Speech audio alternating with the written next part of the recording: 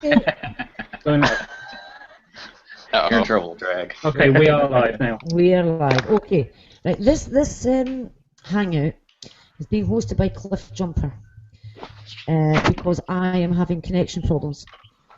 Cliff Jumper has graciously said that I have control of this hangout and I'm going to keep a tight rein on it. I'm telling everybody up front. Now, I'm supposing you've already seen my video that I have made, where I waited for Jason to come and join me. Jason was the only one with the link. Jason didn't turn up. But I've been looking at the comments underneath it.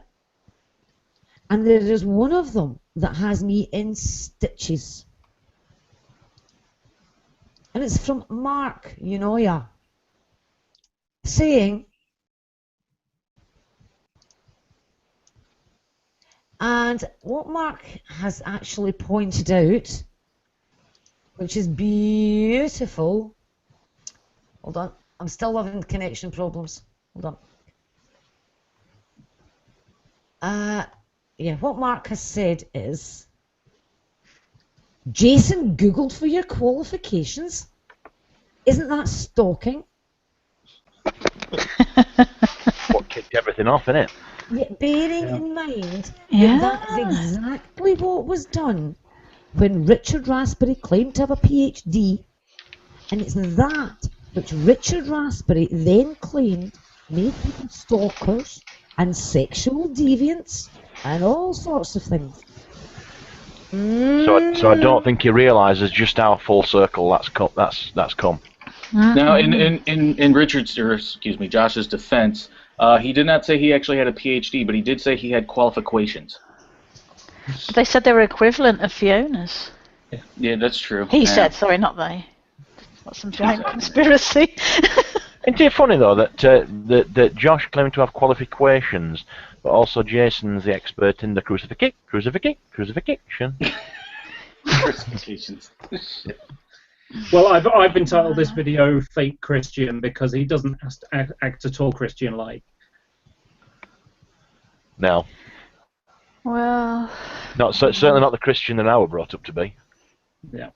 Did any of you see Jason's latest Part 9? Oh, yes. Okay. I'm still not caught up. Yeah. Part 9 is amusing because apparently he realizes that he made a mistake when it came to Wayne Doc dropping his address. No. It wasn't his address at all. Raspberry's address. Yeah, I saw Alex's. Yeah. I saw Alex's video. I'd heard rumours that somebody was supposed to have dropped his address. I didn't realise it was that. Now 23. doubling down. Yeah. Oh, you're kidding me. However, he says that, but he did drop his real name, Josh Shelley, and which he didn't want to be known at the time. Oh, Fiona's in here twice now. But the thing is, what he doesn't realise. Yeah, but what he doesn't realise is that video was way after this were all blown open. This were all after that Josh Shelley had basically accepted that everybody knew he was Josh Shelley. It wasn't controversial at that point. Yeah. This is the thing with Jason. He goes jumping in with both feet, and he has got no finesse. The man's got no finesse whatsoever, no understanding of niceties, subtleties, nuances. Well, I'll leave it there. The other thing is that in that video he said that I tried to punch him, which is not true. Yeah, exactly. And it's not entirely false, but it's not true. He was less than a meter away. If I'd have tried to punch him, I would have punched him. He would have been to his face off the ground. What I was about to say is, like, anybody who tries to punch you, Jason, isn't missing. Yeah, I didn't miss. I just didn't do it. Yeah, Cliff, can I put some words in your mouth for you? Yeah. what Jason? If Jason was absolutely correct, what Jason would have said is, not Cliff Jumper tried to punch me. is Cliff Jumper stopped himself from punching me. That's the difference. Yeah. I mean, the truth of it is, and I'll show you exactly what happened. So I'm stood up, he's in front of me, just here, okay? And he called Fiona a stalker. I said, you know, I tried to give him some advice, and he said, I don't want to know, I don't want to know. And so I said, you know, and he said, you're abusing me now, you're bullying me now. And I said, oh, right, yeah, like you bullied Fiona when you called her a stalker. And he said, she is a stalker. And I lost my temper for just a split second, you know. I went, oh, like that. And I felt like punching him for that half a second. But in that half a second, I went, shit. You know, in my head, it's like, oh, you nearly got me to lose my temper then, you little wank bag. You know. So I basically pulled my hand back and went, damn it, this is what you do, isn't it? And that was it. And two of his mates shuffled him away, and one of his mates shuffled me away. And I chatted to his friend for an hour and a half, within 3 meters of him. You know, so if he was so traumatized by this, you know. Yeah, but the thing is, though, right? Hang on, Fiona's got something to say. My connection is really bad, so when I you're quiet again. Please let me speak. Yeah. Because the last time I never got a word in edgeways, my connection went again. Yeah. And this is supposed to be my hangout. I know it's on Cliff's channel because of connection issues. Go, Fiona.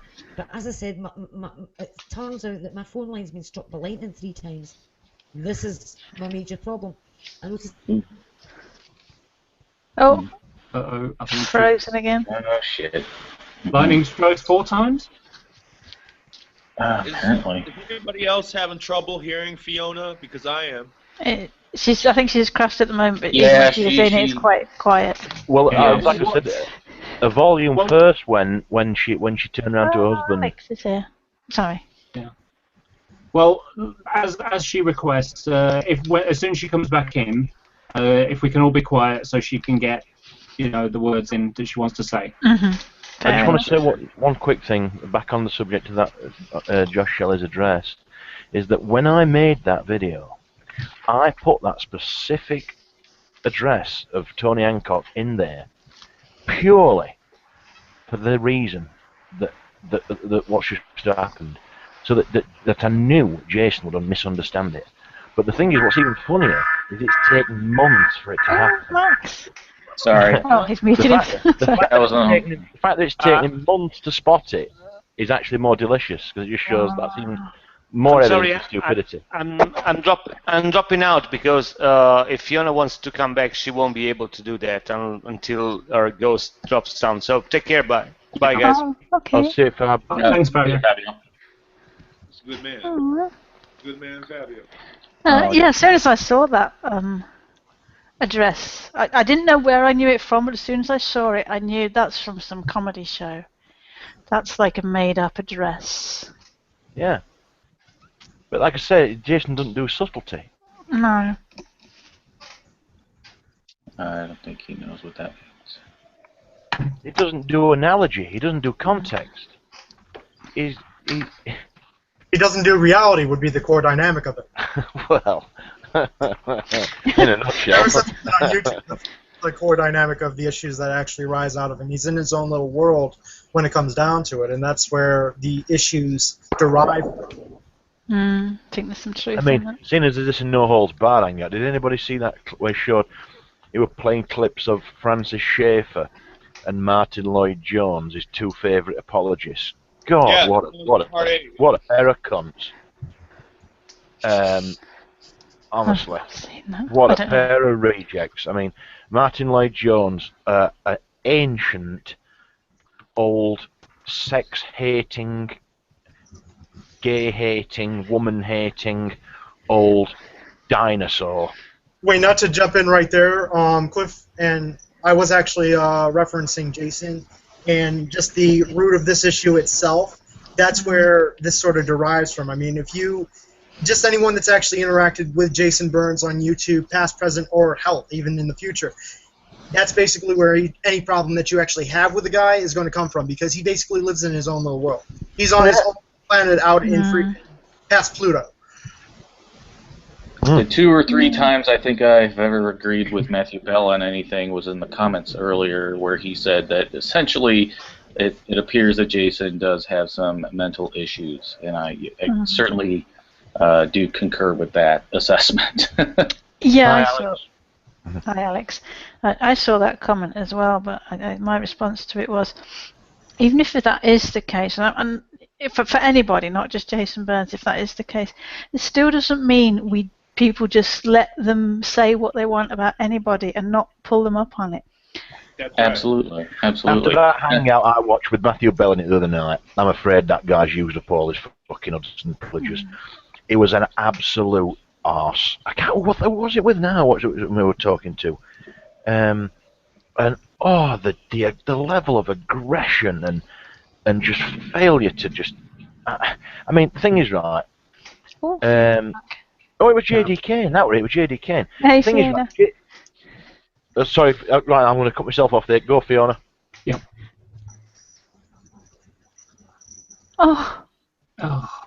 Oh dear. It really is having. Fiona, for we are listening. I think she's frozen. Well, speak, Alex Burns. Speak, Alex. She's just got something really important to say. She's just waiting. She's biding time. She's like this, ready. Ready to go. She's waiting. Get to go in a sec. Just to the British that are actually on the panel, though, how do you guys actually feel having craziest known as Jason Burns actually be a representation of your country itself? Well, that's the thing. I mean, he's not, because most Christians in this country are very much like Fiona, give and take, share and share alike kind of thing. No, but I think Mike means on YouTube the fact that he's the most high-profile Brit Christian on YouTube, probably. Yeah, that's where I'm sort of going with it. Oh, wow. Yeah, that's yeah. I think the lowest common denominator of YouTube, I think, is more like it. Yeah. Well, I mean, how many? What's the date today? Hold on. The 4th, the 6th. So in 12 days. December.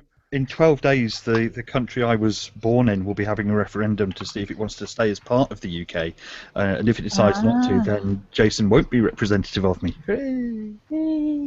Are you allowed to vote in that, Alex? Fiona. Sadly, I'm not allowed to vote in it, which does grind my gears. Can you hear us okay, Fiona? Who's allowed to vote in that? Forgive me for going off topic, but who is allowed to vote in that? Do you have to be like resident Scots, basically? Sorry, Fiona wants to get a word in because it is a hangout. Right, can you actually hear me? You're a little quiet. Yeah, quiet, but we can hear you. Yes. All sorts of problems here. Right, the thing is this. I'd like to, at some point, make a video history of Jason Burns' career on YouTube. Oh, yes. Right? How many? Damn thing. As much as we can. That's going to be 427 parts. Including Ketchup Gate and Suicide Gate. 2,427 All of parts. it. The whole thing. And how dare you say that atheists gate? Oh my gosh. How about an academic papergate? That's probably going to be something that will happen. Let Fiona finish, darling. Because I'm absolutely furious after what's happened today. Alex, did you see what has happened with the Magic Sandwich Show 24-hour thing? No, what's happened with that?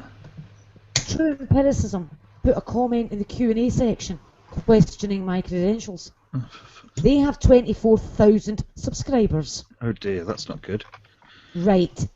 Now he has apologised in the comments underneath the show.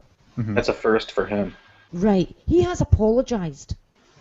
But the fact is that went out to over 24,000 people, courtesy of True Empiricism. Did he delete the comment? No, he put it in the Q&A sidebar when Dragnaut was in. So Dragnaut read it out, and then Dragnaut tore a strip off him. But that's not the point. The point is this. These people are willing to, without even checking spread slanderous lies about people. And what I want to point out is this. When you question my professional qualifications, it can have major ramifications on current and future employment. That's right. That's right. I am employed as a postdoctoral research fellow.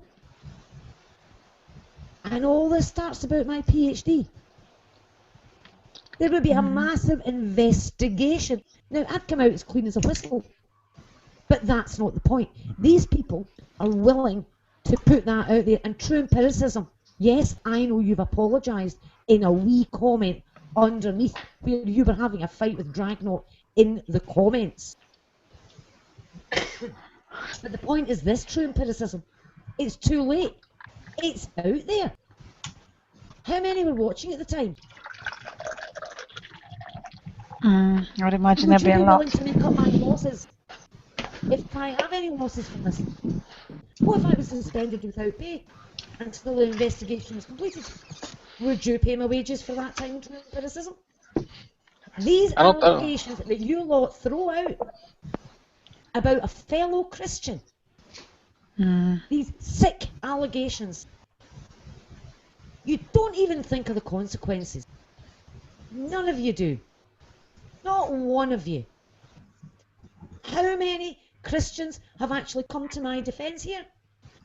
Look along the bottom of the screen and you ask me why I'm friends with atheists. You should be asking yourself the question why I want nothing to do with you shower of lying clowns. Now, Dragnot did his best on the Magic Sandwich Show. But the point is, Ronnie, you were perfectly happy to make that accusation during a 24-hour charity broadcast. And your weasel apology in the comments underneath, yes, I've accepted your apology. But you need to think on about what you did, Ronnie. You really need to think on.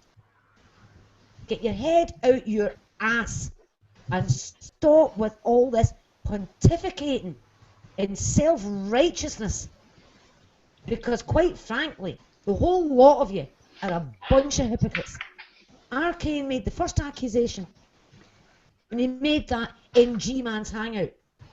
G-Man says he's not going to address this, even although in response to Arcane, G-Man challenged me to provide evidence. But he's not going to address the fact that I've provided evidence, because it wasn't him that said it. Well, it was his hangout, it was said in. And he jumped on the bandwagon fast enough. And now the evidence is out there, he's jumped off the bandwagon. True empiricism jumped off the bandwagon after Dragnot called him out. Too late, true empiricism. Arcane is still claiming it. Jason is still claiming it. He thinks there's something strange. The only thing that is strange is the little fluffy bunny sitting inside Jason's skull, pedaling to keep him breathing. I'm sorry, but Jason Burns, you are a rancid piece of shit. A complete and utter rancid piece of shit. And I may get criticised for the language, but you are an absolute wank stain on humanity. You cannot leave YouTube quick enough. But I'll tell you this, boyo, if you stay, you gutter snipe, I will make your life hell. Because you see, I've decided, do unto others before they do unto you. Because I've had enough of these online preachers who preach hate and who have no trouble in telling lies. And they will lie about their lies. And they will lie about their lies about their lies. And they're so ready to call people liars because they judge everybody else by their standard. Look at Lord of the Rings. What did Gandalf say to Wormtongue?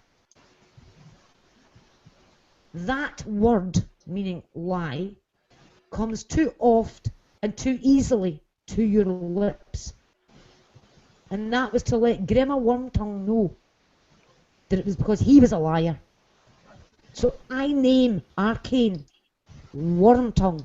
I name Jason Burns Wormtongue, Worm Lips, and Worm Ass.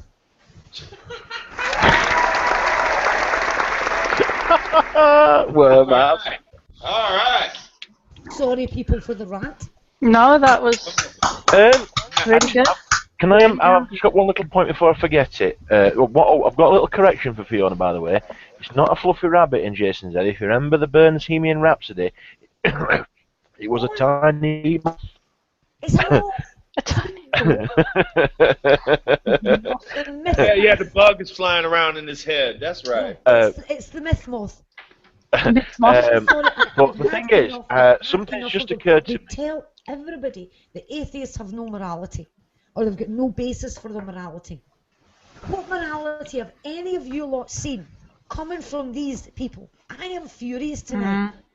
I've had a whole day of this. I was out with a bloody wheelbarrow and a grass rake, scraping shit all over a field, and I come in to find Jason Burns spewing bullshit all over the internet. Jason, I'm sorry, pal.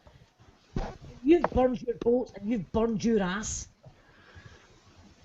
And I hope you enjoyed seeing the lovely images of my thesis. I sweated blood over that. And for you to come out with that nonsense, shame on you. Shame on you, you lying fuckwit.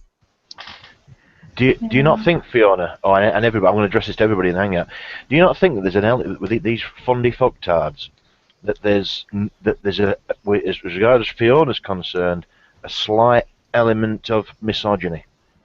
The fact that Fiona's a highly intelligent woman with documented credentials, and they are a bunch of fucking losers with nothing. I would be surprised. It wouldn't surprise me. I've said this to several people, several occasions. I don't have an issue with them because they are Christians. I don't have an issue with them because they are theists. I have an issue with them because of how I see them behave repeatedly.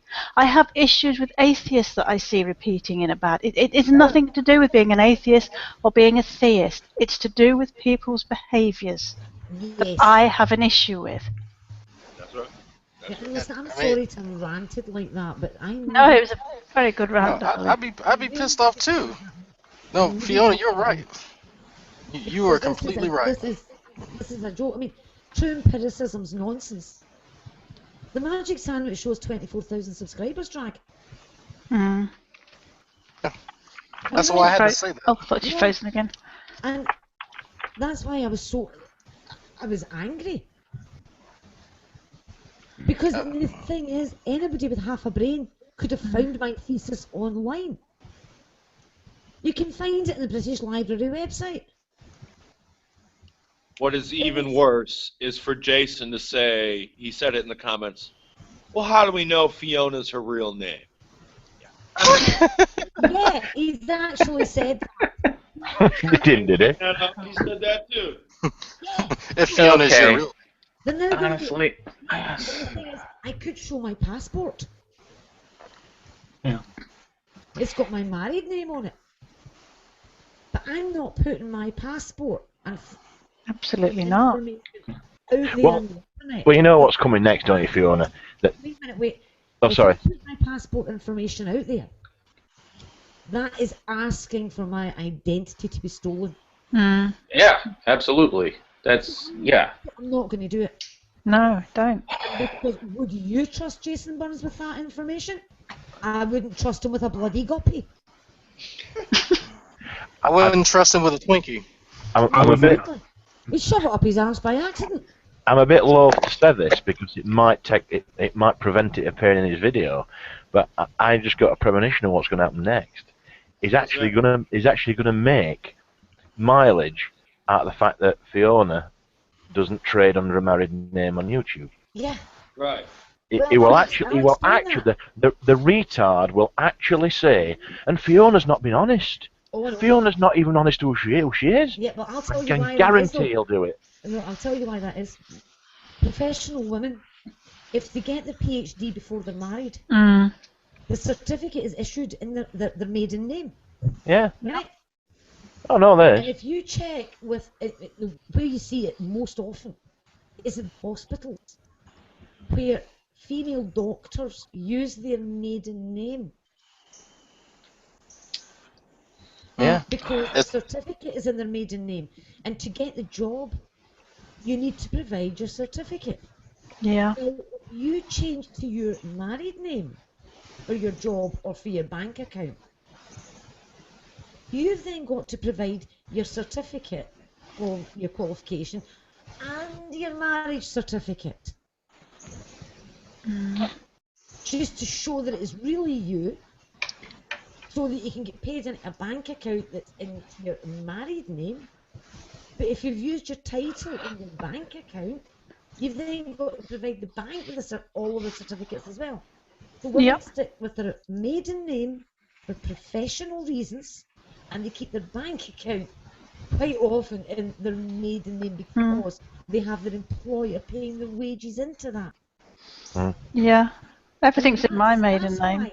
Well, the thing is, though, Fiona, most intelligent people know this. I have to tell you, so that if he does make that.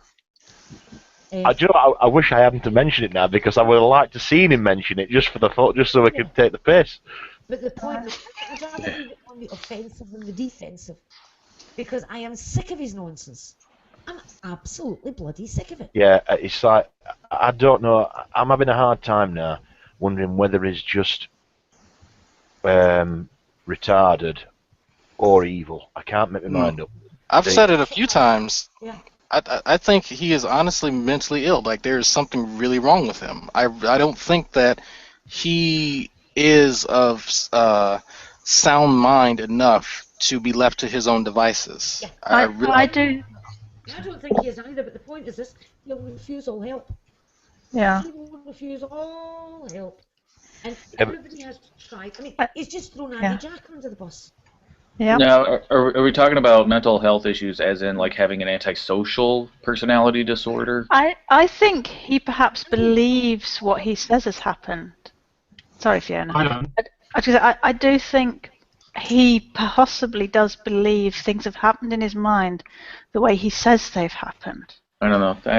I don't know. I could be completely wrong there. I think, or to some extent, I think he's kind of conflated stuff in his head, got it all mixed up, and thinks this is what has happened. It sort of just goes back to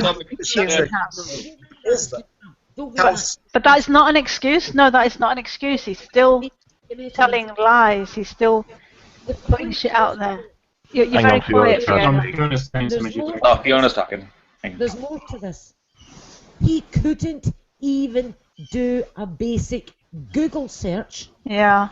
And yet he based this whole thing around his own incompetence. Now, this is the man who insists that you have to have formal, scholarly, academic debates, and he can't do a Google search. Jason Burns has busted his claims wide open. Yeah. He is not an academic. He is someone who wandered along to a college, worked his way through, got a certificate, and it's the last time he looked at academia. And that was it. He's clueless. And you know what it says on that certificate, Fiona? Certificate of attendance. Yeah, he'd be lucky if he got that. That's the kind of thing that pisses me off about many of them, and that's why I took the piss, as you all like to say, with true empiricism, calling out other people for their supposed achievements or whatever he claims, and I engaged him for about an hour of my time just to see, and I said, you know what, if you enjoy doing this, I'm going to call you out. Let's just have a general discussion about medicine and science. I'm going to bring my certifications and my documentation, and I want you to bring yours. I'm going to hold you to the same standard that you just held Fiona to. And so now anyone can go in and read it right now. He backed down to it. Because I know what I've done. I have my certification for EMT, CLS, and I have letters of recommendation that I have to find in some box somewhere. Honestly, I don't even know what it is. It's in some box, but from physician assistants and from lieutenant colonels. Excuse? He doesn't want to put his credentials out there. Yeah. In case it intimidates anybody. Bullshit. What? Bullshit. Yeah, he really said that. No, he really did say that, and I was like, okay, cool. I've worked with. You know, I missed that. I took this seriously. It's in the comments section. Yeah. Wow. Criticism says that he will not reveal his qualifications. Okay, for starters, in case it intimidates anybody. This intimidates. Seriously. All right, he is. He's definitely trolling now. Fuck him. I'm sorry. Go ahead. I just want to say this real quick. I mean, we all know his name's Ronnie Rodriguez. We all know he's from the Midwest. The only thing that we don't know at this point is his educational background. Now, the reason I'm called Max Trivium is because obviously I don't want people fucking knowing my real identity. But I will say this much. I would not make these outrageous claims without backing them up. And I could definitely tell you I'm better educated than that clown. Mm-hmm. That's all. I'm sorry. Are we getting off the subject? We are. I'm sorry. I don't know. Oh, well, I have to leave here in a moment, but I wanted to say this on the subject. If all of you, Fiona, no offense to anybody, but if you think you're mad at Jason Burns, watch Sunday morning, tomorrow morning, in about 12 hours, and you are going to see something. You're going to see something. Because I have a very clear message for Jason Burns. Be careful, just be careful. Oh, no, yeah. I'll be. Oh, well. Yeah. No, I won't be careful. Because we don't want him to be crying that he's scared for his safety. Oh, I am sick of hearing how traumatized he is. Yeah. I am sick of it. Yeah. This will be when he was traumatized, on the day that I was traumatizing, smiling at other people. He keeps going on and on and on about it. Fiona, don't you realise how traumatized I was? How traumatized does he think my kid was? Yeah. But that kid's not him, though. He's not concerned about anyone else except himself. I'm in a complete rant tonight. I'm really sorry, people, but I am. You go, girl. Fine. You deserve it. The only things I've done today is I went out this morning, I found my mare had chewed her way through the wall from her stable into the feed room. So we had to mend that. She kicked it and chewed it.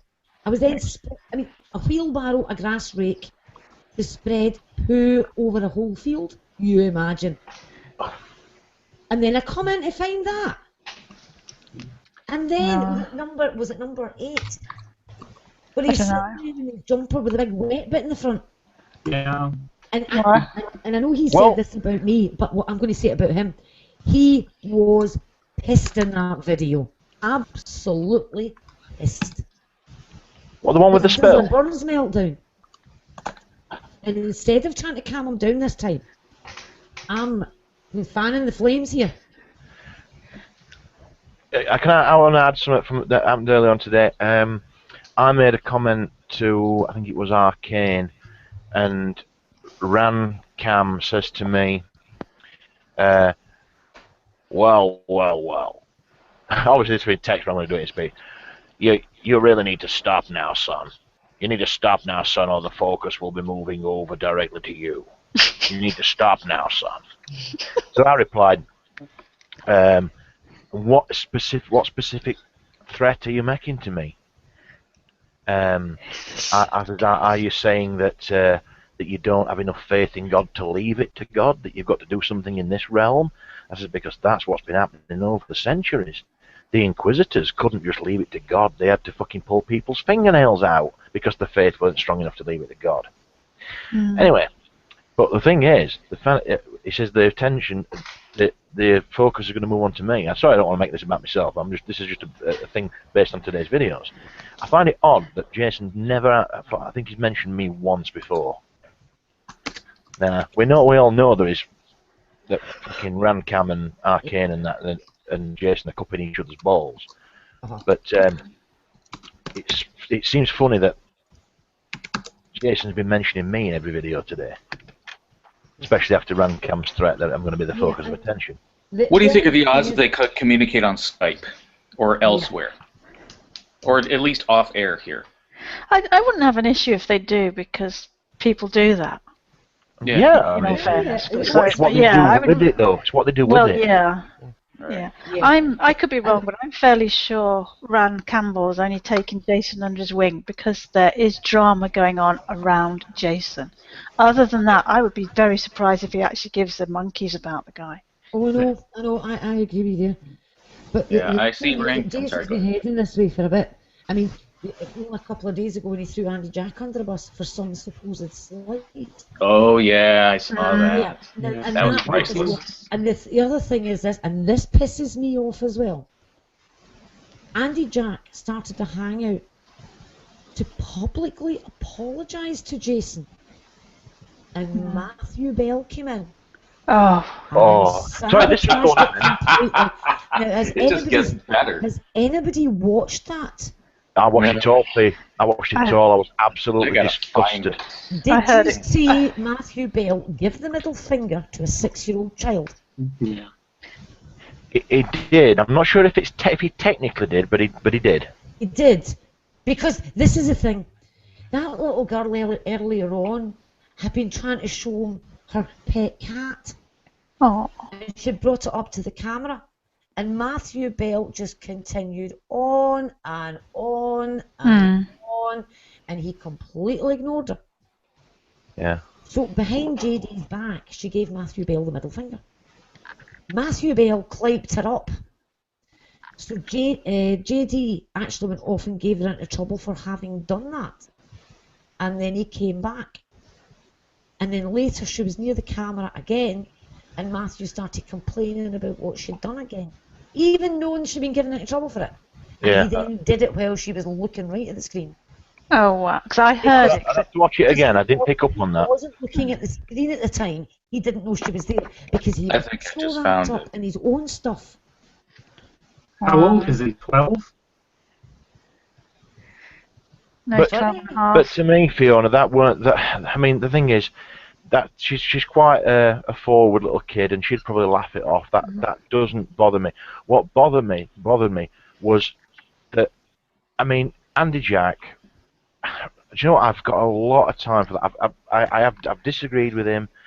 I've called him tard for some of the things he's done, like kicking effigies and that. Yeah. But the thing is, I always go back to him. Yeah.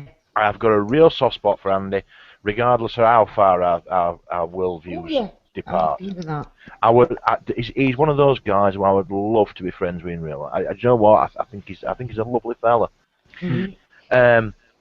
And so what absolutely appalled me was the way that Matthew Bell treated Andy in his own hangout. It was disgusting. It was absolutely disgraceful. And I mean, I was fuming. And when I put out the link, you said that I would be putting out the link to Jason, Matthew Bell jumped onto the thread. Yeah. And I just told him, he's complaining about his feed almost being flooded with all the messages today. So I've told him, well, just block us all. Because I'm just not even bothering with him after what he did in Andy's hangout. But the point of it is this.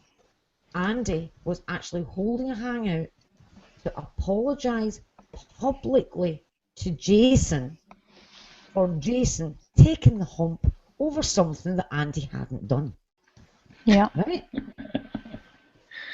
Now, I'm sorry, there's one thing to say that he's sensitive. That's not being sensitive. That's being deluded. Yep. He's absolutely deluded. Now, and I know there's going to be videos that go out tomorrow of me ranting here. Tough. I don't care. Fuck him.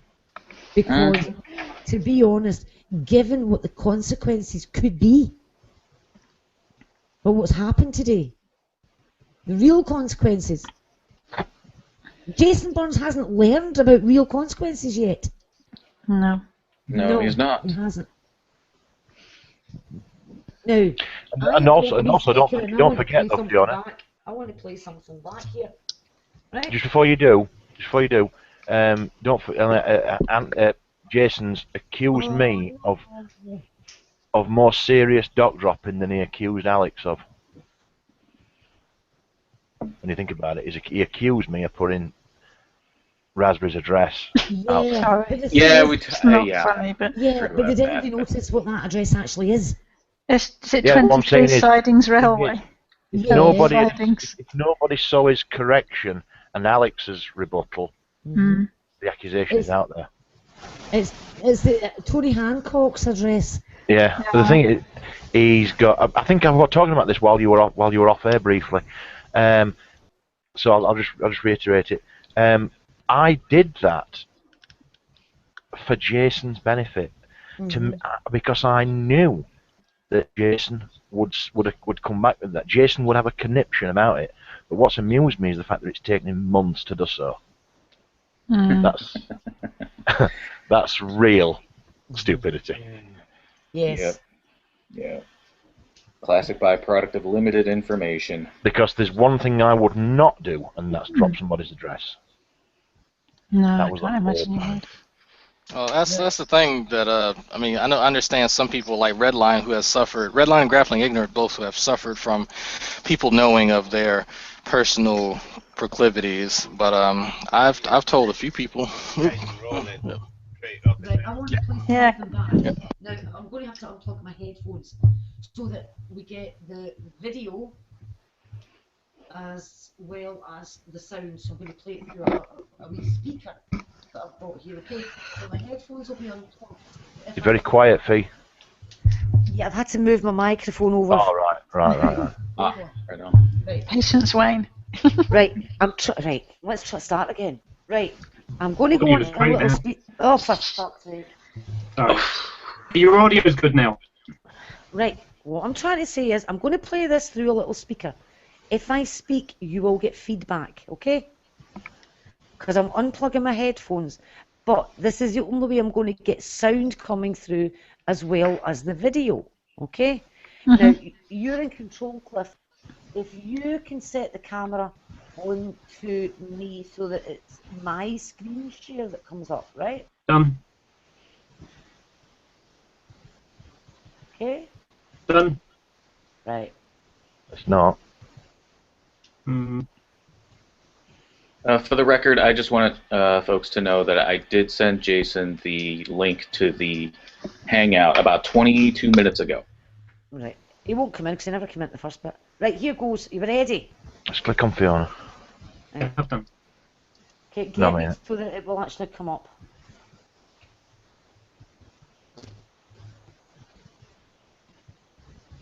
It was under his real name. All over the internet. Facebook groups. Whatever. And so this whole thing is just a red herring. I'm sorry, Voltaire, I didn't mean to go on as much. Basically, she's admitted that she's basically been stalking the guy for 2 years. Really, at the end of the day.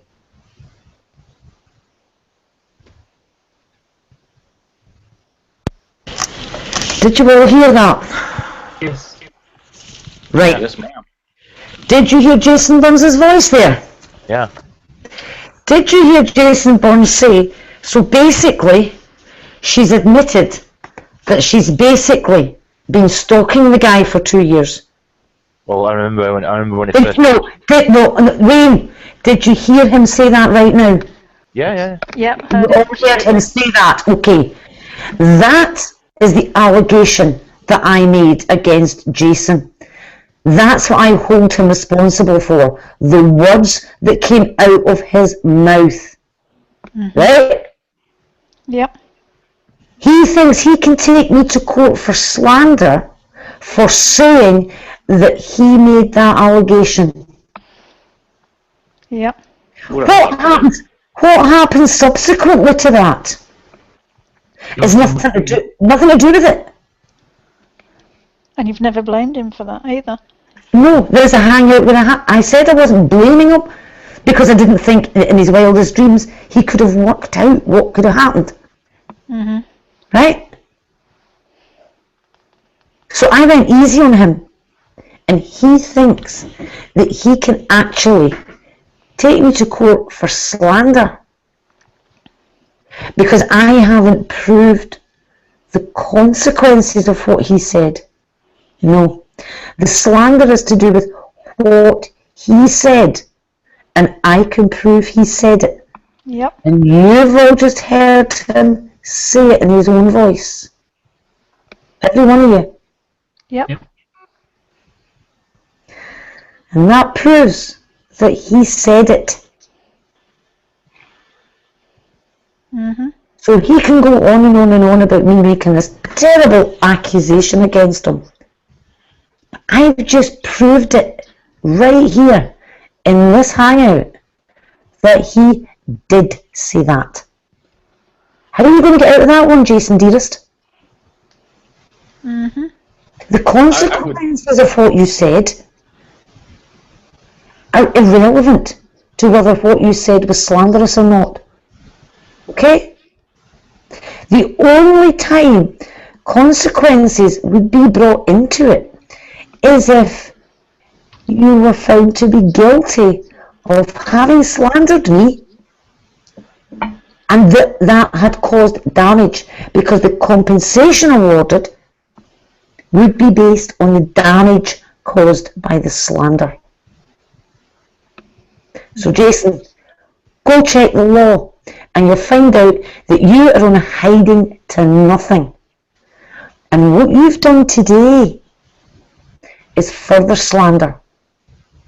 Now you can hold your hands up and you can say, oh, I searched for 2 hours and I couldn't find anything. Your problem is this. Everybody else could find it. And what you were doing today was slanderous and it was damaging. And if you want to keep repeating it, then I will meet you in court, Jason. And you won't like it. Because I can back up every single thing I say. And I have done. Yep. Yeah, I know the legal system. I missed my case. I was gonna say, I know the legal system's different in the UK, but I tell you what, I would pay for a first-class ticket to come and see that trial. Or at least sit in on the proceedings. Well, it's a pity that we're not under American law, actually, because in over in this country, they don't get punitive damages. They only get compensatory damages. Loss of income or anything like that. Whereas in America, they'll actually confine them. They can give them a £1 million fine just for being a bastard on top of the compensation, and they've got to pay that as well. No, the punitive damages are to do. That's the punishment part of it, and you can get punitive damages in this country. I didn't think you could. Yeah, you can. You get damages for the actual financial losses and punitive damages. But who gets those punitive damages? Whoever has been damaged. Oh, I thought you were saying that it went to. You think like a fine? Yeah, like a state. No. The plaintiff gets everything in America. The plaintiff gets everything in this country, and they can even get the legal costs back. Now, I could be mistaken, but I'm fairly sure I heard Jason say in one of his however many doofles there are, that he went to the police and they said they didn't they deal with slander.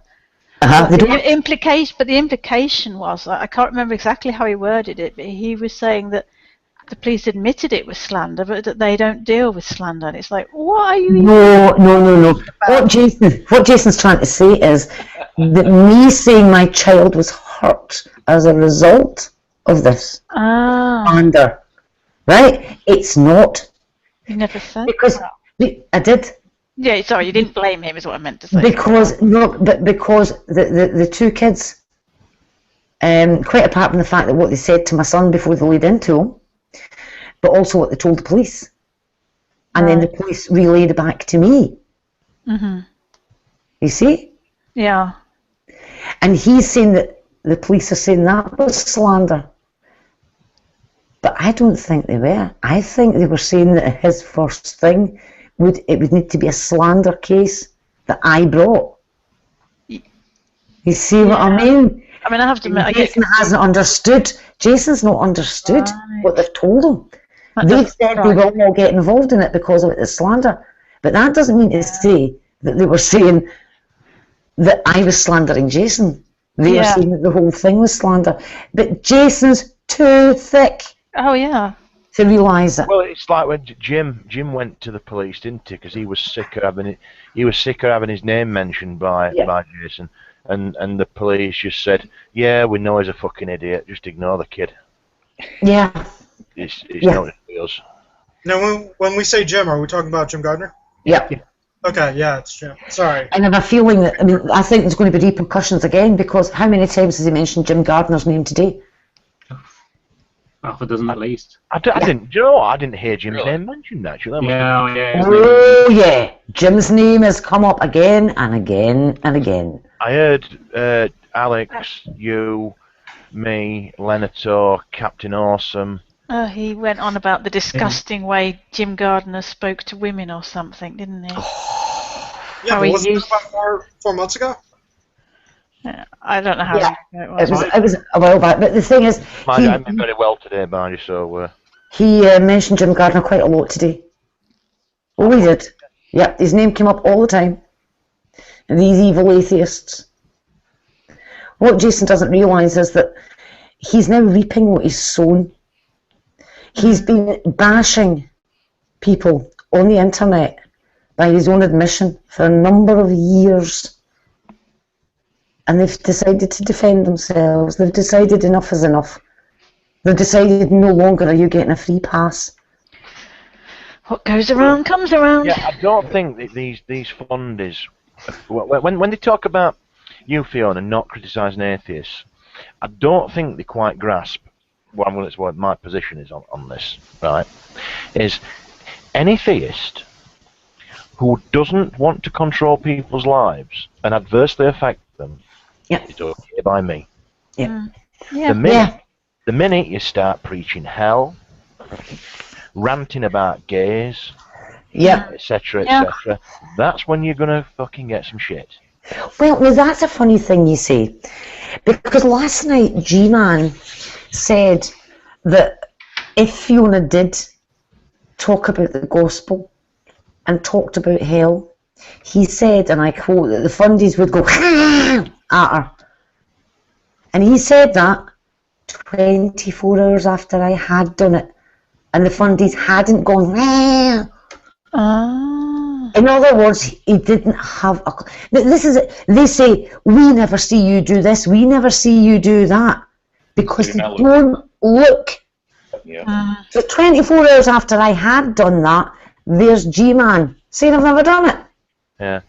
Well, the other thing I don't get is, why does every hangout have to be atheist versus theist? I mentioned this the other night in Robbie Romance's hangout, that G-Man especially, he bitches more about atheism than he does preaching the gospel. Yeah. And in fairness, I have a problem with the fundy atheists who make sweeping generalizations about all Christians, what have you. I find that just as offensive as I find certain Christians making their sweeping generalizations about atheists. And can I give you a very good example of why I don't go preaching the gospel? And I've said this before, and it's because I don't feel I'm qualified to do it. And I'll give you an example of where it can all go very, very wrong. That's an interesting question.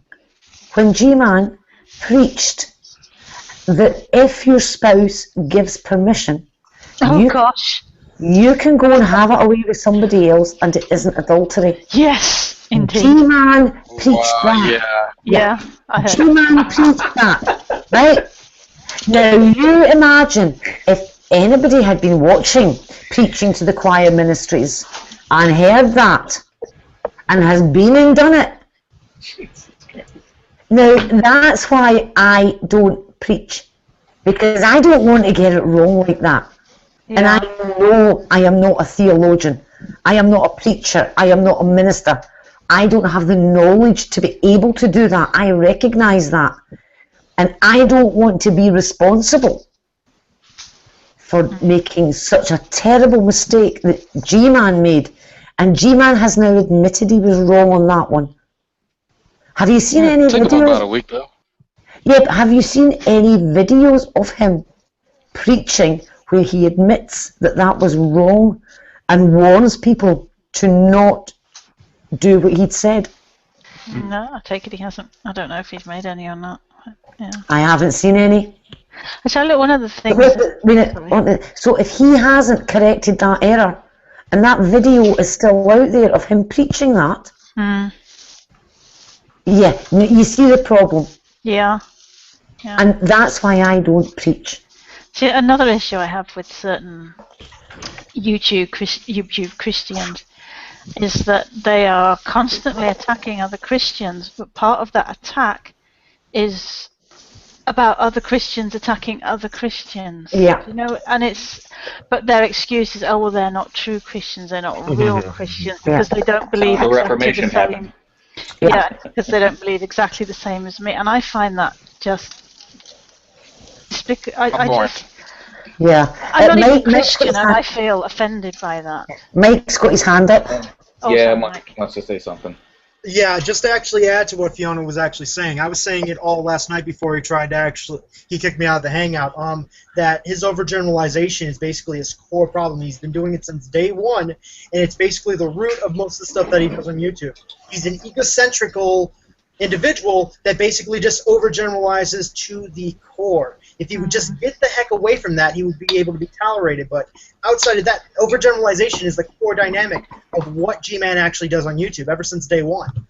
Yeah. Yeah. Agree. I'm not wanting to sit here and tear down G-Man and all the rest of it. I'm just wanting to give that as I'm giving it as an example as to why they keep wondering why I don't preach. Why I'm not preaching the gospel.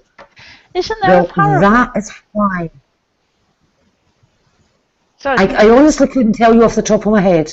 I'm sure there's a parable about not wasting your seed on, dead ground, which is what you would be doing preaching to atheists. I forget, it's that you've got like you're throwing your seed on infertile ground. Casting pearls before swine. Mm-hmm. It's to do with where you plant. You cast you sow your seeds where it's going to grow most. The parables that Jesus actually talked about, if I remember correctly. So what is the point in you trying to preach to people when you know we're not going to? It'd be like, okay, fair enough, Fiona. Now, no, it's not that. I mean, I think the thought is that because I have the ear of atheists, I may be able to sow a few seeds. But the problem is this: that if I am getting it wrong the way G did. Well, yeah. And people then don't see the correction. Yeah. Then G is going to have to believe that they're all headed to the fiery pits of hell now, based on his preaching. He preached the wrong thing, and he will have sent them to hell. That's his belief. You go to hell and all the rest of it. So, by his own beliefs, he now has to admit that he could have sent people to hell by his erroneous teaching on the matters of adultery. Now, I would never want that on my shoulders. Never. Oh, by the way, there was a brilliant bit in the thing with Matthew Bell and J.D. Kane. J.D. Kane mentioned to Bell about hell, and he went, "That would be correct if I believed in that kind of hell." All this lot. And he went, "What you don't?" And he went, "No, it's separation from God." And he went, "Oh right, oh well, I'm prepared to be corrected then. I apologise, Matthew." And he made some stupid remark and back at it to say, yeah, evidently. And JD went, you can't just accept the apology. You can't just be gracious. Pretty good. Yeah, exactly. There was You've something got to stick a blade in, right? But not only that, Right. A bit later on, so he's basically saying that hell isn't hellfire. Yeah. Right. So then he went about we were criticising Andy for being a universalist, i.e. that everybody goes to heaven once they've demised. And then he's going, and so JD says, so what are you then? And he basically admitted, Bell, that he believed in the elect, which is another loony fucking concept. Right. Oh, go ahead. So he's going from this weak concept, separation from hell, that Frank Turek espouses, to a hardcore Calvinist tenet of the elect, right? But you know, if I'd got the patience and the editing skills, I mean, Alex has been showing me some basic stuff. I really wanted to make one with a section about the not being real, actual hellfire, about the elect, and then there would have been a jump cut to the bit where he told Redline that if Redline was stood over a trapdoor to the fires of hell, he would gladly pull the lever. Really? Yes, I remember that. And that's the one that he invited him on the Magic Sandwich Show to discuss the issue. Thunderfoot was absolutely appalled. Oh my gosh, I didn't know that happened. Yeah. One thing can I just point out here? It's just dawned on me. In some places you'll find that my thesis says 1995, and in some it says 1996. And the reason for that is because my viva was on the 21st of December of 1995. My viva. What's that? It's an oral examination. When you submit your thesis in a soft binding, and you submit, I think it's 4 copies. One goes to your internal examiner, one goes to the external examiner, and you keep a hold of one, and your supervisor has one.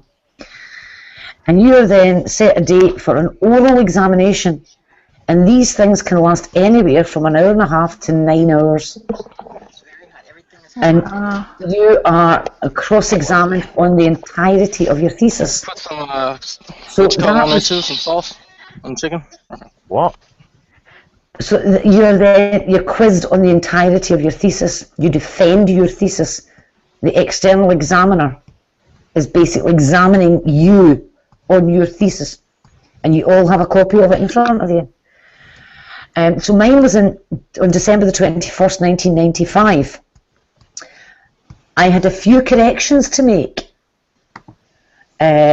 such as, I think there was one of the graphs, he asked if I could relabel the y-axis in a slightly larger font because he was having trouble reading it. There was a reference to the cat F gene, F for Fiona, cat F gene, which unfortunately between me submitting it and my viva, they changed the name of the gene to RPOS, and I had to change every single reference in the thesis. Oh my gosh. Exactly. Right, so my corrections were taken down to Warwick by me, and taken to the bindery by me in the February 1996, because of course Christmas intervened and all the rest of it, and then and I was only given 6 weeks to do my corrections rather than the usual 3 months because I had so few to do. But that's why, although I submitted it in the 1995, and I was told on that date in 1995 that I had been awarded a PhD conditional on the corrections being done. You see, so the gold lettering on the outside of the thesis says 1996, but the flyleaf inside it, I believe, I'm just checking it, says September 1995, because that was the date that I submitted it. Right. You see? So the submission was in September and the oral exam was in December. On the winter solstice. So that's, yeah, and the day after that I moved back to Scotland. But that is why there's this 2 dates possibly, and it's just because it was right at the tail end of the year. So I'm just putting that out there because I'm sure that'll be another one of these things that doesn't add up. I'll tell you something though, Fiona. This whole idea of these doctoral theses and that, they absolutely terrify me. I mean, I a much smaller scale. I mean, I went to I left. I did my A-levels, chemistry, biology, French, and history. Yeah, A-level French. Can you imagine from my mouth?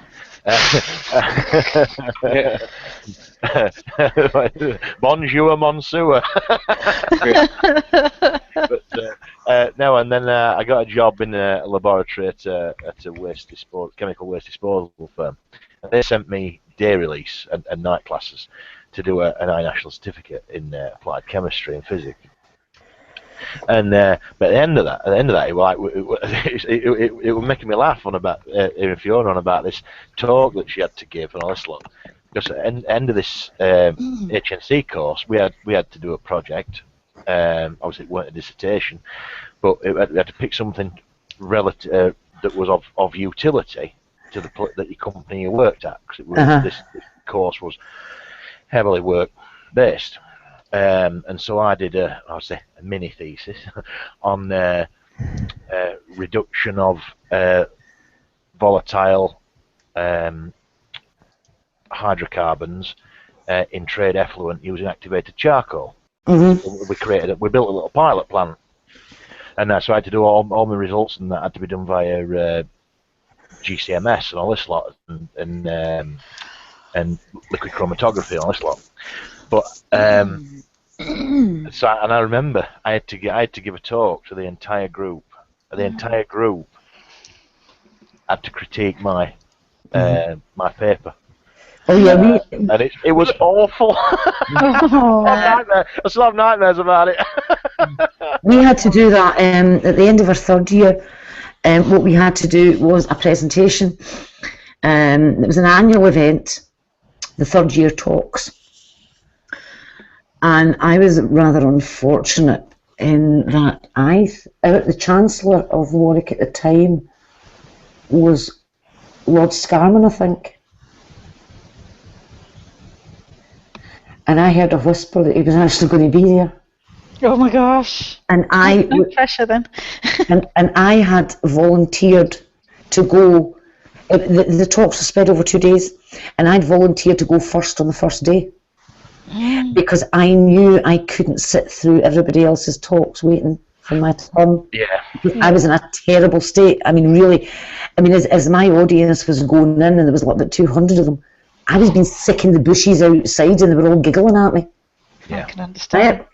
But the thing is, it was every single member of the biological sciences department, every PhD student, every postdoc, and all the academics. And the vice head of department, I knew, didn't even believe that what I was working on existed. So I knew your talk was to be an hour long, and it was all slides. You had to show all of your data and talk about it. And then the floor was opened up to questioning, critical questioning. Yeah, sounds like my little thing, yeah. Yeah, and I mentioned in my talk that at the end of 18 months carbon starvation, I still found living E. coli. And this guy, the deputy head of department, said, "I'm surprised that you found viable cells after 18 months." And under my breath, and I didn't realise the acoustics of the room were as good, I muttered, not as half as surprised as African was. Oh my gosh. And the whole room just fell about laughing. Wow.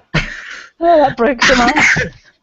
I mean, the thing was that was the easier part, because in the Viva, what happens is there is you, There's your internal examiner, who's from your department, who's only there to ensure fair play. And then there's your external examiner, who is a specialist in the field that you've written about. And you sit in a chair facing him, and you are interrogated.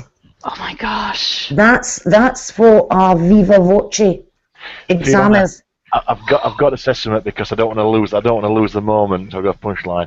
Just repeat that again. What that guy said about your work. He said, "I'm surprised that after 18 months you still found living cells." Right. The punchline to that is, go and tell Tommy all. or Pobox or any of those fucking idiots. By the way, has anyone noticed that Tommy Hall's also jumped on the bandwagon over this qualifications issue? That doesn't surprise me. Yeah, but he's done it in our Google Plus thread, where the link to my Google Scholar page is in the OP. I saw You couldn't click on the button that says read more and see the link. Oh my god. It's either, I saw that. I don't know that, I don't think it's that he's unwilling to learn. I just think he's a fucking idiot. Well, yeah, that's by choice. Yeah. By choice, I'm saying. Yes. I am absolutely furious at what's going on today. I mean, really, I'm angry. And to be honest, my husband's raging as well. Why is your husband mad? Well, you see, the thing is, my husband's actually he's got a cracking publication record, much better than mine. You'll find him on Google Scholar, Vincent Mulholland, and he works for SASA, Science Advice for Scottish Agriculture. Is that his real name? Vince Mulholland, yeah. Yeah, definitely. Agriculture in Scotland. Yeah. Don't have any festivals up there. I used to work for them as well. I work for them as well. In fact, but the thing is, if you look at my publications on Google Scholar, you'll see something called the EDMAR report. The EDMAR report was a multi-centre, multidisciplinary investigation to provide a full scientific analysis direct to government on pollutants in the marine environment. And I was privileged to be part of that. And I was the one that developed the tool that everybody else could then use if they needed it. But, well, I say the tool that they could use. I developed the assay method that could then be used on their samples. So they would send all their samples to me, and I would run this assay on their samples. But I had to develop the method first using genetic methods. And that's what the foundation of the EDMAR report was. You'll see it in my citations. And in fact, it is available online. The full report's available free online. No problem at all. Mm-hmm. But I am furious at that bloody brain-dead weeble. Brain-dead weeble. I really doubt that any of them even graduated middle school. Yeah. Seriously. Yeah, but the problem is they can't cast it on everybody else like that. You know what? And that's what they've done. I just looked up Vincent Mulholland, Google Scholar. If Cliff wants to highlight my screen real quick. Yep. This right here, this mutation in a gene required for. I would give Tommy Hall $100 if he could pronounce the rest of this shit. Well, I'll do it for you if you leave your screenshot up. Let me see. No, let Pearson does it. Mutate. Well, it's gone. It's gone. Where did it go? Max, put it back up. Hang on. Hang on. Distracted. My bad. Dancing baby. Yeah, Cliff, I've put an answer into Gary. Okay. Okay. Whoops, my bad. Damn it. I just pulled the G-man. Okay, here we go. Here we go. So here we go.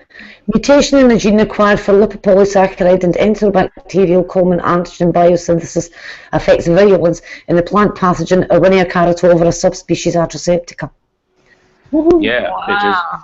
There's only one slight problem there, Fiona. I always think that Scottish people make pronunciation sound really difficult. If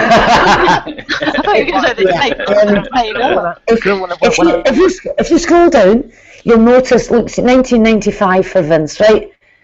Yeah, it was just there, it was there it is. Conserve virulence factor regulation, secretion systems and bacterial pathogens of plants and animals, 1995.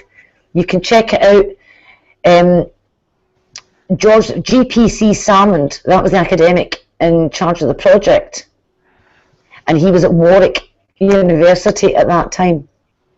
There's also an article in Vince's citations in EMBO, EMBO is the journal, and that was absolutely foundational piece of work, and it was to do with the identification of this quorum sensing homoserine lactone.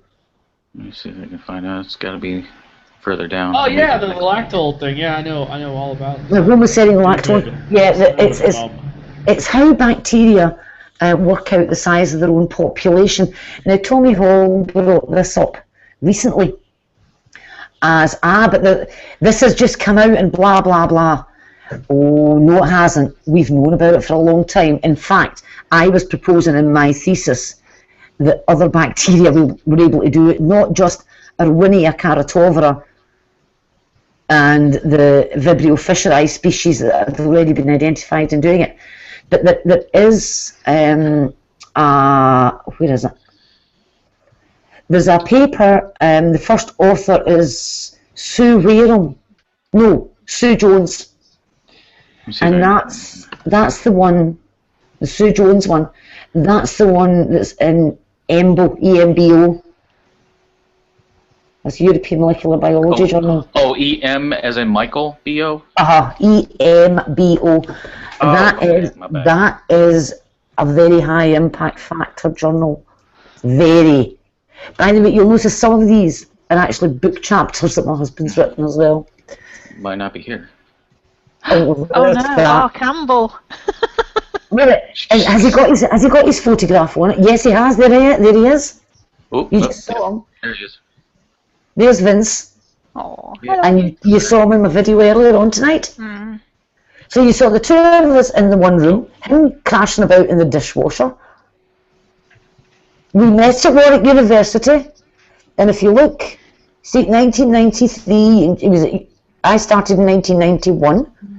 He was already there.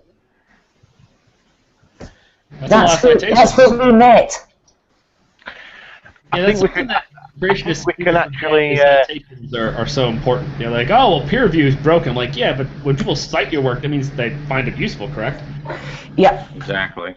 And so that's important. So when they say, like, hey, one of our intelligent design papers got through, that's something True and Pierce has mentioned a few times. Like, okay, that's great. Now, how many times has it been cited? What's that even mean? There's nothing there. He doesn't get it.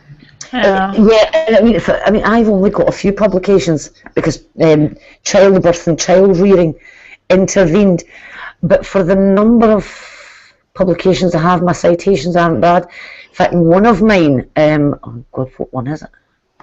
But there is actually one of mine, if I can find my Google Scholar page again. What's that? For my, I think there've only 7 articles, only 7, because I ended up having a child. And yet I've got citations, all 184. That's not bad. No, not at all. And one of my papers has got 98 citations. By the way, a question that needs raising is this. How many citations did Jason Burns' world-class paper from last year get? He never published it. Exactly. Because it was shit. And you'll notice that I've been published in aquatic toxicology, environmental toxicology and chemistry, the final report, the EDMAR report to DEFRA, the comparative biochemistry and physiology part C, toxicology and pharmacology, food and rural affairs, that's just a summary, and the Fisheries Research Services report. I mean... But the thing is, Fiona, You muted Arcane's layman's terms, therefore you obviously are not a scientist. Well, he's still saying that cells are full of literally full of computers. And because I'm saying that's an analogy, he's saying I'm lying about science or lying about my PhD. He's saying that cells are literally chock full of computers. Just change the subject slightly. You know the way in which they bandy the word liars around.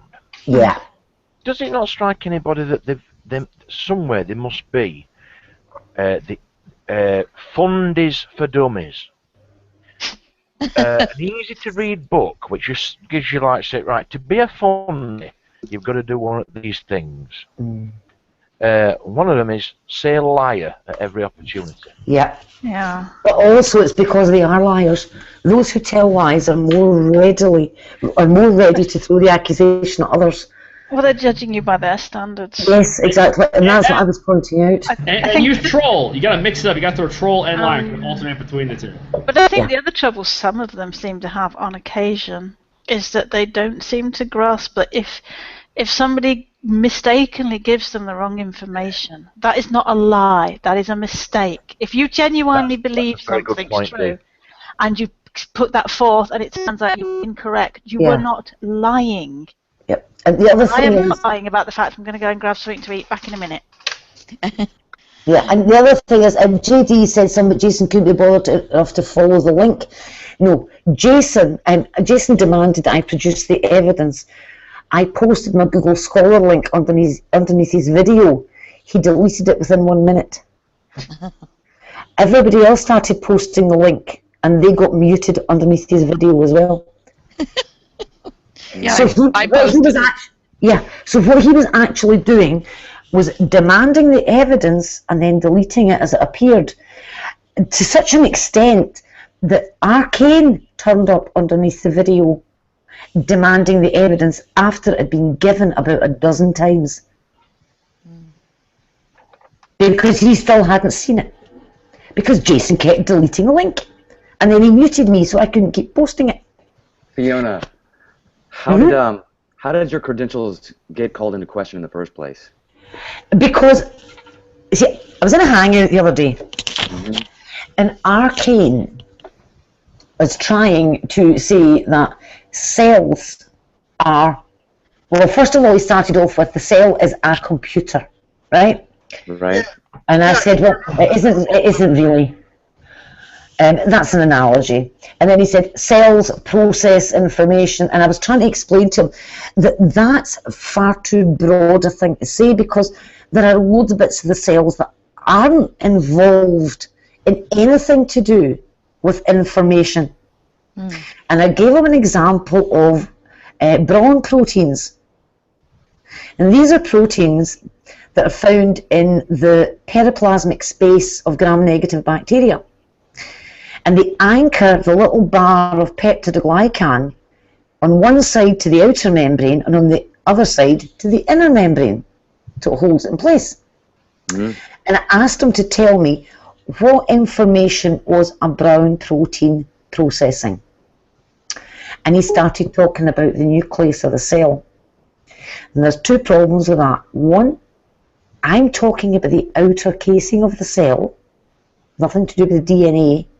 And the second major problem is bacteria don't have a nucleus. So I asked him the question again, and he started giving me an answer about ribosomes. And I had to say, this has nothing to do with ribosomes either. Because he didn't know what peptidoglycan, or the periplasmic space, or the outer membrane, or the inner membrane was. He didn't know what a brown protein was, and therefore there's no way he could even answer the question. He had no idea what he was talking about. He had no idea. So he has decided that because I said that you can't just say cells process information. That's not the purpose. The purpose of a cell is to be a bus to get the DNA to the next generation. It's just DNA propagating itself. What Arcane takes from that is that if you say it's a bus, then you must be saying it's got a diesel engine and wheels. And he says, he actually states that a cell is literally full of computers. Literally. And I asked him to tell me the last time that a man-made computer procreated either asexually or sexually. Yeah, and I asked him that as well. No. So you're telling me, you're telling me that he literally thought it was a computer? Yes. Literally thought it was a computer? Yes. And because I disagreed with him, he said I was lying about the science, or I was completely ignorant, and that's where he called my qualifications into question. Well, remember, he's literally a moron. So. Yeah, and the thing is, did you see where he was quoting to prove me wrong? He kept saying no biologist agrees with her. Did you see one of the people he was quoting? Bill Gates. Yeah. Bill Gates. Bill Gates. Yeah. I thought he said bigots. Bill Gates. Don Johnson, who's an information scientist, who, by the way, happens to be a creationist. Big surprise. But this is the thing. I mean, what he was doing was every single quote he provided. They're talking about analogies to get a concept over to people without having to ask them to read 6 bloody chapters of a book. But he also wasn't letting you actually finish the thought either, which was the problem. Sorry? He wasn't actually letting you finish what you were saying, which was the problem. I mean, that was the... Well, yeah, he interrupts everyone. That's just... I mean, he was interrupting her left and right, not to mention, when I actually asked him to break down what does he know about evolution, he went into the cells are computers thing, and that was what went into that conversation. Yeah. Well, Fiona, you don't understand the Helio case. Exactly. That was where he was trying to go with it. I looked it up. I don't think there's an O in there, is there? There isn't. Helio case. Yeah. He is nothing to do with the sun, then.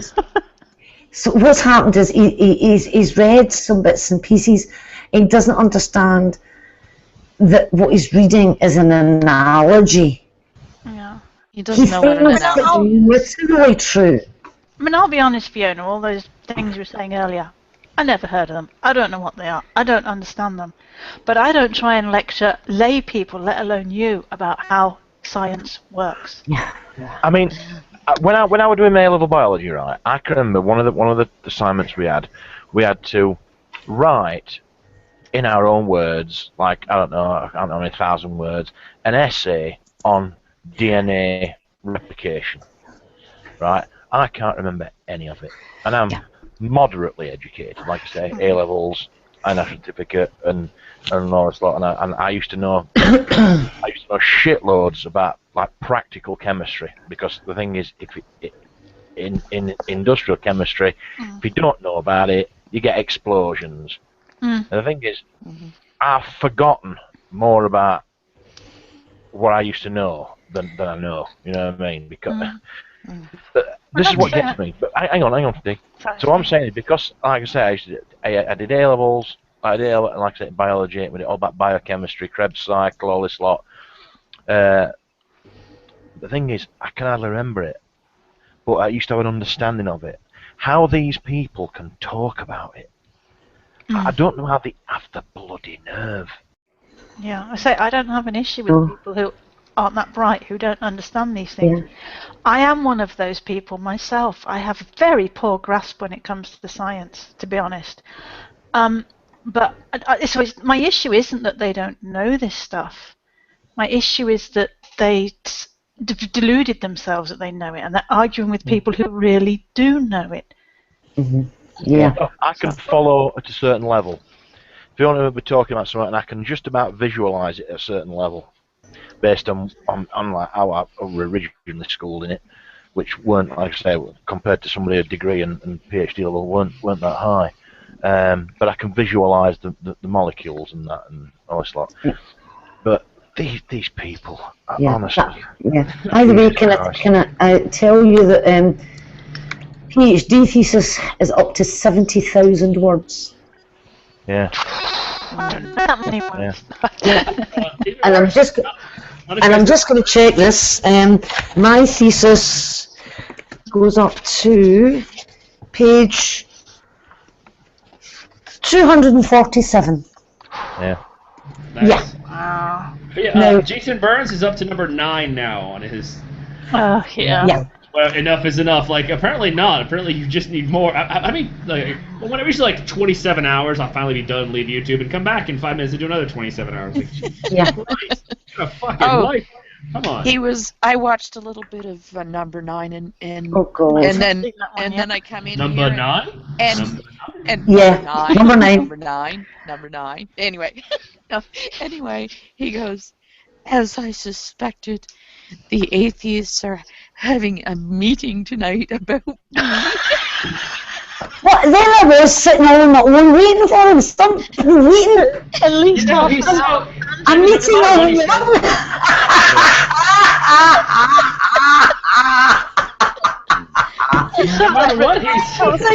and he was the only person with the link, and he didn't know. I mean, fair enough, he might yes. have been busy and not notice it, whatever. So, for the record, okay, on my channel, you will find the video. It was a hangout, a live hangout. The link was given privately to Jason Burns. I sat in that hangout, talking away, waiting for Jason to turn up. And this is the meeting the atheists were having. A one-woman meeting containing one female Christian. Wow! That is some atheist meeting, Jason. Do you know what? Lying told again. But 10 minutes into it, I posted a share which included Lollard Preachers, Jason Burns, I think I put Piccadilly Church, but Samuel's Windmill Theological Seminary. So there's no way he couldn't have known. No, if he's online, he got the message. And the other thing I will also point out to people is, when this thing first blew up with my son, before I made my video, what I did was I tried to contact Jason in a number of ways. And one of them was I was calling him in Google, a private call. And he was online and he was leaving comments and he was posting videos and he never picked up. And I must have called him about 10 times and he never picked up. And that was when I thought, right, okay, I'm making a video. And I believe Jason said that those calls were harassing him. Oh my good Lord. Yeah. Of course he does. I tried to address this privately with Jason in a friendly way to say, you need to watch what you say, pal, because here's what's happened. And Jason wouldn't pick up. And Jason also made it clear in a video that any contact I made with him would be considered as stalking, cyberbullying and harassing. So I did not send him any written private messages. But I did try and contact him in private and he refused point blank. And the funny thing is, Andy Jack had the same problem. Andy Jack tried to get Jason on Skype. He tried to get Jason on Google+. He left a comment under one of Jason's videos. And nothing. And that was where he thought, well, he'd have a hangout and publicly apologise. Because Jason was not responding to anything. Now, Jason cannot complain about being called out in public when he ignores all the attempts to do it in private. He can't have it both ways. Yeah. But that's what he's trying to do. He's hiding from the consequences. The thing that makes me laugh about it is that he'll sort of say, I want to be in under debate, and then sometimes in the same video, I want to be left alone. Yes. Now, there's this philosophical thing that kind of comes in here. It's called the law of non-contradiction. Yeah. Perfect. But James doesn't know what that is. No, he doesn't know what it is. I mean, the law of non-contradiction is so simple. Something cannot be A and not A at the same time. Basically, that's it. Yeah, Fiona, but is it material?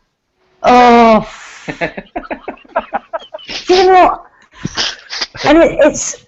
Oh, by the way, I don't know if anybody will have picked up. There's two things from G-Man's Hangout. One was a question that G-Man asked.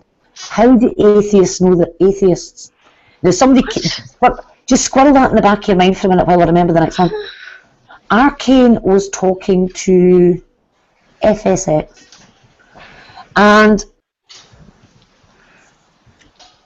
he's going through his pre-sup script, but the brain in the vat had never been mentioned. And Arcane, without thinking, says, but you've just said you can't be sure you're not a brain in a vat. The brain in the vat had never been mentioned. It was Arcane reading his little script off his little flashcards. It's like, are you stuck? You got so mad. Well, here's the best part. Fiona, I know, Fiona, I know if you've read the Bible. Where does it say you will never ever be a brain in a vat? It's not possible. Where is it? What was that? I said, where have in no the Bible? Yeah. Yeah, that's the thing. Everything revealed is supposed to come from the Bible, so I assume somewhere in the Bible says, you can't be a brain in a vat. But I've looked, it ain't in there. Where's it getting that shit? Can we get back to how atheists know how they're atheists? We'll get back to that one.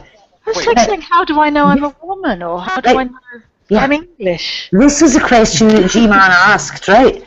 How do atheists know that they're atheists? Now, the person it was asked to, I think, the brain did surely he hasn't asked a question as dumb as that. I can understand that reaction. I will be charitable and assume he was asking, why are you an atheist?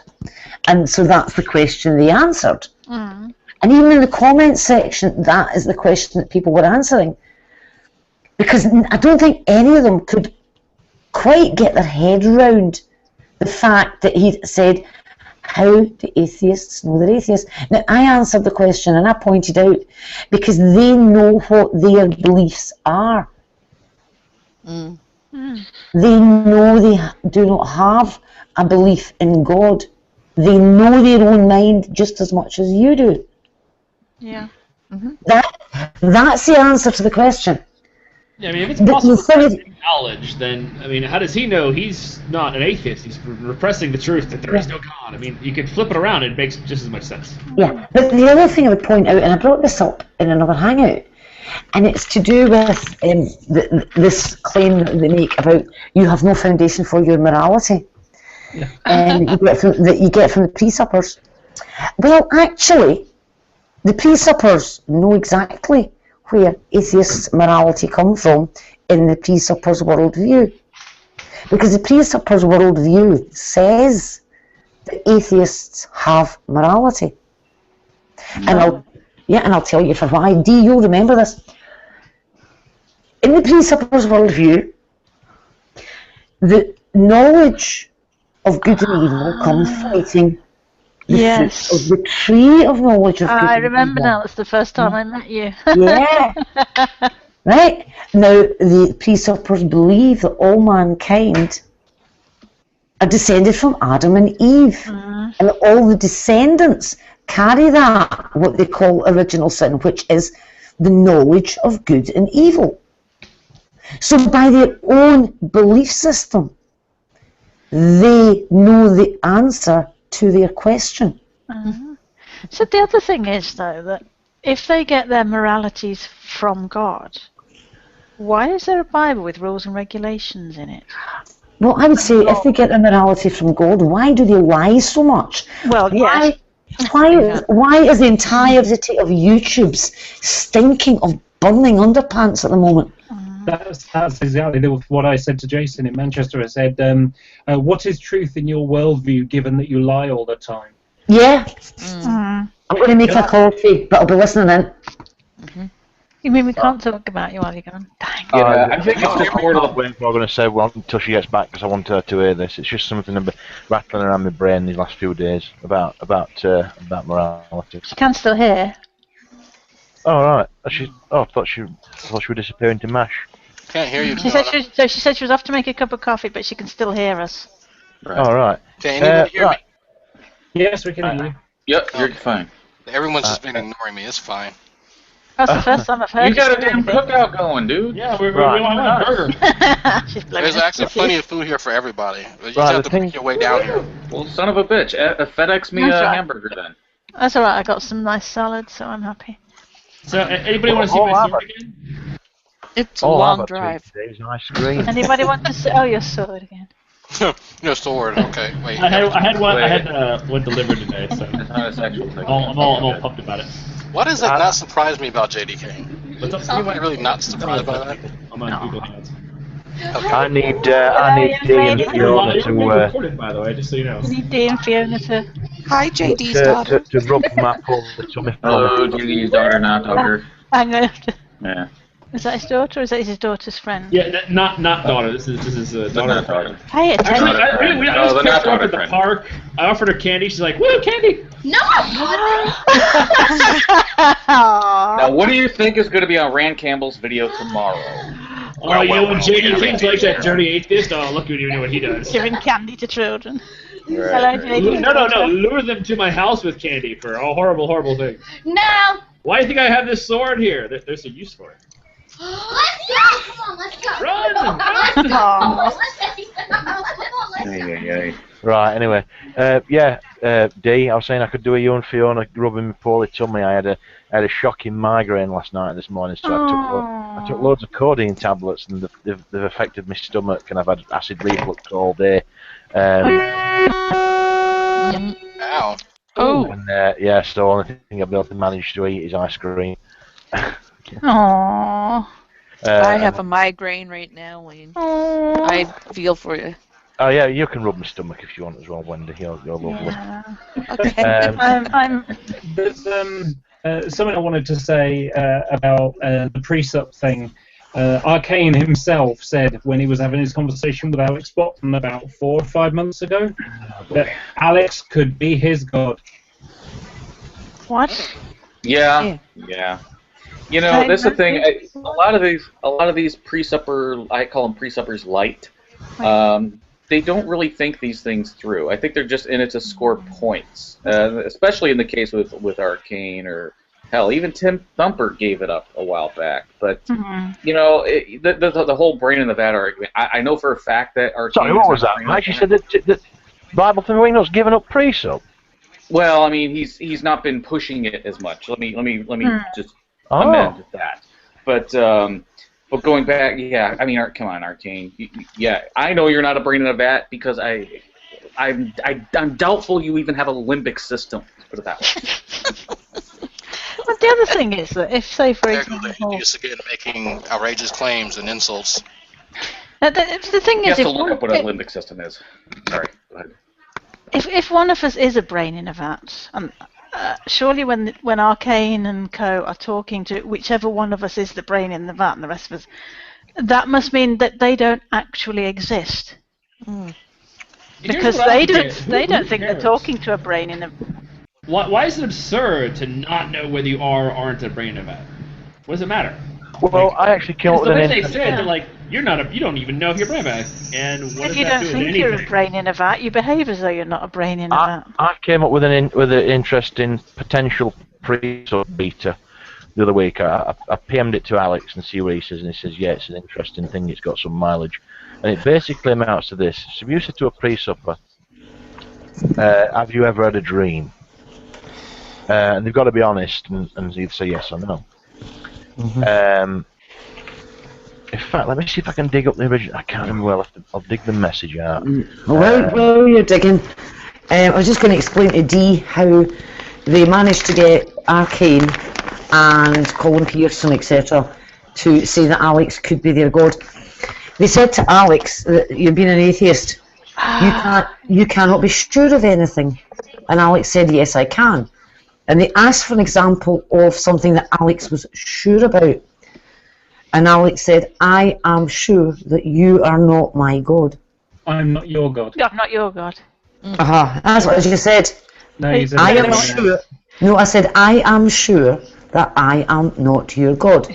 Right. That's what I just said, right? And so they had to say, they're now saying, but you can't be sure of that. Which meant that they were admitting to the possibility that he could be their God. You're going off the cue card. That confuses you when you go off the cue card. Right, I found the thing, Fiona. So see what you rank to this. Right. Have they ever had this is imagine that you're saying it in the second person to him. Have you ever had a dream? Yes or no? Have you ever had a dream where in the dream you did not know that you were dreaming? Yes or no?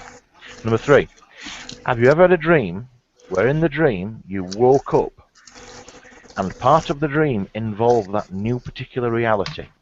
You can go several inception layers deep with this. Yep. Have you ever woken up from a dream that was so real that the visceral feelings experienced in that dream persisted through part of the day? Oh, yes. Yeah. How do you know in that case then that they are not now in a dream? Right, now ready for this bit. Note that they cannot use scripture as revelation, as scripture never once gives a workaround for this. Yeah. If they insist on revelation by other means, then they have to give an explanation of the mechanism, or they are flat out lying. Yes. Refusal to answer any of these questions means they are flat out lying. Can I just welcome Alex back? Alex, I'm so glad you've come back. I want to say to you, thank you. Thank you so much for all those videos you've made. It's been fun, hasn't it? In the comments, you've been pounding Jason in the comments for a while. Well, as regards the Shelley thing, Alex is my white knight today. Yeah. Seriously, I mean, Alex, you were brilliant. I can't even remember what time it was when you posted that video, because this has been an absolute load of nonsense. It was just around 1 o'clock yesterday morning. Or yesterday morning. Yeah. Just before we slide off precept, I'm going to just say now, I don't know anything about the precept argument, but I know that Phony Beatlemaniacs has repeatedly stated that what they're putting forth as a precept argument isn't actually the precept argument. It's not. But anyway, sorry. The thing is, the reason I hopped back in was because I heard that you were talking about the precept thing. The original precept's based on the transcendental argument for God, which is it's just a 3-point argument. It's 2 premises and a conclusion. And the first premise is something along the lines of without God, intelligibility can't exist. So that's premise 1. Premise 2 is intelligibility exists. The conclusion is therefore God exists, but it's entirely circular. Matt Slick has a more interesting one, but there's still obvious flaws in it. Yeah, Matt Slick's version's got about 60 subclauses, and it has a couple of equivocation fallacies in there, almost to the level of white is white is lighter than dark, and so therefore, and a feather is lighter than a brick. So therefore, but Alex, if I'm wrong here, but precept makes perfect sense from within a Christian worldview, and only from within a Christian worldview. So, for instance, if you believe in God, then it follows that all the physical laws come from Him. But if you don't believe in God, then that does not follow. And it's not just a Christian worldview. On that one, I want to disagree with you on that, because what they're positing is that no one can know anything outside their own mind. And I've arcaned this on multiple occasions, and I've said, is God outside your own mind? Yes. Then how do you know your God even exists? You can't receive revelation from this God telling you anything, even if it did know everything, because you can't verify that you're not a brain in the bat. You're not escaping this problem whatsoever. No, Drag. I'm only saying it makes sense to them. Yeah. Oh yeah, of course. Well, I have to say, can I quickly point something out here? Drag is so low res on my screen that he looks like a cutscene from a PS1 game. my bandwidth. But one thing I wanted to say was, the reason I wanted to come back in was because I heard you were talking about the issues that they have with solipsism and brain in a vat. One question I've always wanted to be able to ask them and never had a chance to is saying, assuming that we were in a virtual reality, which worldview would be more effective at discovering that? Which one would lead you to actually discover the truth of the situation?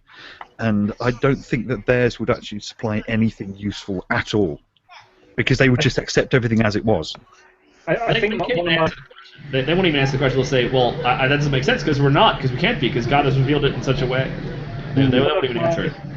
Well, that's where I like my dream line of approach, because it leaves them unable to use scripture as an appeal.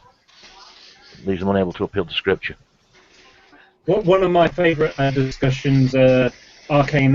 One of my favourite parts of the discussion that Arcane had with the person who may possibly have been his god, Alex, was where Alex asked him whether between him reading the words on the book, the Bible, and whether him understanding it in his head, could something interfere with that?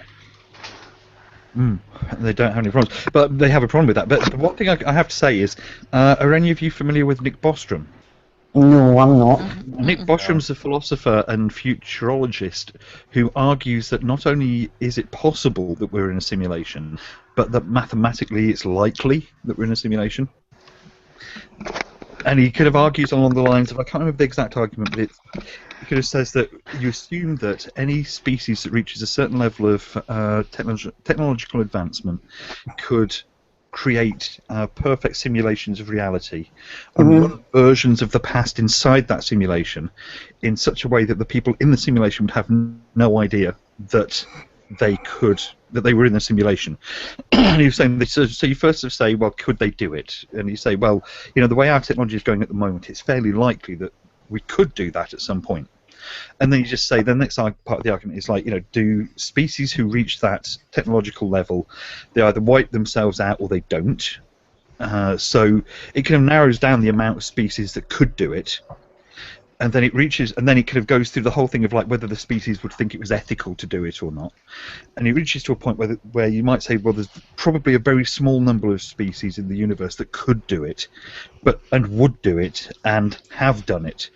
And then it's saying that those species that could reach that point could run as many simulations as they wanted. And they'd have no reason not to run just masses of them. And those simulations could run simulations within themselves as well. And he said that when you look at it that way, what's more likely, that you are in one of the very few species that develops the ability to do it, or that you are one of the species running in the simulation? And he argues that mathematically it's incredibly likely that we are actually running in a simulated universe. Makes no difference to how we live, but I thought it was quite interesting. I say that's impossible, and you know why it's impossible? Because Jesus.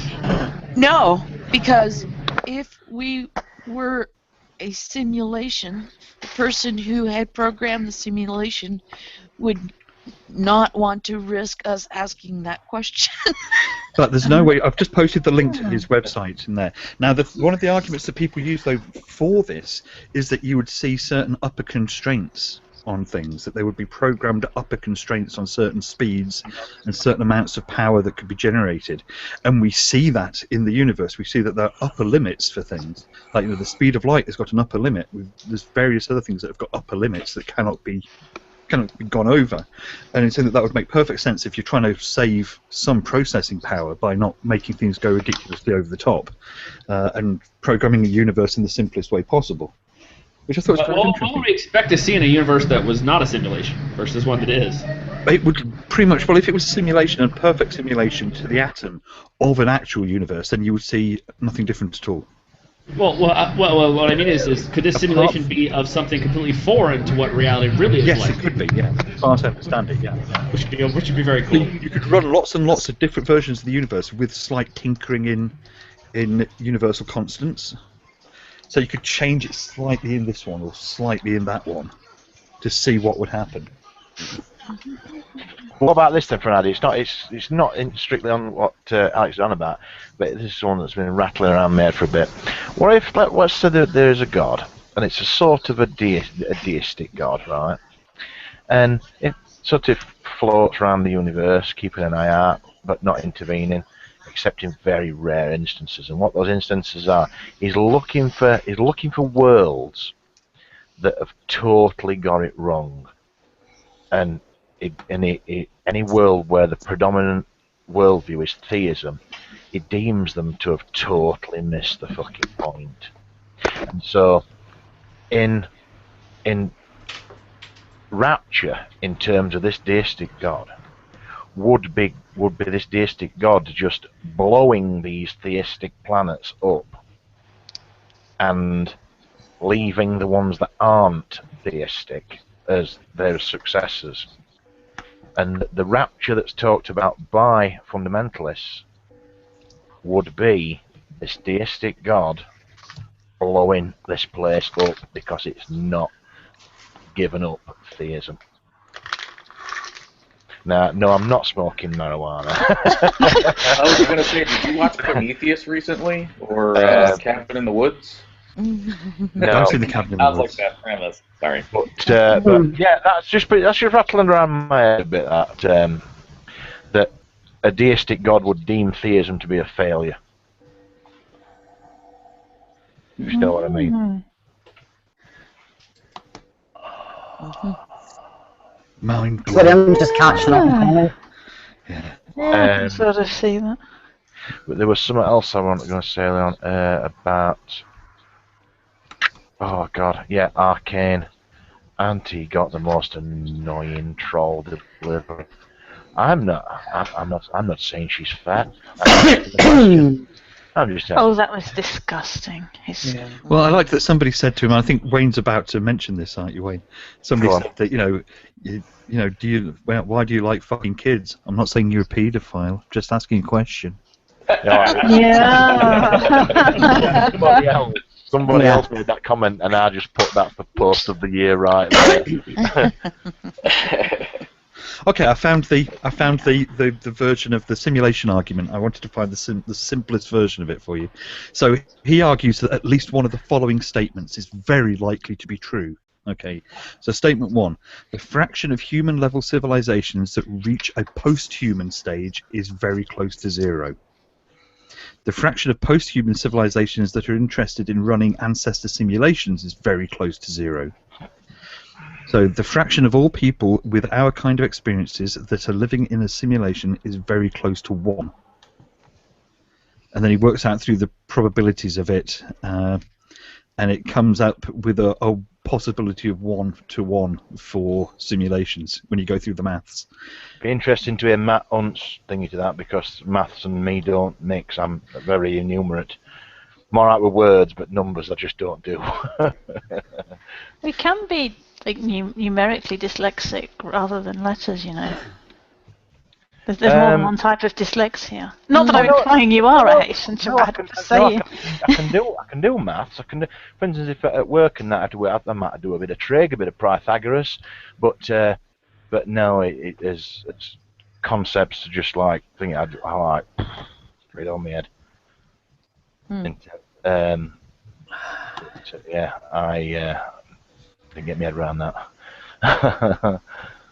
I mean, Matt would say that it's to do with if you've got a 1 in 1 chance and a 0 chance of it not being the case and things like that. So yeah, I can't remember what was it? A certainty of 1, I think, is the maximum certainty he said that you can have. Well, it's like that one, isn't it? It's like when the fund is, or the creationists, to be more specific, say, what's the probability that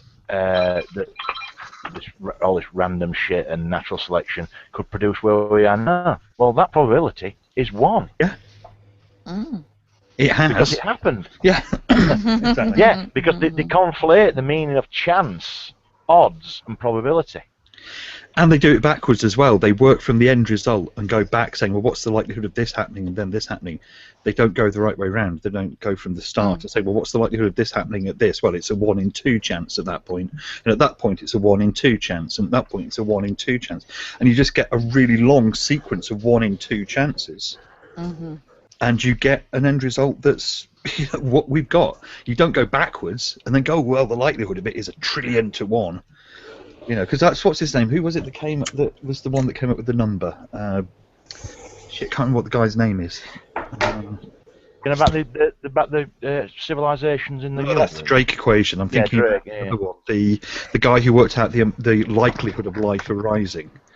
And it's a ridiculously huge number against. But I mean, he's not a believer. He could have goes, yeah, it's unlikely, but it's happened, and he could have puts forward the fact that the likelihood of getting a particular shuffling of a deck of cards is, if you were going to work from the end result being that shuffled deck of cards in that particular order, the odds against it are phenomenal. But well, there's something else as well. Something else which I don't see addressed a lot, and this is something that I have difficulty getting my head around. Or trying to articulate the point. I'd love to make a video on it if I could just get my head straight around it. And that's when these fundies talk about like saying that we were specially created on this planet, and they're saying like that it's so special, so remote. Isn't it just the fact that we're observing it from this perspective? Yes. Well, isn't that whole thing of the what's his name? Fine tuning. Douglas Adams said that the puddle would say, "Isn't this hole that I'm in exactly the right size for me? It's almost as if it was created for me." Yeah, it's an argument I don't get. I don't see this point getting used a lot. The fact that, or used back on these creationists. The fact that, yeah, you're purely it's just based on the point of view you're looking at it from. I just wonder if there's anything you could point me towards where it does get addressed. I think this is the whole thing of the fine-tuning argument. They say, oh, the universe is fine-tuned for life and blah, blah, blah. Well, I say they've got it backwards. We are here only because of the nature of the universe, not the other way around. No, absolutely, you're absolutely right. And the thing is, if the state of the universe was different, if the various various things that seem to be kind of constants in a certain way in each place in our universe, if any of those was different, then life as we experience it wouldn't exist. But that's not to say that life in a different way wouldn't exist. Yeah. Exactly. Maybe the universe that we exist in would be profoundly hostile to something else that just could not exist in this universe, but could quite happily exist in something where one galactic constant was slightly different. Yeah, I mean, a change, exactly. A change plus or minus either way would result as not in being human as we are now, but would quite possibly result in us being either Eloi or Morlocks. Effectively. It's weird that there are some Morlocks already in this world. Yeah. What? Some of them have got YouTube access. What's a Morlock? Yeah. They're creatures that live underground in I can't remember what it was. H.G. Wells. Time Machine. Jersey Time Machine. Yeah, they're a bit like chuds. Those creatures that. And the whole brain in the vat thing too. I'm absolutely 100% positive that if one of us is a brain in the vat, is definitely not one of the creationists. Yeah. By the way, Wendy, you said something a moment ago. You have to have a brain for that. That's correct. I've got to say that whenever anybody mentions fine-tuned, it just makes me want to kick William Lane Craig in the cock. Oh, gosh. Because I just picture him saying it. Do you know, if Jason keeps this, he'll probably end up as a brain in a vat for coming generations to examine, to look at the pathologies involved. Jason Burns has got WTF written all over him, doesn't he? And I've got to address something else as well. This constant butt hurt about Christian apologists. Right? Christian apologists are disingenuous, dishonest cunts. I'm sorry. That's the top and bottom of it, Jason. No, don't hold back, Wayne. Sorry. Yeah. Your message is fuzzy. What? Sorry. That's the way it is. That's why Christian apologists get stick on YouTube, because they are dishonest fuckwits. I don't have a problem with people because of their belief system. I have a problem with them because they're being arseholes. Yeah. Yeah, absolutely. I think that's right. Last night's hangout, was it last night? Or the night before? That was the conclusion that we basically came to when we talked about this, that it's the behaviours. It's got nothing to do with their foundational beliefs. It's what they actually do, and Jason has managed today to demonstrate that. And the other thing is this, and I think I mentioned it earlier, he's actually trying to say that because of my blog, therefore, I don't have the intellectual capacity to have written a thesis. Right. So we judge everybody on their blogs. So that's why Jason's a scholar, because he's got a blog. It's funny, my blog has nothing to do with engineering. Exactly. This is the thing. A blog is a blog. I could be blogging about horses. I just need to clarify something. So I don't want to be seen as too dogmatic and controversial about what I just said about Christian apologists. I'd like people on this panel, one by one, to name me somebody who is regarded as a Christian apologist who they don't regard as fundamentally dishonest.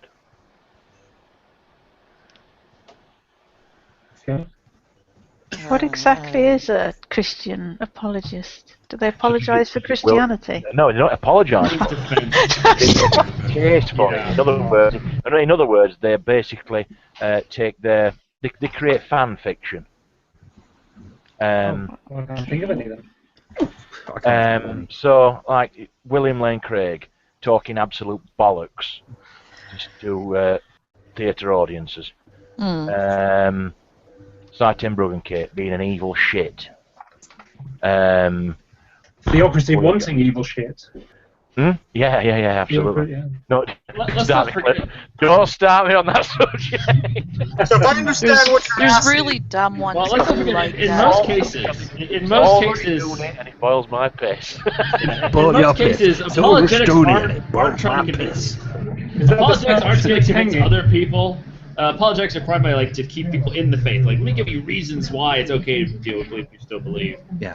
They don't really care about atheists. They should be called justifiers. Yeah, they hope to annoy people who disbelieve for the sake of, like, the group. Like, hey, look, I beat up that guy in the other group, so you should stay in our group, because, look, I beat him up. It's really, it's that simple, really. There's one in particular I think is a proper pig's anus, and that is Frank Turek. He is an anus. I'm not overly familiar with him, luckily. I don't know who he is. Oh, my good lord. He, there's a bit where he's doing some presentation at a school. It's quite a famous clip, actually. You'll be able to find it. If you put Frank Turek and teenage girl or something, I can't remember what it's called, but you'll find it. Be careful, because you might find not what you're looking for with that. He basically is getting this thing about hell. See, I would actually have to give it to Bible thumping. Hang on, Mike. So he's doing this talk, and this teenage girl in school stands up and says, "So, I'm an atheist. Am I going to hell?" Straight at him, and he absolutely will not give an answer, because if he tells this girl she's going to hell, his bookings will disappear. You know what I'm saying? These schools will just not, these places will, and so to protect his bookings, he just goes round about the point, and she just says, "So am I going to hell?" And I think the clip ends before she gets an answer. And that's it. It's just dishonesty. Oh no! Apparently, Oh, Tommy Hall, you have got to be kidding me. Oh dear. What did he do? So Tommy Hall has finally clicked on the link, right? Which link? Does it count? Is that what he's saying? There's an OP, right? There's an OP I put up that includes the link to my Google Scholar page, and he says nothing on that page says I have a PhD. Scroll down to the bottom. Starvation, survival, and Escherichia coli. F.E. Robertson, University of Warwick. Click on it. Dumb fucker. I was going to say, He is And really, you can really, then he's look mentally up. deficient by choice. You can then look it up in the British Library. No, So what's he I saying? seriously On think the that link guy indicates is really, a PhD. really, really dumb. What the fuck do you think a PhD stands for, you dolt? He doesn't know. He's Do you know really, that- really, Clearly. really dumb. Clearly he doesn't. Stop talking over each other, please. He doesn't know which side of the bed to shit on yet. So I mean, it's clear trying to figure this stuff out. It's an awful lot for poor Tommy. I was going to say, if you want to get Tommy to read something, just put it in an article about anal sex. No kidding. I shouldn't be surprised. He's from Texas. I cannot take Astrusa anymore. Can't take it no more. Right, hold Sorry, on. Let me I see. keep talking. Right, here we go. That was supposed to be my inside voice. Here we go. British Library, it says qualification name, thesis, PhD, qualification level, doctoral. Think that'll satisfy the little shit. No, he's too dumb to understand it. Doctorate, look it up. He's too dumb to understand. He really is. That guy is really, really, really dumb. He needs pictures, that's what it is. That's what's missing. Is that the sound of ships hanging? To sort of jump in for a second, if possible. Go ahead, Mike. I would actually add to what Wayne was actually saying and say that the triumvirate of stupid is also in there too. Bible thumping wingnut, Raw, and Rand Campbell. I mean, those three right there, basically, ever since they've appeared as Trinity, have been the Trinity of stupidity for the theological community on YouTube since that actually reminds me, has Len been kicked out of club? Did Len get booted from the club? Matthew 4:19? Yeah, I think he has. I mean, he hasn't been on with them in a while. Not to mention, they're like the Three Stooges of freaking theology. That's what I think of them of. Actually, right now, Rand Cam just made a huge nasty thing about Tim in a comment. That man's poison. Yeah. Absolute poison. Who are we talking about here? Well. Talking about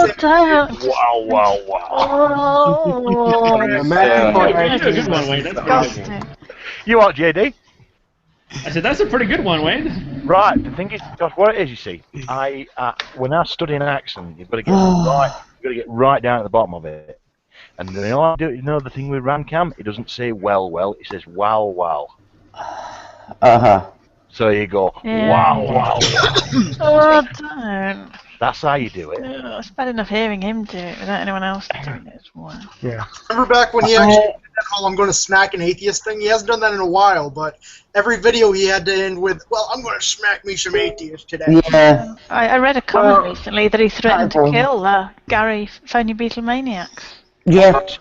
I didn't hear it myself. I read a comment that somebody said that. So I just... Yeah, I said that. Oh. Sorry, I heard it. I heard it 4 times. I listened to it once. I was shocked. I went back and listened to it twice, and I was sure that's what he said. And then I went back and listened to it a couple more times to make sure I had the transcript right. And now my hearing's not very good, so I asked other people. Some people don't hear that, but to me, he leans forward into the microphone and he goes, "Kill." You could hear that really loudly, and that's my opinion. That's what he says. He's going to kill Gary. He's going to come through the computer and kill Gary because Gary dared to say, listen, Rand, you might learn something. He said, you can't teach me. You didn't know anyone. He got really upset at the thought that someone might be able to teach him something. I actually comment on that, like, yo, Rand, just like, I don't want to do no learning. I don't want to read the Bible and learn about it. I just want to talk. I'm a Christian. I don't do that stuff. What's wrong with you? How's all my wonderful Christians? Rand, I think the Stoker Man actually does the best impression of Rand Cam. Look, if you're going to do any impressions, can they be of Mouthy or someone else, please? I can do Mouthy, but the only thing is that I have to have a script ready. I can you won't believe it, but I can actually do Aussie. I need a script to work from. I'll have to get some videos of impressions. Can we wander back on topic, please? Yes, I'm actually, before we get back to something, I'm going to get going here, guys. Nice talking to you. Any chance we can wander back on topic, guys? Yeah, bye-bye, JD. Bye-bye, JD.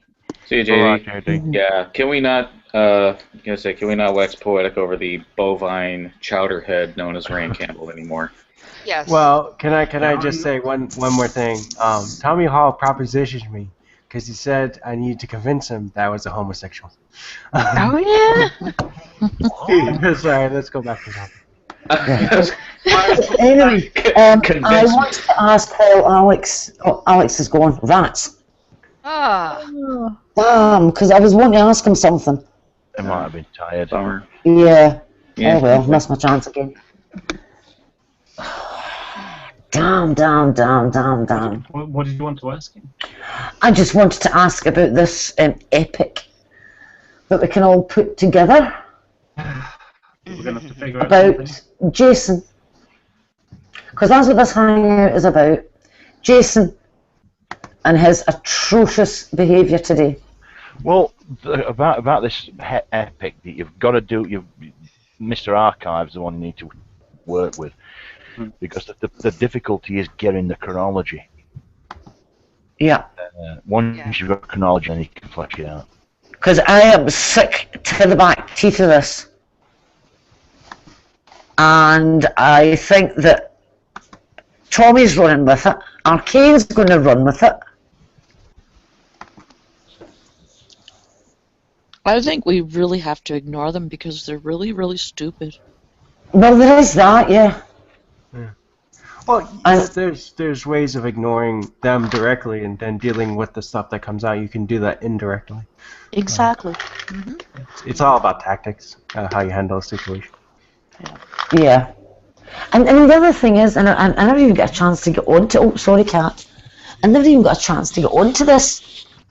But when Jason did his paper, sorry, not his paper, when he did his scholarly academic debate with DPR Jones, his entire opening statement was just read from someone else's work. It's bad. Totally plagiarized. Sorry, plagiarized. Is that really how they say it? Plagiarized. Yeah. And they said I plagiarized it. Yeah, the thing is, he read out someone else's work as his opening statement. Now he says he provided the reference to it, right? Doesn't matter. It doesn't matter. Yeah. Because you cannot just take a whole chunk of someone else's work. Unless Fiona, unless you specifically say blah blah blah blah blah, and now I am going to quote Mr. X. Yeah, exactly. Yeah, but now that's the point. All he did was he read out this big chunk of text. None of the words were his own.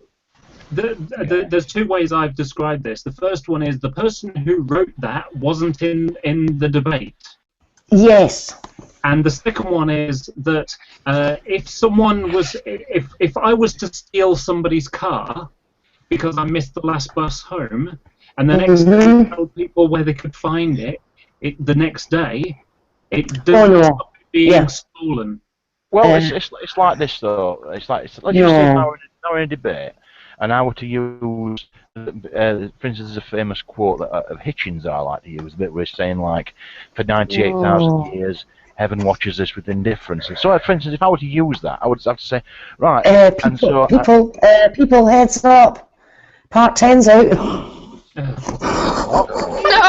gotta be kidding me. What happened? What? Oh, can't wait. Just let me finish this point. Seriously, Part 10 is out now. Yeah. So if I were to say, and Christopher Hitchens made a point which I'd like to share with you, and this lot. And so there you are. You've said you're going to be using the words of the quoted words of Christopher Hitchens. You've said it there. You've given people its attribution. And he can't put it down to ignorance. Sorry, Dan, if it finished the debate. No, that's all right. He can't put it down to ignorance. Well, he can. He should, but he won't put it down, or he can't really put it down to ignorance, given that it's always going on about he will only do scholarly academic debates, in which case he should have known from the get-go, if you're quoting somebody, you give their name. Yeah, it appears the concept of citation eludes him. As someone who is scholarly and academic, it kind of throws a little monkey wrench into... One of the things that really bugs me about it is that when he closed down his channel, nobody put a gun to his head, but when he closed down his own channel, Atheism Examined, he sort of said, "Oh, I lost like 2,000 scholarly videos, etc., etc." But most of those videos are ones that he's either reading someone's book to the screen, and you can always tell when he's doing it because there'll be a picture of something there, and he's just reading it kind of somewhat monotonally. Or he's publishing someone else's video that he's nicked off someone else's website and hasn't cited where it comes from, who made it. Sometimes he'll change the name in the title. You know, and really, I wouldn't mind if he did that. If he said, "Look, you know, here's the address for it. Have a look at their other videos; they're really good." Yeah, yeah. You gotta give credit where it's due, Jason, if you're watching this. Is that really the name of his number 10 hangout, Verbal? It should be. Well, It says Jason Burns versus Frank Sinatra, Sammy Davis Jr. Because he talks about the Rat Pack and the Rat Pack. Oh, I'm with you now. Sorry, I'm a bit slow on the uptake there. Saying about Jason and this debate thing, right? The only reason why he wants the formal debate format is because if his mini brain does not work fast enough on the fly to respond to a conversational point. So therefore he's got to deal in speeches, pre-prepared speeches. I think we could as was tonight when Fiona wanted where was it, Fiona, when you with oh, she's gone. Oh, we've just lost her. She was with Jason Burns, and he fucked off. Oh, who's hanging now? All right. Oh my gosh, they're dropping like flies. I don't know. But anyway, yeah, because he can't answer for himself in a conversation. It's why he didn't join tonight. It's because if he'd have joined and it were him and Fiona, that's what you're saying. It'd have just been yeah, but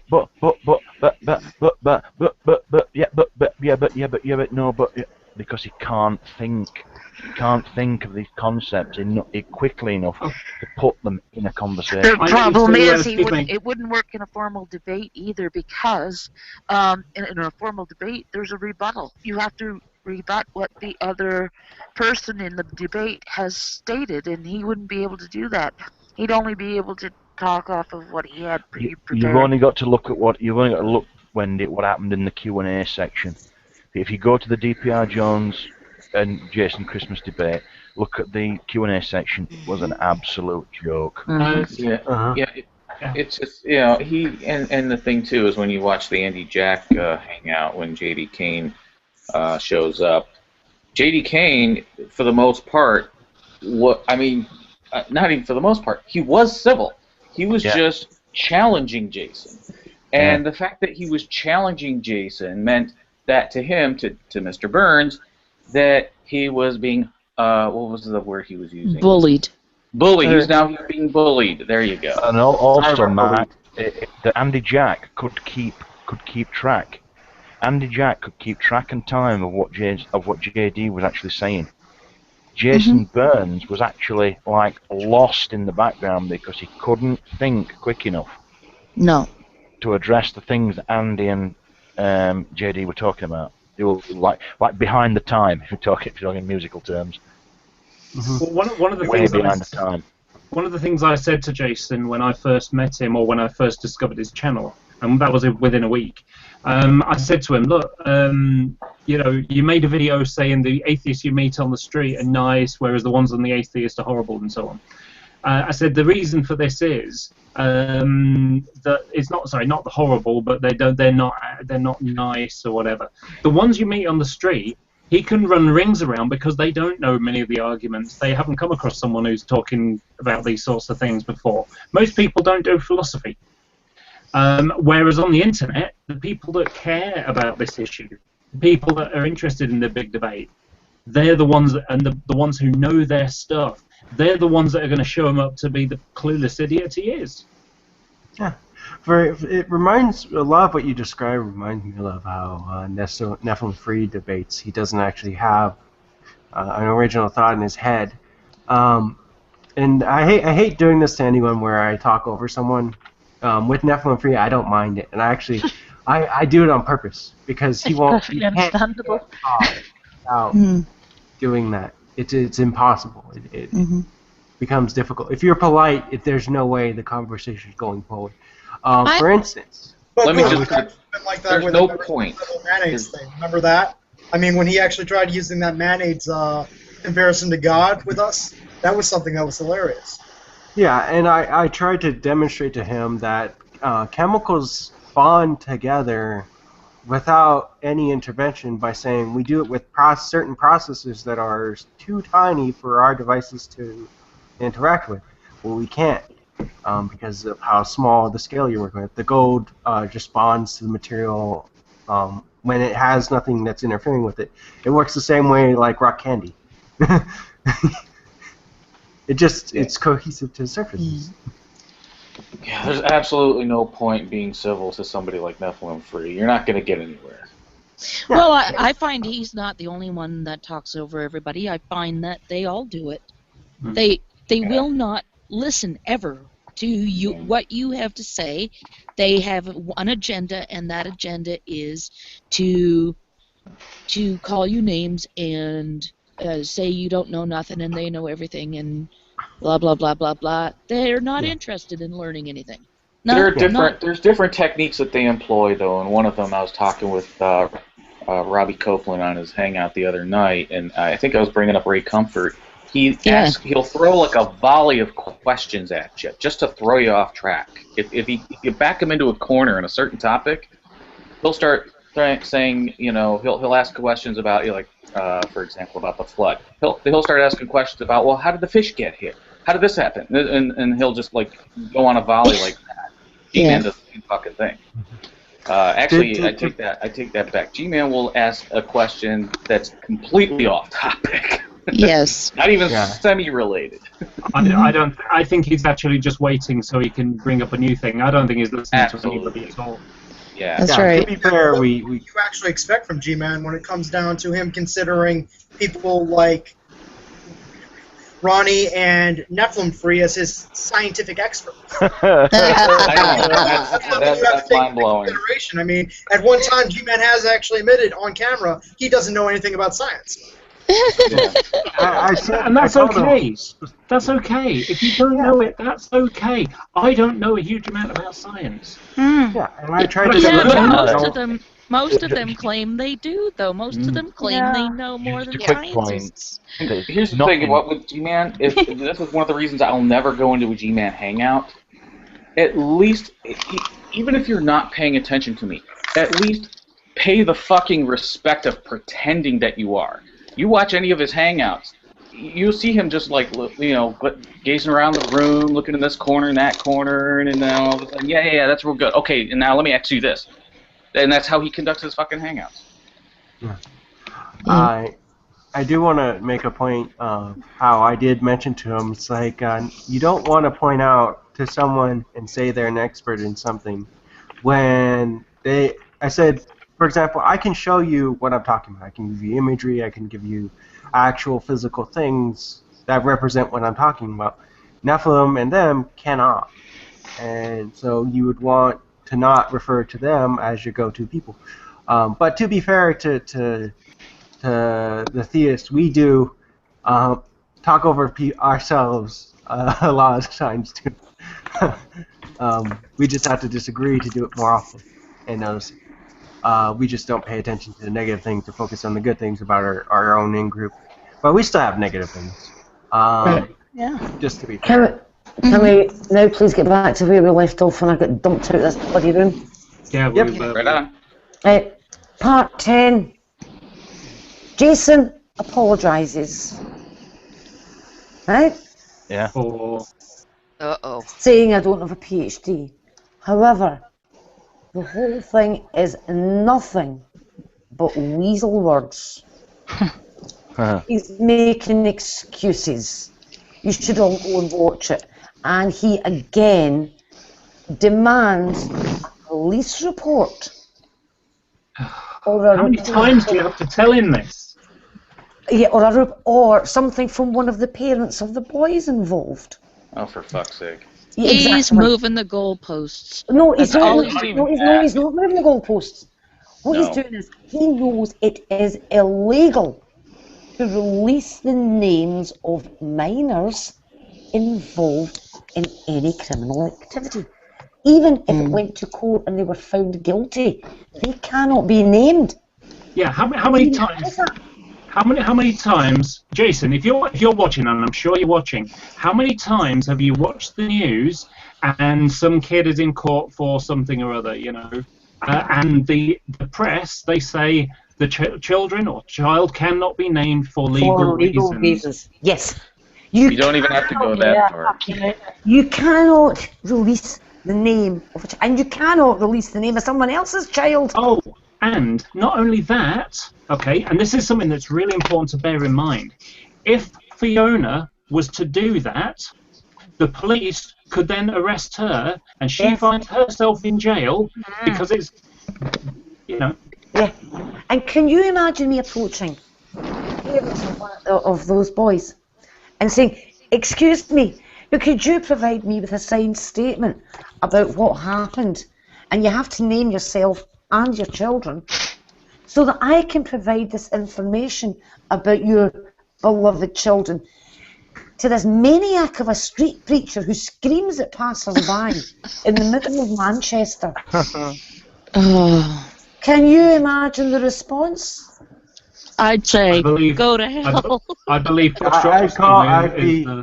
Yeah, I'm not even allowed a copy of the police report. I'd say talk to a solicitor in that regard. Yeah. I'd be holding on to my phone, dialing whatever your number is for 911, dialing 911. Yeah, I mean, the guy is an absolute loon. Honestly, we have told him this time after time after time, and he still is demanding it. So that is in video number 10. It's only about 6 minutes something long, but yet again he's having a right go at me. He said the hangout is cyberbullying him. He has spent the best part of today making videos slandering and defaming me and calling me all sorts of things, and he says that I'm cyberbullying him. Okay, so let me He's the cyberbully. Let me just he get didn't invite you in, and you invited him in. Sorry. He's complaining that he wasn't there to defend himself as well. Oh, that, right, yeah, because he didn't know. Oh, yeah, he's complained about that he wasn't there to defend himself. How long did my hangout last when I waited for him? It was at least half an hour. Yeah. It was 40-some minutes. Yeah. So, yeah. He had the link. The only one with the link, he didn't come in, and now he claims he complains that he wasn't there. And where were you defending yourself in his videos? Did he invite you to his hangouts? Yeah. He blocked me on it. As soon as I posted the link to my Google Scholar page, he deleted the post and then he muted me so that none of my comments show up under his video. The thing is, coward. Oh my God. The thing is, if he had have entered your hangout, his part could have been played by somebody else, because all it would have been no, you're bullying me. I need DPR for this impression because he does it best. No, you're bullying me. No, yeah, you are. You're bullying me. That's cyberbullying. I don't care. I mean, I'm sorry, I would have given him a chance to defend himself. He is still saying he hasn't seen any evidence. Here's the thing. Why did Jason come on YouTube? He came on to fight the militant atheists. He said attack. He used the word attack. That's right. He came on to attack atheists. Mm-hmm. Well, guess what, Jason? You reap what you sow. I said this the other day in a very long comment. Hang on one thing, Cliff. No, his goal was to destroy atheism. Yeah. If we're going to be right about it. So here's a good question for you then. Why has he spent most of today attacking a Christian? Yeah. Honestly, Jason. Because he's an asshole. You wanted to reinforce the idea that Christians are immoral gits, then congratulations, sunshine. Because you have succeeded admirably today. But he doesn't pay you any malice. With your absolute garbage. You have made yourself look like an absolute divvy. 6 years. Sitting in your I just sent him the box link again. lying about people. And well, he couldn't get it right now because there's too many of us. Well, answer me this question, the people of this panel. Has Jason always been special needs, or has there been circumstances that have made him that way later in life? On YouTube, he's always actually had this center of the universe mentality, and it sort of expanded. No, Mark, that's not what I mean by special needs. Yeah, but you have to be careful what you say, though. I mean, because we don't want to go down that route. But what I will say is, Jason's own words have said that he ended up in prison for attempting to rob a bank with a toy gun, and that while he was in prison, he bit someone's ear off. I'm sorry, who said this? Jason. What? Wait, to answer your question, though. Well, he himself? He wouldn't know how to work fucking safety. He shoot himself. Okay.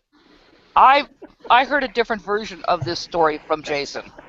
I don't remember the exact thing, but he did end up in jail for a short period of time for a robbery, not of a bank, but like a convenience store or something, and he had... Yeah, it could be that. It could be that. I know it was a robbery somewhere. Yeah, but the one consistency in the stories he says is that he did end up incarcerated in something. It may have been jail, may have been prison. I don't know if there's the difference in the UK. Here, there's a difference between jail and prison. No, there's no difference here. There's no difference. Okay. Nope. Well, jail usually means like a local jail, and so you might be in a county jail for a while rather than a state prison. County jail is much nicer. Yeah, there's no difference over here. Okay. Prison. Well, okay, because like here, a lot of people get sent to the farm that we call it, and it's actually a farm, and the prisoners work on the farm, which is a much nicer place to be than That'd be like a prison. an open prison over here. No, it's still a prison though. Yeah. Okay, well, but anyway, real terms. Yeah, the two things that are consistent is that he did rob something. He was arrested and he was convicted, or he pled guilty, I don't know, and he was incarcerated. But other than that, his stories vary about it. He was also apparently married. He, I guess, was divorced. Lived in a shed. Huh? Lived in a shed. Yeah, but I mean, I do think he's gone through a series of things. He was a pastor at one time. He lost his church. He does indicate having some sort of a breakdown at one point, and I would suggest it's still going on. Yeah. A breakdown doesn't indicate a total system reset. This is what I was asking. Did his breakdown cause him to become mentally handicapped, or has he always been that way? I wouldn't say mentally handicapped, Wayne. Yeah. I wouldn't say that. I would. I wouldn't call it mental illness. I would call it a learning disability. I would say that there was a psychological abnormality that plays an intricate role in this situation. I mean, just how he's interacted at the core dynamic on YouTube his whole time being on here, there had to be a catalyst that existed not post, but... Well, I think it's to do with him. I mean, I don't know anything about him losing the church at all. I don't know anything about that at all. I know that he did have a position. He's never been playing this game with a full set of marbles, would be the best way to put it. That's what I'm saying. A while back, I discovered his seminary online, and Paul and Gary and I, Phony Beatlemaniacs, looked into it, and he claimed to be the head of a seminary, annual swimmer seminary, that had I still got some of it saved. I'm pretty sure Paul does too. I think it's down now. I'm not sure, but that had branches all over the world. Yeah. And you could see the Samuel Zwemmer Seminary in China, in Africa, in everywhere, and this was all imaginary. Yes. Which kind of goes to tell you. And on each page, there were a whole bunch of videos to make it look like it was a real seminary. But he, just like he does on YouTube, he'd grab those videos from other people and put it on there. Yeah. But when you research, when you look down, it says who was the head of the seminary. It was Jason Burns. And then who was the secretary? Well, that's apparently Auntie. Yeah.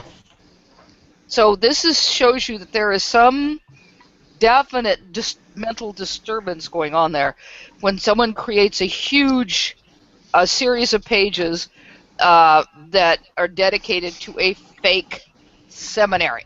Yes. Yeah. I know he goes around to people to help them, to preach to them or talk to them or something, Yeah. I don't know how much uptake he's got on that. I also think that it's worth pointing out that the government that we have right now has made it very difficult for people to be to stay on benefits if there's nothing really wrong with them. There's fairly constant assessments of approximately 6-month period. So, that's been scrapped. They've had to scrap it. They're running so far behind. But the thing is this. He can be a fantasist. He can construct all these fantasies and live in his fantasy world and all the rest of it. Yeah. But when he starts with this nonsense, which damages other people, there is only so long I'm going to give him a free pass. And today, the end of my tether was reached. Yeah. When I came into this, because I've been getting this for days from Arcane, and then Jason picks it up, and Jason makes it worse. And, I mean, you really have to go and listen to that apology video because it's an absolute disgrace. Now, I've left a comment under it and I've tagged him, so he will see it. Nobody else will. And I've told him, apology not accepted. No. Because it isn't an apology. It's a whole bunch of attempts to excuse himself and repeat the allegation. Yeah. Yep. And he's telling me I need to take the posts off my blog and start getting some academic posts on and references. Listen, I can write blog posts about how my muck heap is coming on. It's none of his business. That's right. We don't judge anybody's intelligence or academic standing by blog posts. Well, thing is, Exactly. Fiona, he wouldn't even give you respond to your academic debate, and does chewing gum lose its flavour on the bedpost overnight? No, I actually offered him a proper academic debate. Oh, And no. he did not respond to that. I offered him a debate. Was that the one on Gullo? Yeah, the Gullo gene data. Yeah. I offered him a proper debate on that. He never responded.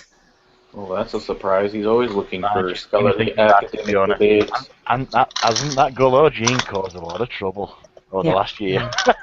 I mean, remember, he's also got law lab preachers. Sorry. He's got law lab preachers. That's another of his channels on YouTube. At one point, he had about 30-odd channels. Yeah. I mean, this is how bad it is.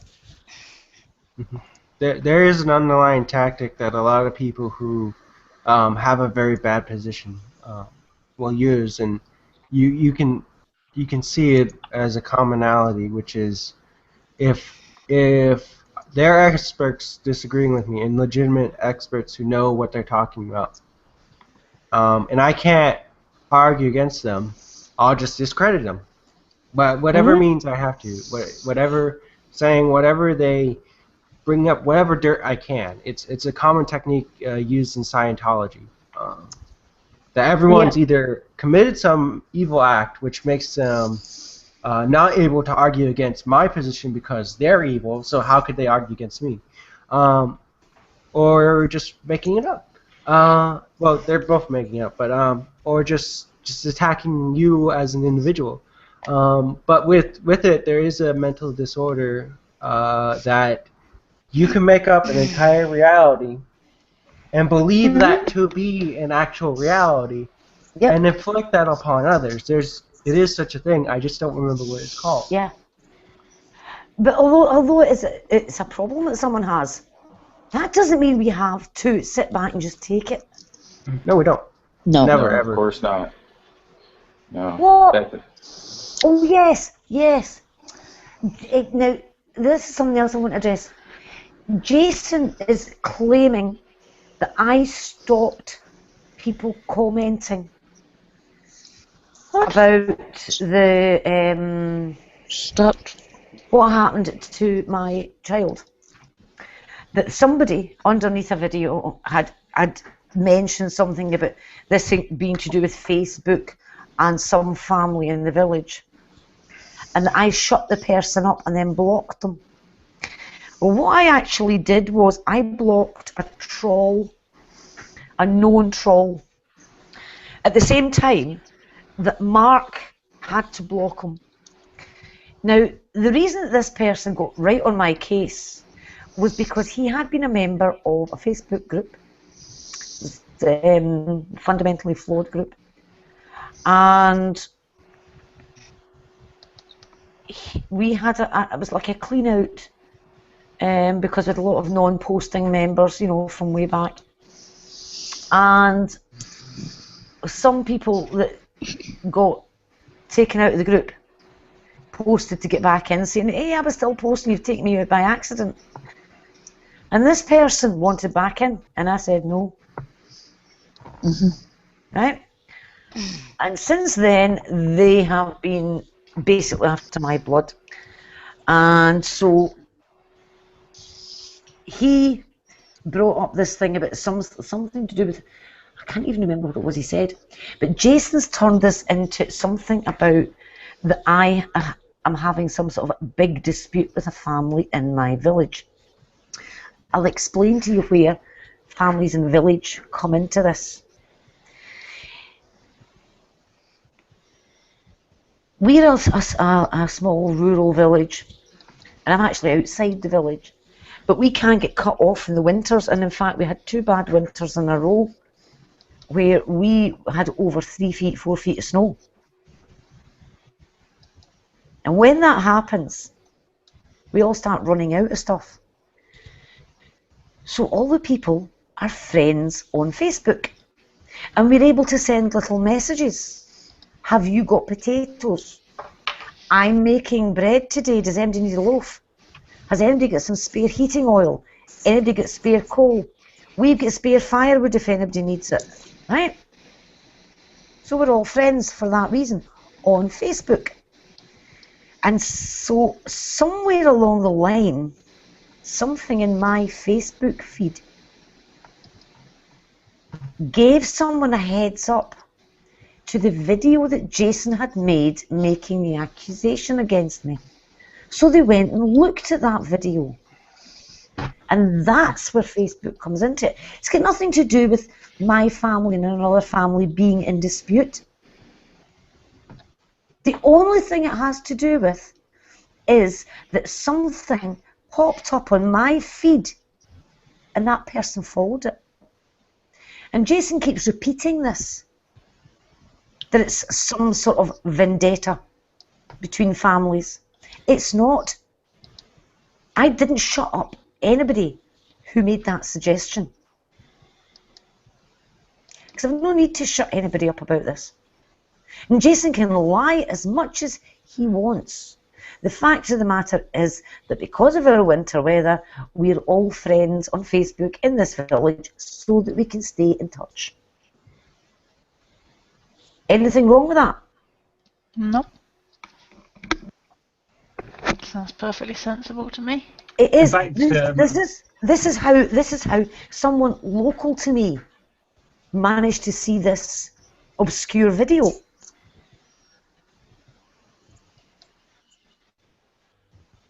And this is how it all started. And that's the thing. That is the sort of the million to one chance that sadly this time came up. That Jason's turning it into something else. And he's also trying to say that I have silenced someone who's trying to tell the truth. No, I didn't. Which is sorry. That's the excuse. That's what he's saying again tonight. That's what he's saying. He's repeating this. He's been corrected on this time and time again. That's what I'm saying. But he cannot find this thread of thought to work his way through this, because Jason Burns couldn't find his arse with an atlas. Fiona, may I read out a G+ post by Mark? Mm-hmm. It's rather good. Hang on, pull it up again. It's a blog post is an internet diary of sorts. What the fuck did you expect to find in a blog? The Dead Sea Scrolls? Yeah, you head case. Hang on. You head case. You're a lying bag of yak vomit. Fuck off. When you get there, fuck off some more, and don't stop fucking off until you fuck right off. Good. You see, this is the thing. I mean, Jason he's trying to use his brain to be investigative. But the problem is there is only enough brain there to keep his lungs inflating and the heart pumping. Basically. The thing about it is...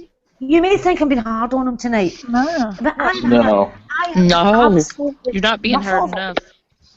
I've had enough of him. Absolutely had enough of him. He's interfered in my personal life too many times. Mm-hmm. And do you know the There's worst a breaking point, Fiona, that actually exists, and that's something that's been crossed to the degree. I mean, all you were asking for originally in this situation was a simple apology. Yes. And he wants to basically blow it out of proportion and basically do what he has, bringing this to a personal situation and blowing it out of proportion as he usually does with situations. Exactly. Which was what I was trying to get, the point I was trying to bring up when we were actually talking Arcane Truth last time. Yeah. And that's the point when Rand Campbell was asking about this. I said, all I wanted was an apology. When I went in that hangout, Jason absolutely ran away. Have I understood this correctly? That it wouldn't even necessarily need an apology, more of an acknowledgement. Well, just bear with me. So let's just say that you said to Jason Burns in a live hangout, Jason, would you accept that it is indeed unfortunate that the words that you used led to my son getting attacked? And he said, yeah, it is very unfortunate, and I'm sorry that it happened. That is, no, he's not. That would be it. Yeah. But he will not. He said that he's going to drag me to court for slander. He actually said. I just wanted you to ask. I just wanted to ask you that, Fiona, because simply because he gets hung up on the fact that he's not going to apologise or something. When in reality, it doesn't actually require an apology, more of an acknowledgement of what happened. It's not even that. All I want him to do is apologise for telling the lie in the first place. Yeah, that's right. That is all I want him to do. But in terms of the other matter, an acknowledgement. Do you know, I'm not even needing that. Yeah. I don't even need that, because I have pointed out, I don't know how many times, that I do not for a minute think that Jason, in his worst nightmares, could have envisioned what ended up happening. I have never accused him of orchestrating it. I have never accused him of actually being the one that caused the damage in person. And I have actually, in this hangout tonight, played back the video where he makes the accusation in the first place. Well, what I mean, though, Fiona, is this. Is if you asked him that question, and he said, I can't be held well, it's not my fault that somebody did that, that saw my words and did that, but I do appreciate that my words possibly caused it. No, I mean, all he needs to do is say, I am sorry for lying about you. Oh, no, I appreciate that. What I'm saying is, but if he doubled down and said, no, it's not his place to say it's unfortunate that your son was injured, then what sort of a callous person does that make him?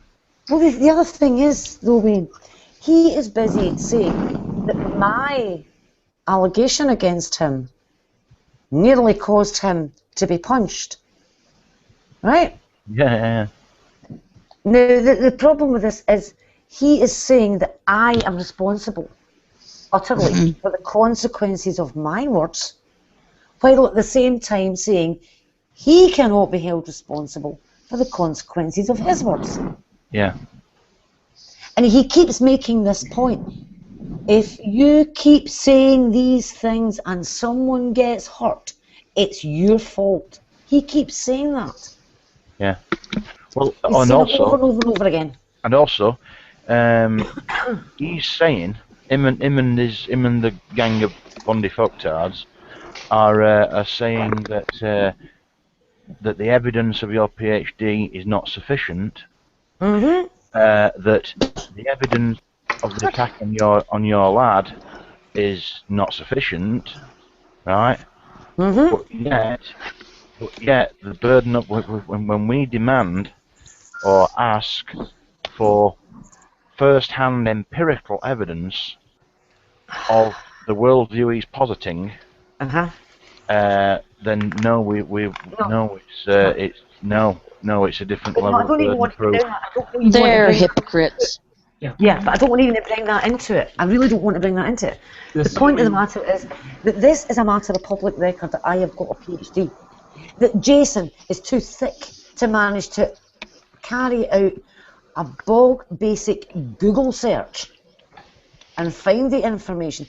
As somebody suggested, he's probably in Google put in the search terms that blonde bint that does hangouts. Yeah. I can't even be bothered with your name. And then wondered why he never got any results back. Now, one of the things that really bugs me is that he's saying that he nearly got punched because of your allegation. Well, the only reason I went to see him in Manchester the first time, when I rang him for for just over an hour, which is on my channel, the Live in Manchester video. Yeah. The only reason I went there is because he ran away. Yes. The first opportunity you had to have a discussion with him and try to clear it up, he ran away. And the other day, in Ran Campbell's Hangout, you tried to clear it up and he ran away. Yes. That just shows he's a coward. Yeah. He's just running. He had every opportunity tonight when there was just me sitting there to come into that hangout. And now he complains that he wasn't there to defend himself. Well, whose choice was that? Yeah. Whose choice was that? At this point, I'm convinced he's a moral coward and possibly antisocial. It's he absconds from responsibility at every turn, possibly under the impression that if he acknowledges fault, that God somehow won't forgive him. I don't exactly know how his mind works, and I don't really care to. But your point is spot on. I mean, all you want is an acknowledgement, but the problem is he's got too much pride built up. Yeah. And when he's using this loaded language like cyberbullying and all this other bullshit, he knows it's going to draw attention to himself. Without the other thing is this, he will not even accept that my allegation is that he said those words. Right. Which he said. And he did say them. And he always plays the victim, and where in fact he is the actual bully in the situation. Yeah, and it's not even. I'm sorry. Go ahead. Tonight, he has. In one of his videos, he has also repeated the allegation that I was drunk on the Captain Awesome, the Awesome Crew show at the drinking game. Now, I've already pointed out, I wasn't even in the hangout until the last 12 minutes. Yeah. I'm not even in it. And his evidence for me being drunk, this is the evidence he gave today. I was laughing my head off. That's his evidence that I was drunk. Obviously, if you laugh, wait a minute. The problem with that is that I do not drink at all. I'll quote him. He said, "And if you weren't pissed, why were you laughing as if you were pissed?" What does that even mean? I know, exactly. Hang on, I laugh the same flavour as I do drunk. Prior to this, he said you were smashed out of your skull. Yeah, I want to ram this point home. I don't drink. The last time I was drunk was the first time in years, and I was at a fancy dress party. It was about 4 years ago, and I had 7 gin cocktails, and then sang Rehab to the karaoke. Oh. But that had been... Did you go as a horse? No, I went as the witch with purple hair, and they had a cocktail there called the Purple Witch. So I just laid right into it. But the thing is, I hadn't had anything to drink in years prior to that, and I haven't had anything to drink since. Right?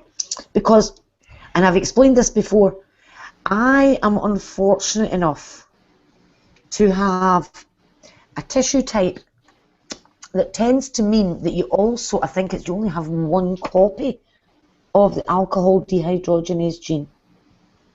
Or something, it means that I can't metabolize alcohol very well. So I stay drunk for an awful lot longer, and my hangover lasts a lot longer. I mean, drinking really does have a bad effect on me. And it's, so I just don't. There's no moral reason for it, there's no religious reason for it. It's just because it really doesn't agree with me, and I can get very, very sick with it. I can get very ill. I mean, I can drink the wrong thing, like one sort of half measure of brandy with lemonade in it, and I can be spewing rings around myself. So I just don't drink. So this is why his accusation is annoying me so much. And the other thing is, the Awesome Crew shows are early evening time in Britain. Yeah. And I'm a mother. And he is alleging that I am sitting in the early evening at home drunk on a weekday night. And that, I mean, because you see, the thing is, his allegation there is bringing up a lot of more complex issues than his tiny mind could even think of. I'm going to tell you one more time, Jason, because I'm sure you're watching. I don't drink alcohol.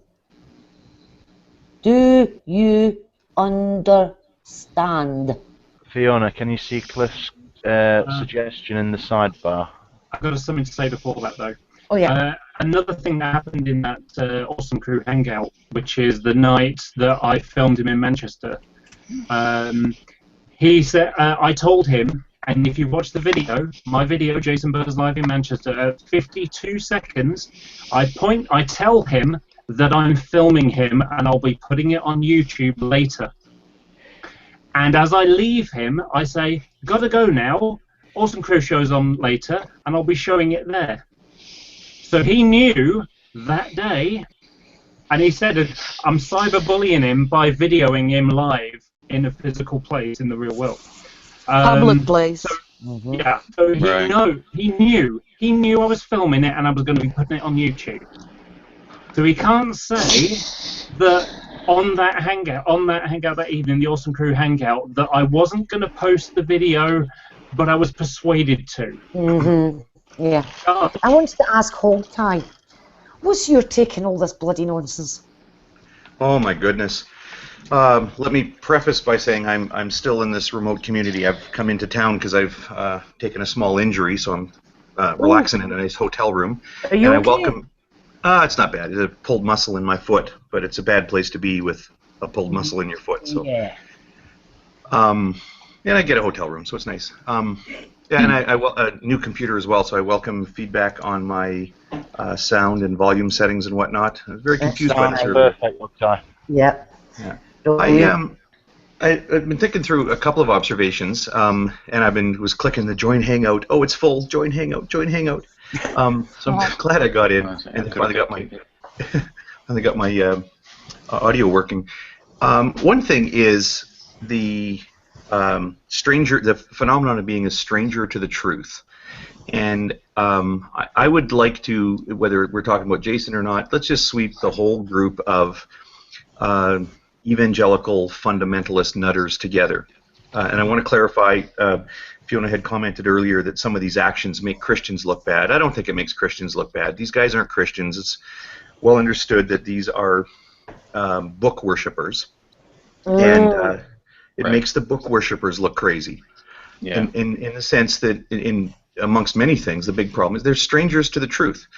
We just had, I don't know, 4 minutes about whether or not Fiona was drunk. I'm going to say, Fiona, regardless of what personal choices you make in your life and for whatever basis, whether it's because of your sense of maternal responsibility, parental responsibility, or because of a alcohol dehydrogenase deficiency, whatever it is, nobody, it's fine if you drink. Nobody cares. But why is this an issue? It's because it's a lie that's told over and over and over and over again. Yeah. And if I saw you acting goofy, and I saw you goofy amongst a bunch of people who were sitting there drinking, I might think, maybe she's a little liquored up. But then, when it's pointed out to me, no, I wasn't drunk. I wasn't drinking at all. I haven't been drinking at all for a very long time. And I wasn't in the hangout. And you weren't even there. That's okay. Well, I'm saying hypothetically, if I saw you in the hangout, I would think to myself, well, I'm not really in a strong epistemic position to know whether or not she had been pouring alcohol into her body. So I guess I won't repeat that misunderstanding on my part. But you don't get that with these guys. No. They will say, they will say, it's absolutely true that Fiona was stalking Richard Raspberry because that was said once. It's completely true that Fiona lied about her son being a victim of an assault. It's completely true that Fiona was drunk and laughing shortly after this assault. Yeah. It's completely true that Fiona lied about having a PhD. And this is the thing about, this is my second observation, is the sense of kinship these guys have. Again, not the Christians. Yeah. The evangelical fundamentalist nutters, is that it doesn't matter. One of them could be convicted for being a pedophile, and the others would rally around and support him. There is no limit to how much they will support each other. Yeah. And in that, they must also detest atheists and Catholics. Yeah. And their contempt for Catholics. We should not, maybe let me wrap up on this point. I think it is left understated. I don't think we should ever lose sight of how much those people will rally around each other in the face of the worst that the worst of them do. And I also don't think we should underestimate how much disgust they hold for not just the Catholic faith, but for the members of the Catholic Church. To speak on to what Haita is saying is that if you accept and rally around somebody who's extraordinarily negative, like Rakim, he was accepted as soon as he was a Christian. Even if his attributes did not change one iota, didn't matter. Was a Christian, come over here. And instead of saying, hey, are you going to change your behavior? Then we'll be friends, because I can't be friends with someone who's going to harm other people. If you accept that and propagate it within that group, it makes those attributes worse, because any conflict with those will not be looked favored upon. You disagree with the way I'm behaving, well, you're a pedophile. Right, yeah, as long as they... even if I was a pedophile, how would that change the fact that you're a dick? Yeah, it's also just the process by which they engage others. And it usually does result in this kind of over-the-top behavior. But I just want to preface this real quick. I want to read a really brief passage. But there's a professor emeritus of philosophy named Harry Frankfurt who wrote an essay called "On Bullshit." And I know, even though it causes some chuckles, he talks pretty in depth about the nature of what we call bullshit, balderdash, what have you, and he describes it as a process. And the key thing to remember is that there's no concern for consistency between what is being said at the moment and anything that was previously said. And so this passage here, I just want to read. Each responds to the facts as he understands them, although the response of the one is guided by the authority of the truth, while the response of the other defies that authority and refuses to meet its demands.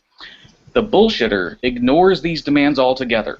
He does not reject the authority of truth as the liar does and oppose himself to it. He pays no attention to it at all. And by virtue of this, bullshit is a greater enemy of the truth than lies are. Yeah, yeah. Hey, on that note, has somebody already kind of put a nice bow or lacing around the incredible irony of the story sort of over the last 6 to 8 months with regard to so-called stalking? And what I mean by this is that a reasonable starting point for this part of the story was Mark Unoya apparently had done a Google search. Sorry, it starts with Richard Raspberry saying that he had... I think I can answer your point by saying yeah, because the very fact that these insane fundy lunatics are Googling Fiona Robertson to find out if her PhD is real, put a nice bow on the entire thing. Exactly. Yeah. Brings you full circle. Yeah. Yeah. Yeah, absolutely. That's what I was going to say then. I can't remember where. I was just going to say earlier that I have the same issue with, like atheists like Raoul, who, I've got lots of stock accounts that I don't know if anyone is familiar with him. I forget what his name was.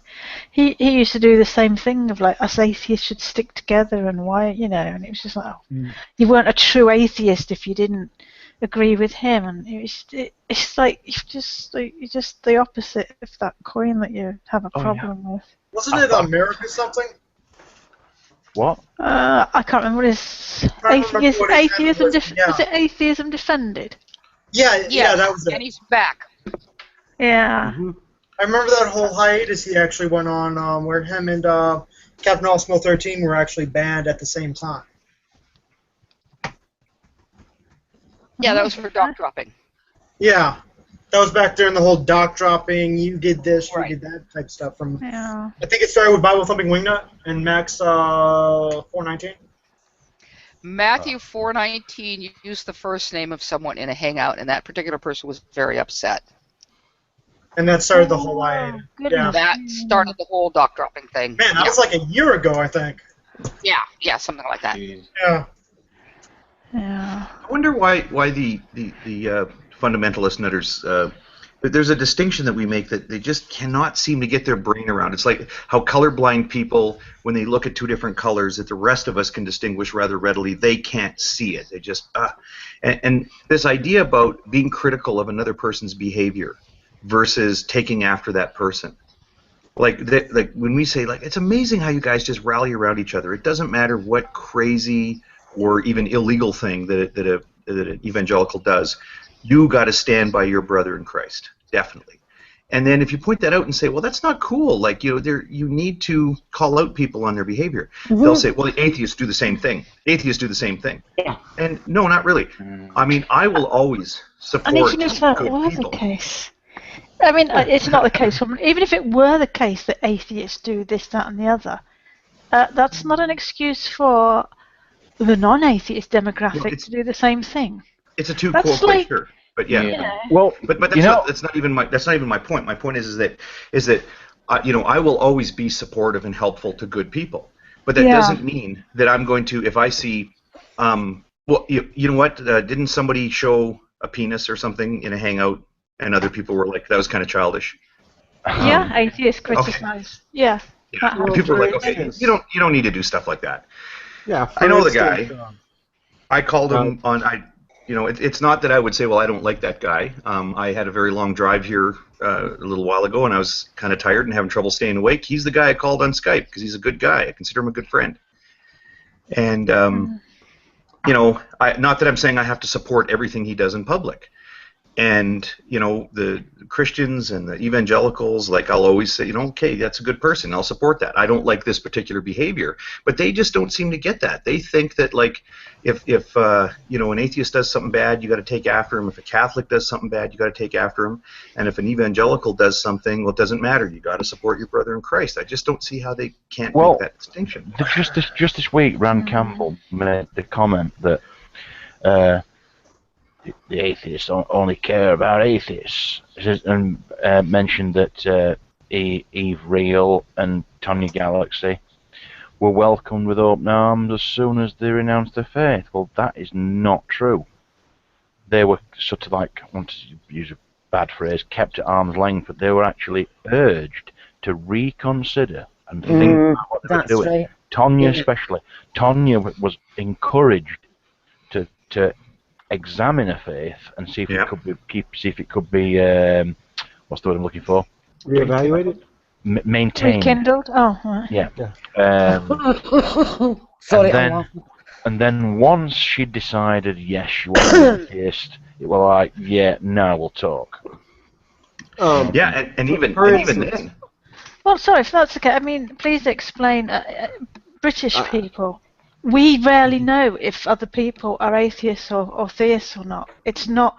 Yeah, I have no idea if my neighbours are atheists or theists. Yeah, absolutely no idea. I would help them either way. No, I don't care. I know. Sorry, I participated. I anticipated your question there. No, it makes no difference to me. Can I just? There's a comment here that's got me laughing my head off. It's somebody called Rant with Jeff, who, in talking about finding my thesis, and he said, by the way, it took me 30 seconds, and I'm an idiot from South Mississippi. Oh, bless him. I know. Man with Jeff. Oh, that really did make me laugh. Thank you. Let me take a quick look at that. But with this whole thing, if you really want to know where it stems from you look at how they defend a construct, just the construct itself. Like this idea, I've got to defend all of it, or all of it falls apart, which isn't true. Even if, like, for instance, if I had a position and you took apart just a little bit of it, that doesn't mean the whole thing just suddenly dismantles. I have to figure out how to refix that part to make it one whole again. But they see, if you do anything with this ball of shit that I have, then the whole thing will fall apart.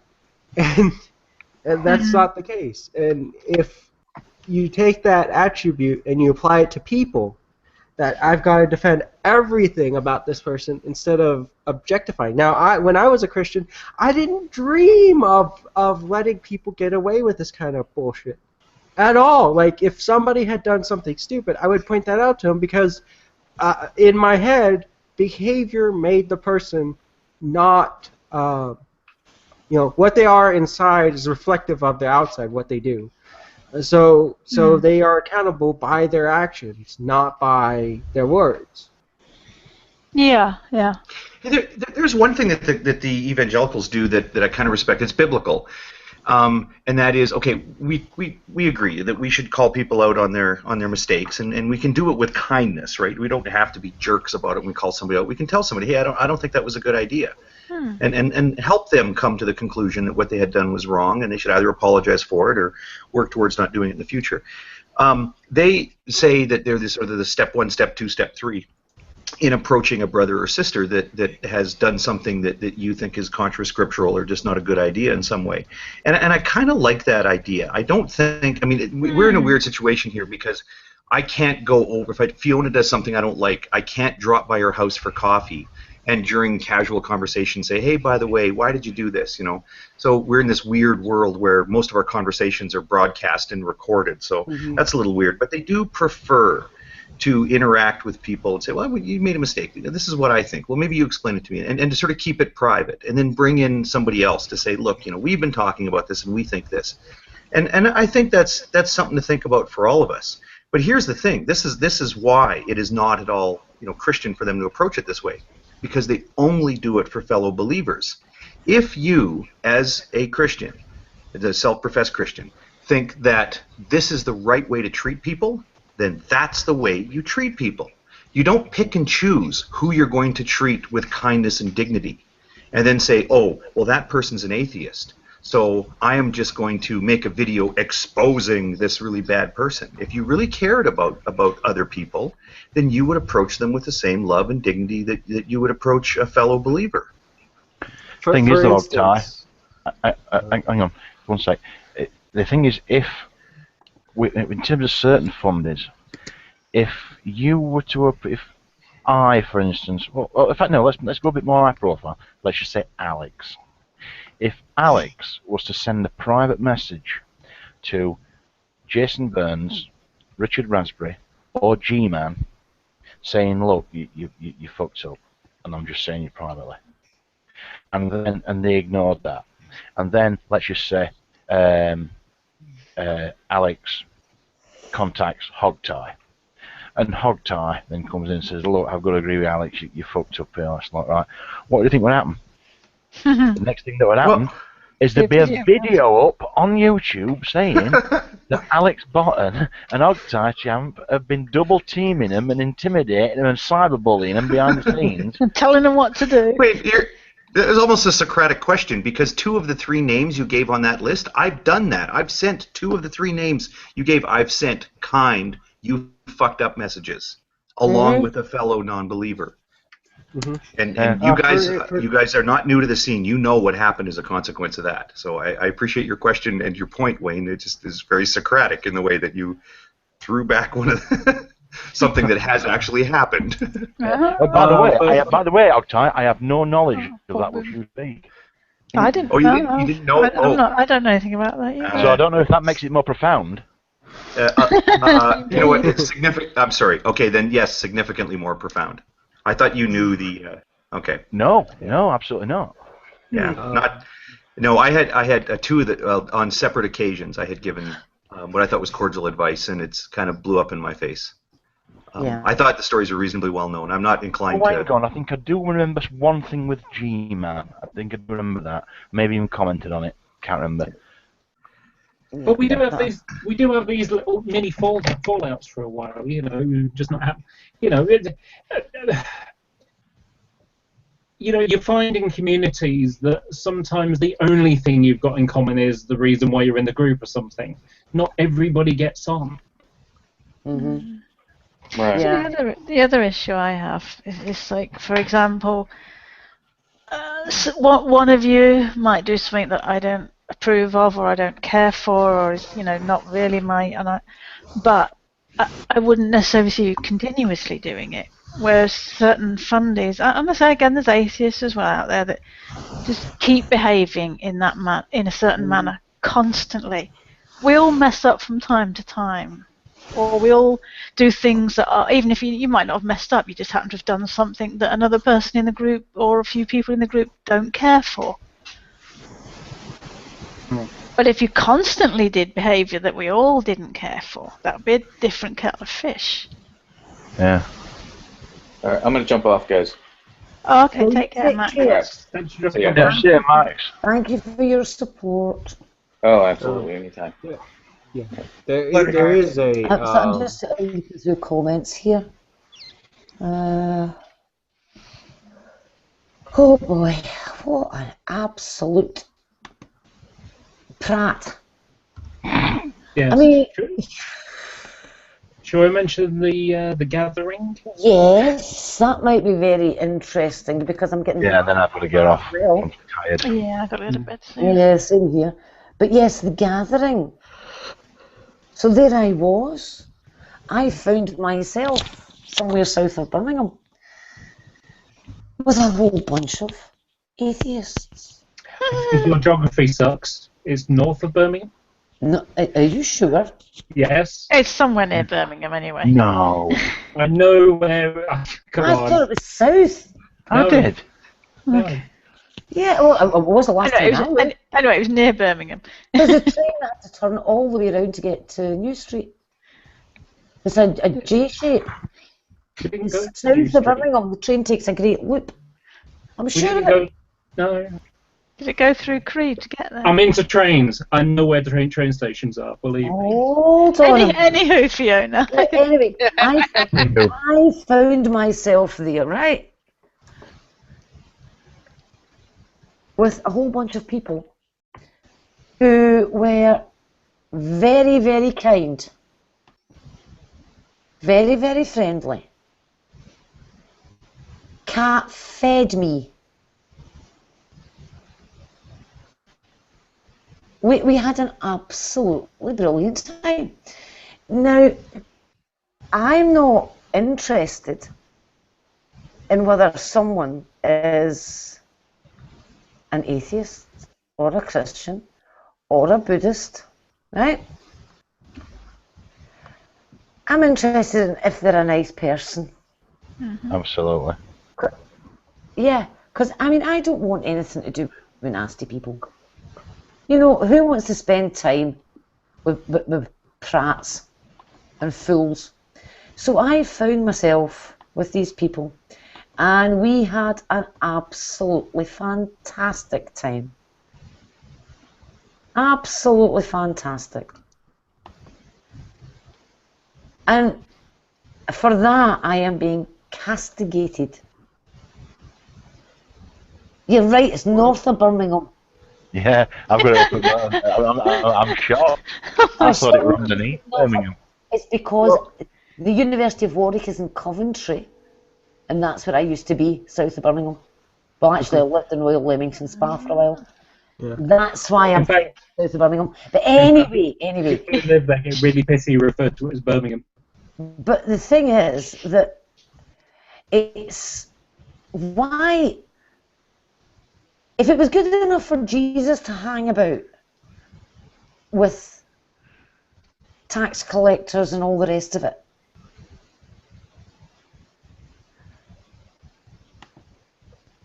then why shouldn't I? I'm offended. I'm not a tax collector. Well, he said sinners. The phrase is sinners, but the terminology sinner just means people they didn't like. That's all that means. It's like, oh, these are the lessers. That's what sinners. The greatest irony about it. The greatest irony of this gathering is because the whole reason we gathered together was ironically because Jason Byrne says, oh, they get together and stuff and plot DPR Jones is plotting and he's giving orders and all that kind of stuff, and we thought, oh gosh, that's so silly. Hey, why don't we meet up? We've never met up. The UK is not very big. We'll gather up and have a bit of fun, have a laugh, that kind of thing, I mean, how about the gay zebra, the gazebo? Sorry. The gay zebra. Putting up a gazebo, and it's like, what was it? Two PhDs and 3 engineers, and you can't get a right angle right, No, it was the 2 PhDs, and we're struggling with a square. Yeah. Yeah, I mean, it was embarrassing, but that was Jim Gardner's comment. I do want to say. One of the funniest things. Yeah, I do want to say though that you hear a little bit of, well, don't tell any of the don't do anything in front of the atheists. Don't confront your brothers in Christ in front of the atheists. It's like, dude, you're an ass. If you're an ass, I'm going to point at you and say you're an ass. Everybody should be able to do that. It doesn't matter who you're in front of. Yeah, but they're always pointing their fingers at other Christians, but the ones they claim aren't real Christians. They don't want you in front of atheists, though. Yeah, but they're calling out other Christians in front of atheists on YouTube. Exactly. In all fairness, yeah. Also, atheists call out each other all the time. I mean, absolutely. That's always nice. We do it in front of Christians too. We don't give a shit. Yeah. But I was going to say something about the secret atheist meeting in barbecue that Cliff's on about. There's something I want to mention about it. God. No, it's gone.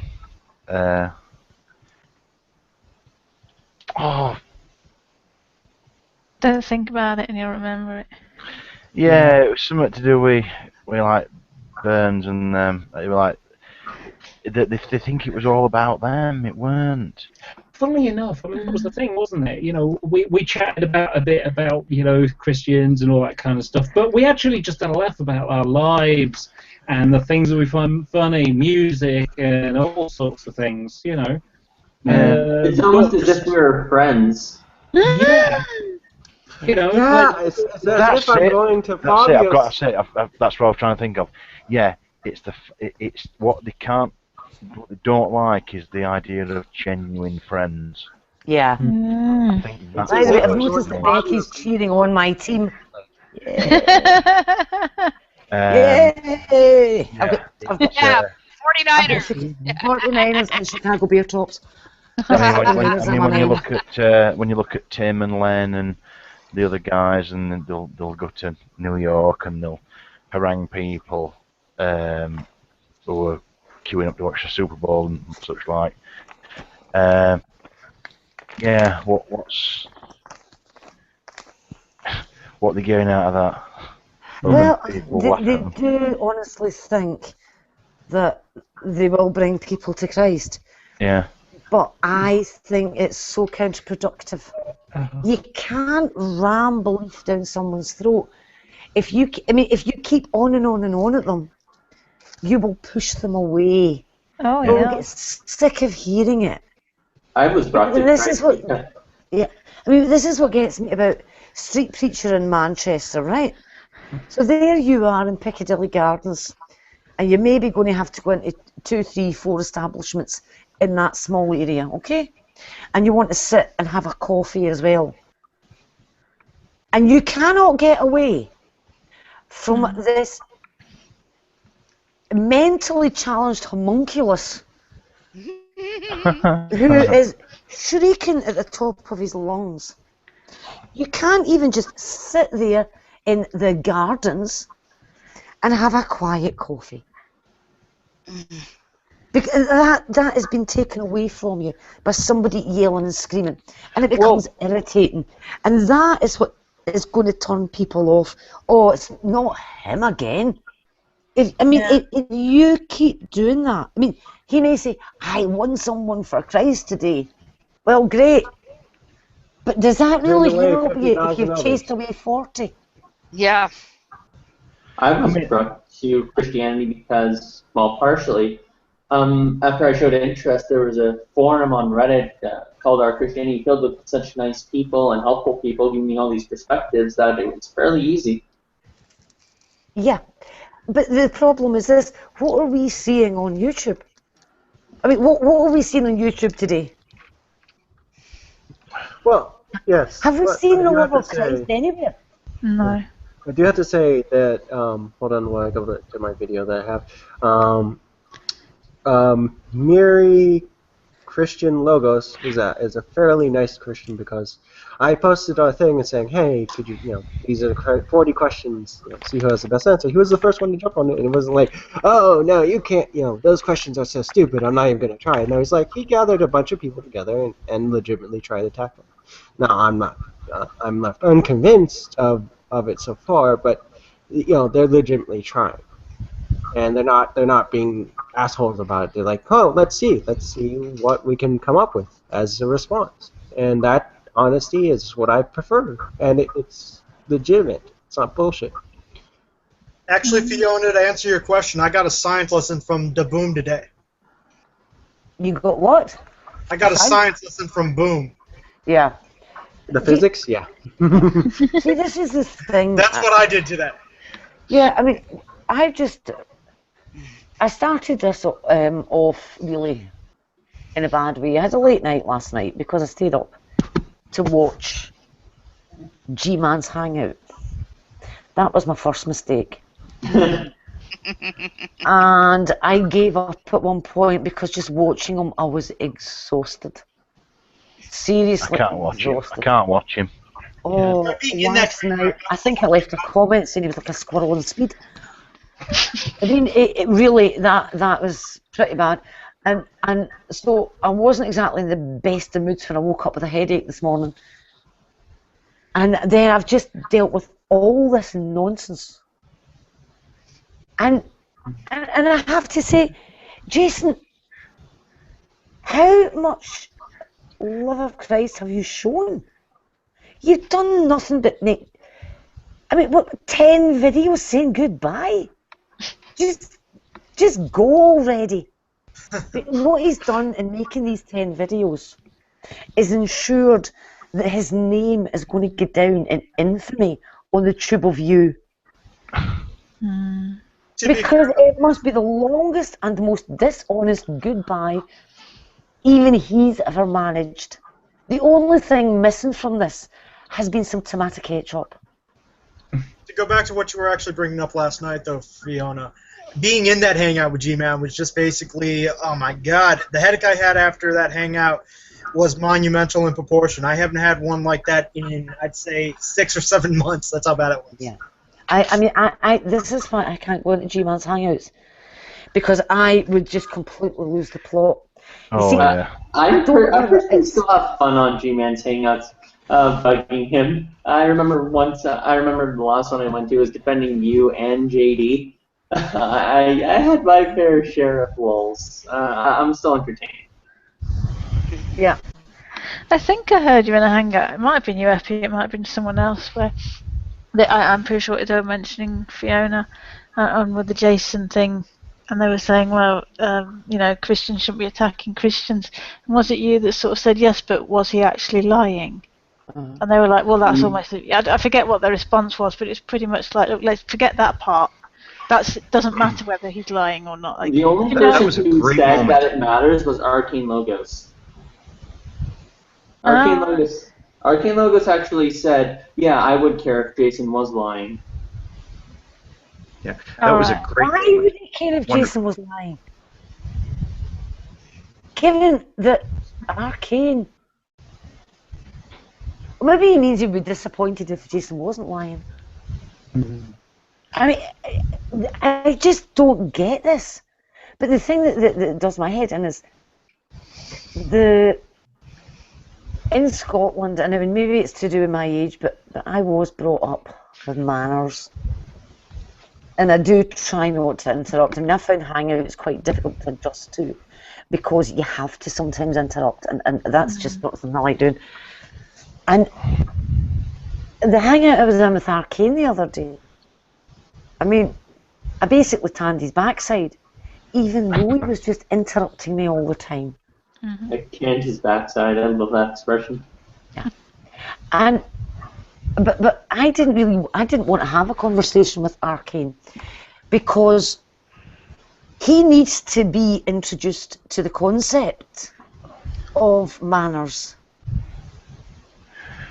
I don't know about introduced to manners. He needs to be introduced to the birch. Well, there is that. But, a bit of manners. So they don't because it's constant. And there are others that when the other person's not even speaking, they shout, "Shut up!" And then there's G-Man, who you can't get a word in edgeways. And this is one of the reasons I don't want anything to do with them. I don't want a formal, informal discussion or anything. Because one, I would lose the rag at the way they go on.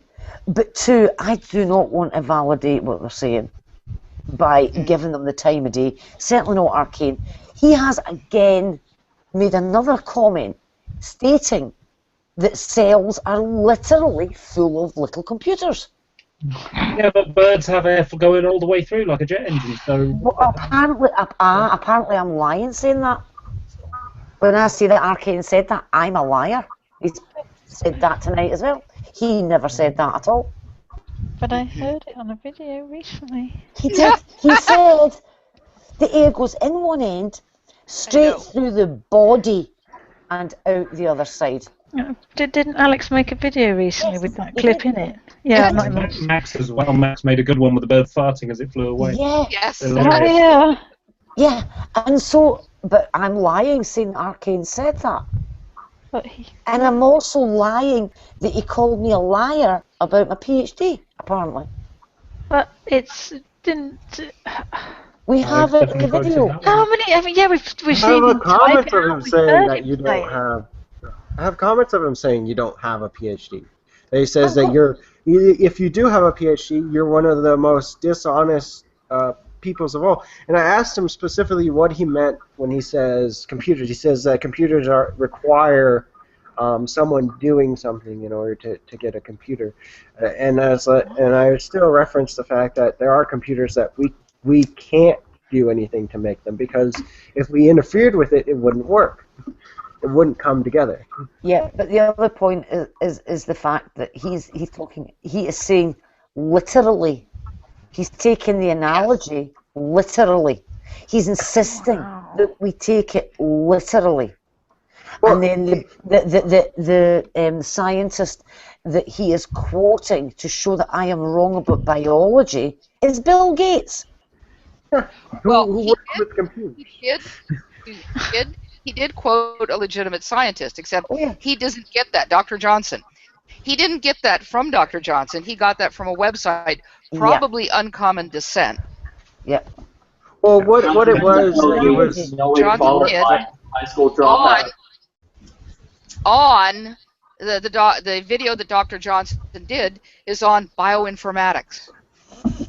Yeah. So and notice too. Go ahead.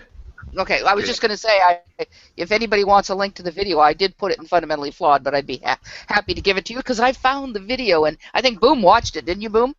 Yeah, and he does actually reference the quote that Arcane states, but the thing is that that's unrelated to what Dr. Jones is talking about. He's talking about the idea of information passing on in the construct of, well, these systems work together, therefore there's information being relayed between these systems. But information that he's talking about is just biological, chemical information being passed on. And that's not an unheard of concept. That's just simply, well, this system seems to be working, therefore the information seems to be passing on. And notice too that. Go ahead, Hawkeye. Oh, I just noticed too. There's absolutely no effort here to, on his part, to come to learn or understand what's being discussed. He's not interested in biology. He's not interested in informatics or information theory. He doesn't have any, or interested in knowing the truth about Fiona's history or academic credentials. He doesn't care about the truth in any sense. You notice that well, he quotes these scientists. And he agrees completely with these scientists. These scientists have got it right. These scientists are telling the truth. Now, of course, what he's referring to is these little quote mine snippets from these scientists, and he's saying, of course, he's going to agree with those scientists. Of course, those scientists are telling the truth. And it, in his mind, doesn't comport with what Fiona's saying. Therefore, Fiona is lying. It's not that Fiona's wrong or Fiona misunderstands, but she is lying. And he doesn't read any of this material. He's not at all interested in what is meant by talking about, genetic information or machinery in a cell. He just, goes to some Christian website and finds these little quote mines and uses that as support for his position that Fiona is lying intentionally and doesn't in any way use it as a launch pad to come to understand any of the things that's the underlying subject matter. So it's all about attacking a person, not about learning ideas. Exactly. I noticed that you'd commented something about one of my papers that had 98 citations. The 2004 paper, it's got 98 citations. I'm really pleased with that one. I'm not surprised. I think 98 citations is pretty good. Yeah. I haven't read the paper myself. I can't remember if that was one that was related to you were starving some creature. You're in a starvation research. It's the effects of sewage effluent and ethanol estradiol. Effluents. Upon molecular markers of estrogenic exposure. Seriously, Fiona, who would make that up as being their specialist subject? The thing is, just to make sure we set the record straight, what I was actually looking at was how various pollutants can act as xenoestrogens. So they can actually latch onto an estrogen receptor and provoke a response. Because, funnily enough, even male fish, in this particular one I was working with, in fact all of them, do have estrogen receptors, but they only produce very, very low levels of estrogen. But if you put an estrogen mimic into the water, then it can end up latching onto the estrogen receptors in male fish and elicit a response.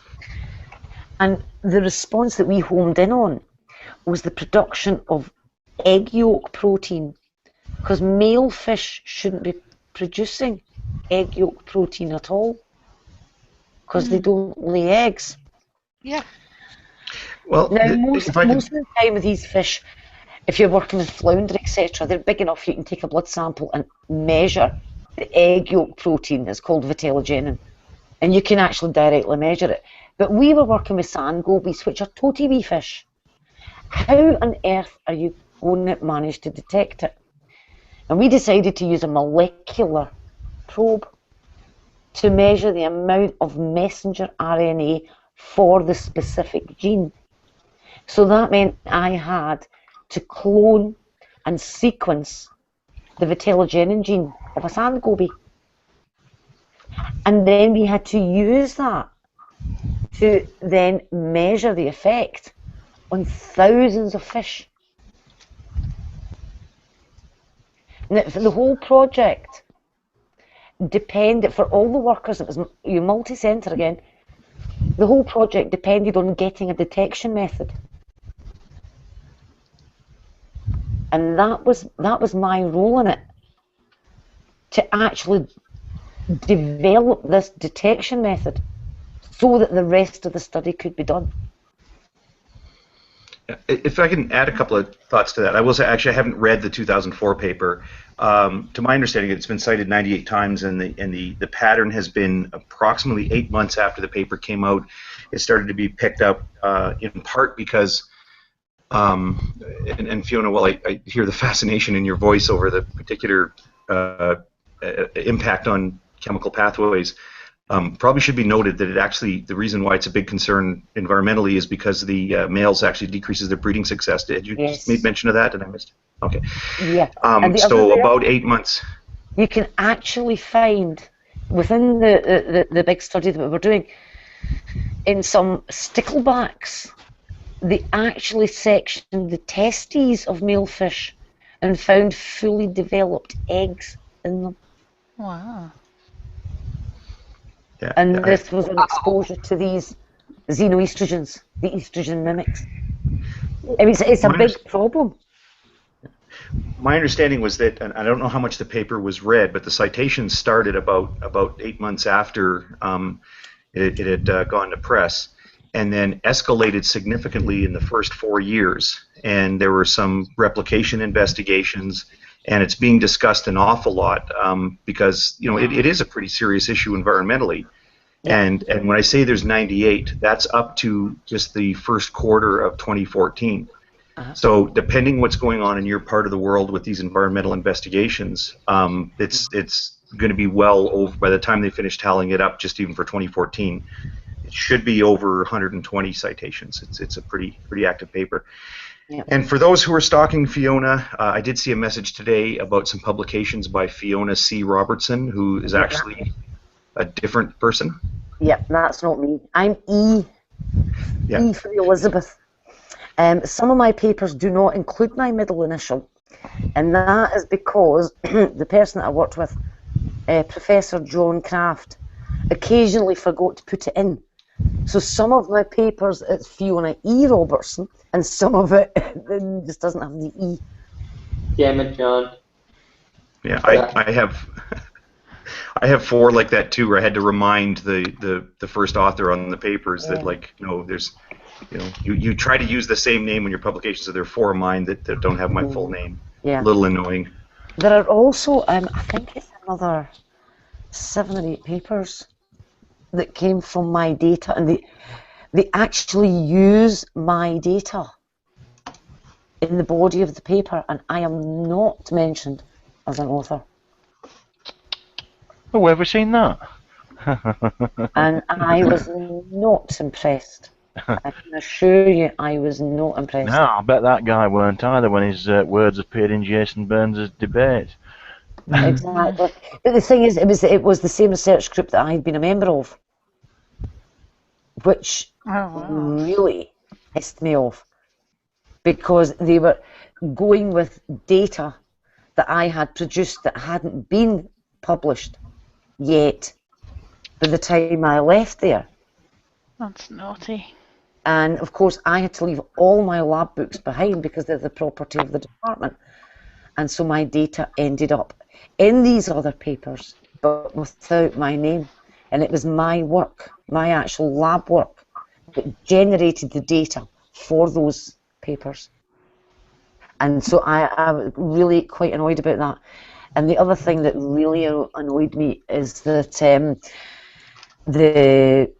usually the first author is the person who's done the work, and the last author is the overall supervisor. But the chap in charge, he always insisted his name went first. Mm. And the thing is, most people fight to get their name as last author, because that means they're the boss man. Oh, a bit weird. So it was very strange. But having said that, I mean, I don't really care. Some of the papers have got so many authors that the names are in alphabetical order. And it's those papers that have got the big lists of authors, they're the ones that you really think, yeah, I've done it. Fiona, I've got to get off. I'm absolutely dog-tired, but I'd like to leave you with this. It's from a meme picture that's on Google+, and it goes as follows. My dear, religion is like a penis. It's a perfectly fine thing for one to have and take pride in, but when one takes it out and waves it in my face, we have a problem. I actually responded to this meme. My response was, does that mean atheists lack a penis? That's pretty good. Oh, that's quite funny. Good night, people. It's been fun. Good night, Wayne. Good night, Wayne. You know, aren't we all supposed to gang together now and jump on Effie for saying that about atheists? And actually, please, explained about the way the citations are working on that paper. Because I have to admit, I'm frozen. Suddenly mystified. Can I just bring a subject to memes for a moment? This afternoon I was in a hangout with somebody who did a screenshot of me looking out the window with a pair of binoculars. Oh, yeah. Yes, and I'm going to screen share it because at the time there was only 6 episodes up. And yet, by the time the hangout finished, an hour or so later, yeah, I think so. Oh, let's go.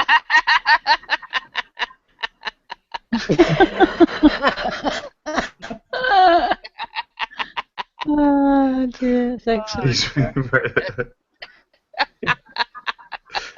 That's gold. It's beautiful. Oh dear, it made me laugh. Number 10. And somebody else I had said, you know, it really is. Who says it just me or is Fiona? I think Fiona just stuck. Oh, she is.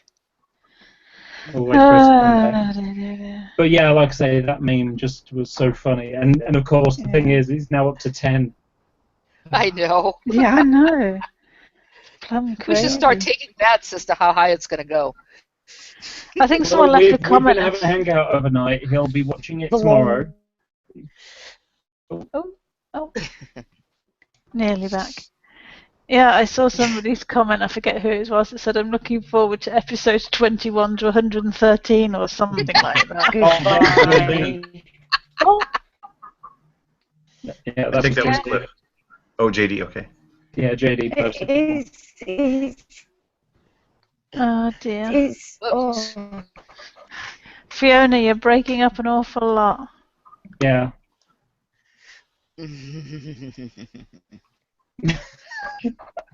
Your laugh makes me laugh. It's just so. Oh, bless. Oh, dear me. Some serious drag going on there.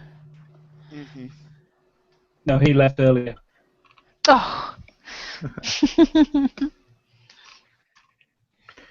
You know, I have to say, your laugh makes me chuckle. It's a cheeky laugh, isn't it?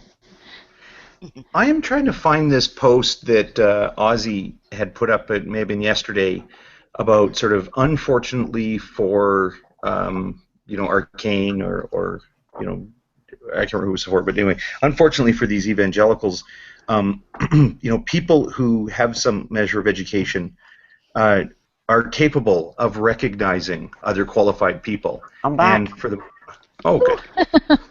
So I was just about to comment on your. Can you hear me now? Yeah, I can hear you now. I can read you 5 by 5.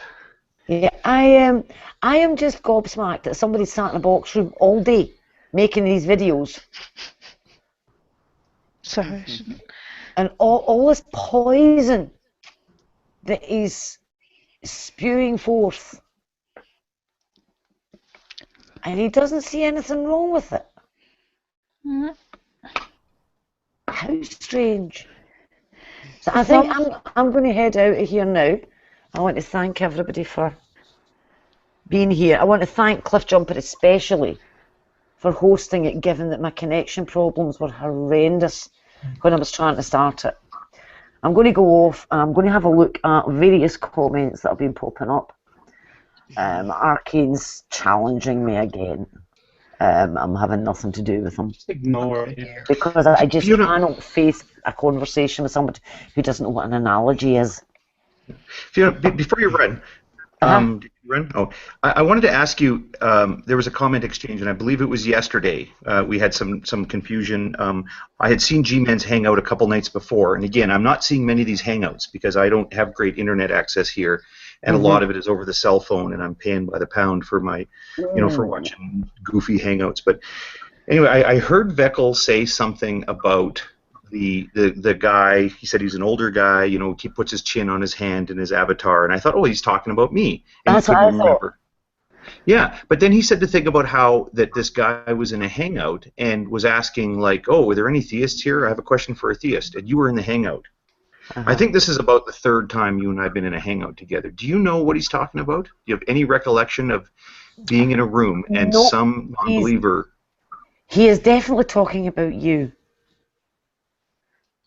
But if you ask him, I remember that, and when the he was rest is made complaining up. that Fiona didn't raise her hand up, or he was complaining you didn't raise your hand up, my response was, well, she didn't feel like she could answer the question, then I don't see the problem. It's better to stay quiet when you don't know something as opposed to saying something stupid.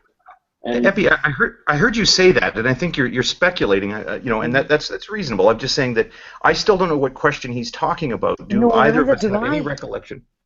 No, neither do I. So you don't remember me saying... I would wave at that point. If I had said, are there any theists in the room? Can some theist answer the question? Yeah. I just do not remember that moment at all. And I'll tell you honestly, it's never absent from my mind, the nature of your beliefs. I generally don't address, your views because the axe I have to grind is related to this evangelical fundamentalism that I think is destructive to cultures overall and to Christendom in particular. Agreed. Yeah, that's the thing that got me. The closest I could come was, do you remember you posted a comment saying that you were sick of me pulling you up? Yeah. Right. Now, I think it goes back to something to do with that. But I'm wondering if maybe what you've done is you've asked in the room, have we got any creationists in here? Well, that was my speculation, as if I said, I have a question for creationists that I would like to ask.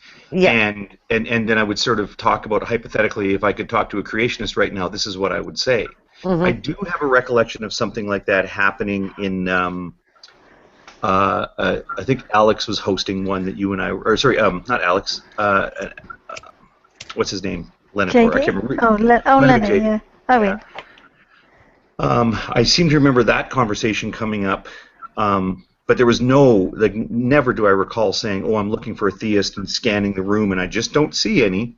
And it's funny because, Veckel, I get along fairly well with Veckel. I think, he's somebody who I think is a fairly lucid and intelligent fellow who's on particular issues, his thinking is warped.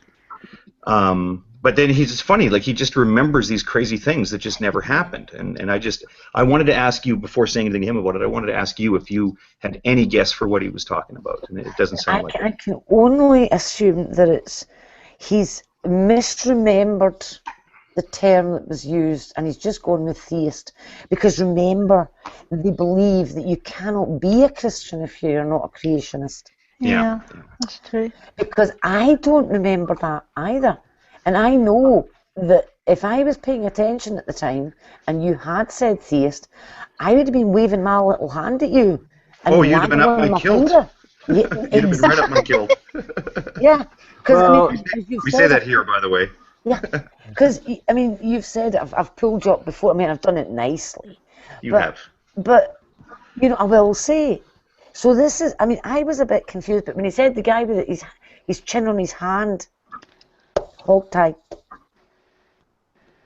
John McDropout's just come in. Hello, and I want John. to say thank you very much, John, for the comment that you left.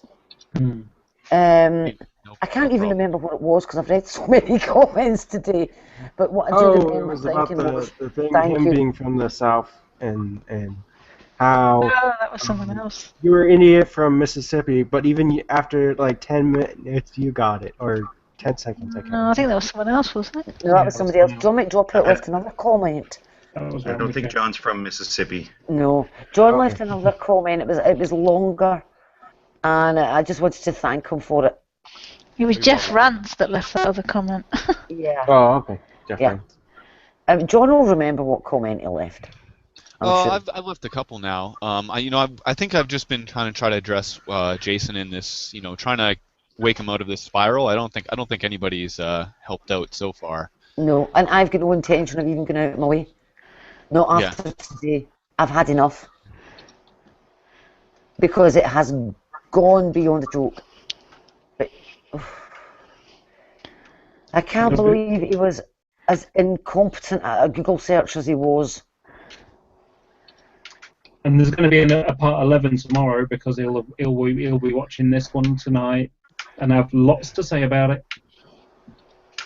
Oh, I'm sure he will. And we're all bullying him. And Jason, when you get to this part, honestly, the internet isn't for everybody. Like, honestly, just do your thing that makes you happy, Jason. Go find what makes you happy. Go do it. Be good for the world around you and your community.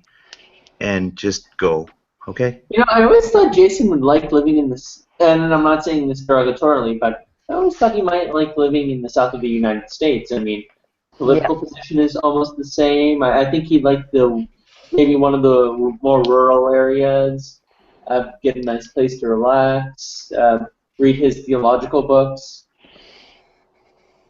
Yep, they like hateful people down there. They'll fit in just fine. Yeah, actually, that's a great idea. Actually, he would be like the town scholar. True. In a lot of places. And village idiot in one. Amazing. Well, give him credit. He's talented at being the village idiot in many cities. That's why he's nationally accredited as the village idiot. That's the reason why he's in Manchester, because it's such a big place. He can be a village idiot for the entire Greater Manchester area. Well, I think I agree with the assessment that there's probably a dual nature to Jason Burns, but I think I disagree that he would feel better in that situation. It occurs to me that Jason sort of requires a larger nemesis than himself to take on in order to maintain this persecution complex, right? Yeah. It seems to me like everybody who reaches out to him ends up getting tagged as the enemy, and the only reason for that would be to he needs to maintain this facade of being a constant victim of the persecution on the internet, right? Mm-hmm. Wise as always, Dr. McDropout. Well, I'm just do what I can, but I don't think he would be happy in a situation conducive to himself, right? I think he sort of craves a little bit of conflict, and I don't know if he's willing to admit that. I'm going to call you Dr. McDropout for the rest of the hangout because we're all pretending we have PhDs today. Oh, sure. No problem. Well, if Richard Raspberry can get one, who can't get one? Oh, don't even go there. Oh. Oh boy. Well, what about Kent Hovind? He has a PhD. Yes. Oh, right, that's true. Hey, got did you two see? now. Did you see Jason take apart? Well, at least make mention of. He didn't necessarily take it apart, but yeah, he was appropriately critical of Hovind's PhD dissertation. Yes, he was. Yeah. I did not know that. But having said that, well, given that I've read that thesis, It's a gooder, isn't it? yeah. Hi, I'm Kent Hovind. Hi. Hello. My name. Yeah, I mean, anybody could take that one apart. Seriously. The thing about it is, if Jason Burns reads that and thinks it's bad, can you imagine? Oh dear me. Well, I still had to laugh at the whole idea. Like, was it part 6? I think he says something like, "Oh, well, sure. Now we've seen Fiona holding a PhD, and what this course is pictured is the bound, as revised PhD thesis." Yep. If I understand correctly, what you had there, Fiona. Yep. So he refers to that document as being. It is thick. I didn't realize it was that thick from the. Oh wow. 247 pages long. I'm fairly sure I heard him say more than once. Pickies everywhere. Okay, but that's not. Inadvertently, he may have been right, because I'm pretty sure I heard him repeatedly say that Fiona is not a PhD. Yeah. Well, he said she is not a PhD. She has a PhD. And I she's not actually a piece of paper. And he refers to the book. I've heard him do this too when he says, "I've read PhDs." He often means reading something that was written by a PhD or written the dissertation or the thesis itself. But what I think is funny is so he refers to that bound, the bound thesis. He refers to that as a PhD, and he says, "Well, just because you're holding a PhD doesn't mean you have one." And just in my head, I just hear, "Just because you're holding a PhD with your own fucking name on it." I don't know if you'll be able to see this, but I mean, gold embossed lettering. I've avoided looking at my PhD, right, because you just don't want to. But it's just flopped open on this page here, right? And this is really upsetting. I found a typo. No. Careful, do not do this to yourself, Fiona. Third line down, underneath the photograph. Fiona. Face missing. Look. Can you see it? A bit. Hold on. Let me get to it.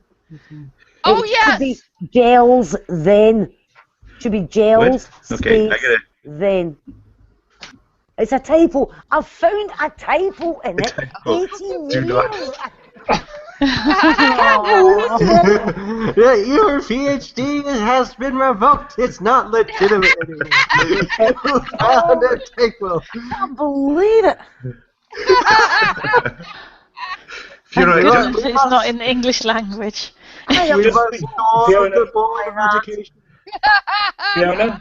Fiona, just be thankful it wasn't a hyphen. Oh, don't even.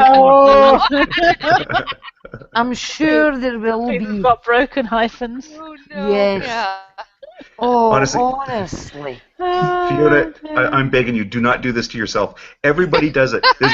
That's why, once it's accepted, you put the book away and you don't look at it again, because everybody finds mistakes. Or the other thing is, if you've been doing writing since then, which clearly you have, and you go back and read it, you think you write like a junior high school student. Do not read. I'm serious. Do not read it. Everybody does this. They're just like, how did they give me? Sometimes you read your own dissertation afterwards, and you go, oh my God! Like, if somebody reads this, they're going to want to take back my PhD. In fact, it's written so poorly, they're going to revoke my high school diploma. This is so poorly written. Yeah, close the book, put it on your shelf. It's so upsetting. Imagine finding a step away from the book, Fiona. I can't. No. She can't. Close the book, put it down, and step away from it. Okay, see this? Okay, Oh no! Oh no, Fiona, stop. No. You see that, right? Now that was my hypothetical pathway, which I proposed, by which you could get from the amino acid methionine to some sort of homoserine lactone-like molecule, right? This was me coming towards the end of the work that I was doing in the lab. Now, the point of that was that homoserine lactone is used as quorum sensing mechanism, so that a bacterial population can sense its own population density, right? So what these cells do is they make homoserine lactone and they pump it out.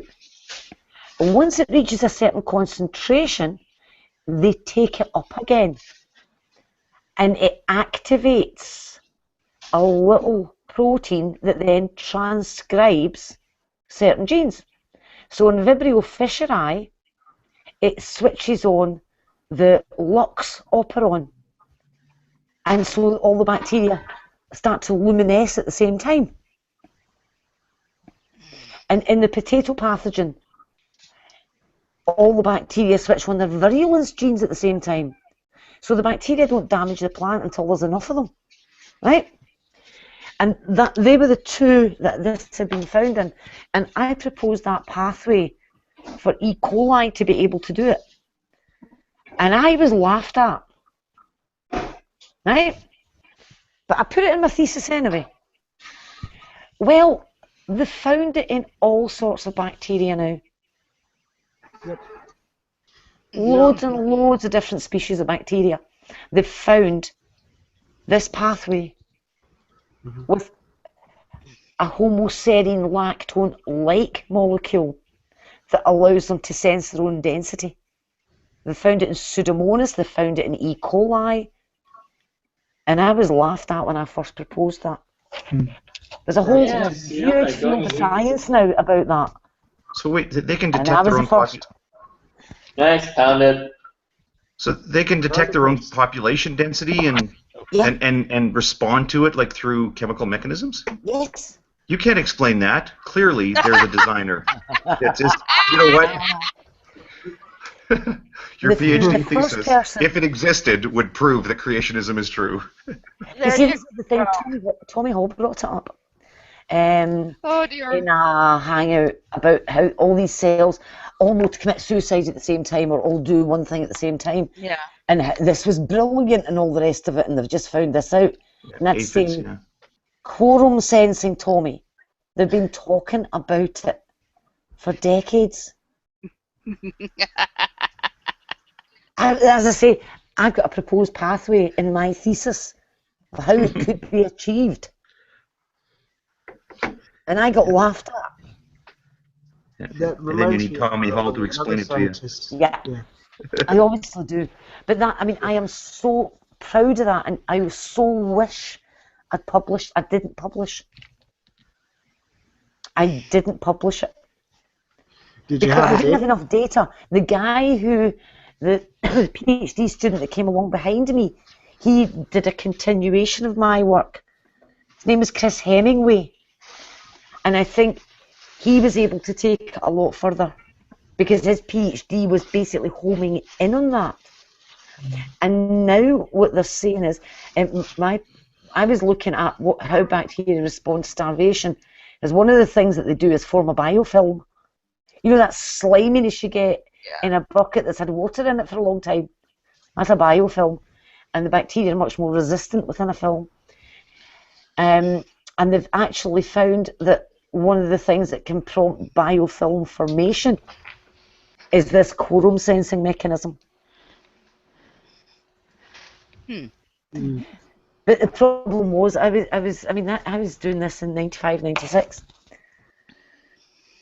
which was quite some time ago, and I was also saying that these bacteria, they're not spore-forming bacteria, but they actually formed a survival type cell that was very like an endospore. I mean, everybody knows that anthrax spores can survive for all sorts. Oh, yeah. And I was saying that these non-spore forming bacteria, instead of producing a spore from inside the cell and the cell then dies, the whole cell was sort of hunkering down and waiting. You know, they were rearranging all their DNA and everything. And Yeah. packing Clever it up little tight monkeys. to look after, to keep the DNA intact for when conditions got better.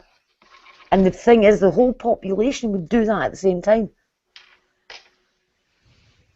That's interesting. Yeah, have ways of it's a signaling. fascinating subject. Sorry, Hawkeye? Wow. Yeah, that's. I mean, I knew about spores, but that's really interesting. Well, I actually designed this wee experiment. It's in my thesis. And it was when I was writing up my thesis, I thought, oh no, I have absolutely mucked this up. Because what I was doing was, I was trying to look at how starving cells were more resistant to, it was a chlorine-based disinfectant. And what I did was, I got my starving cells, and I used a little, multi-well plate with the dilutions of the disinfectant, and it was in a nutrient medium, and I added in my little cells, right? And then I put them in the incubator to see what would happen. The design flaw in the experiment was that by putting them into nutrient medium, I took them out of their starvation. So I was no longer testing starving cells. And I was sitting cross-legged in my kitchen with a can of spray mount, sticking the photographs into my thesis. When the penny dropped, I was nearly in tears, and then I realised something. The results I'd got from it showed that the increased resistance had carried over. They still showed that effect. Sorry, carried over to what? What do you mean? Well, right, Even after she put them in a nutrient solution. Yeah, even after they carried over to the new conditions. Yeah, so I'd taken them out of the survival state and put them into vegetative growth. Now, the idea was it was comparing the difference in resistance to the disinfectant between actively growing cells and starving cells, right? Because the starving cells are supposed to be in the survival state, they should do better. But because I'd included growth medium in it, I'd taken the starving cells out of starvation and I'd put them back into vegetative growth. So, they should have ended up giving me the same result as my negative control, which was cells taken from the actively growing phase. Right. But I didn't get the same result. The ones that I'd taken from starvation survived better, even though they were actively growing again, than the ones that were put in the actively growing state. And what that meant was, it's like a dilution effect. If you imagine that in the survival state, they've changed some of the proteins in the outer membrane. The one I homed in on was OMP-A, right? It was produced in my starving cells, but not in my growing cells. But if you change the proteins in the membrane in the starvation state, so you imagine how many molecules of that protein are in that cell. When you put them back through vegetative growth,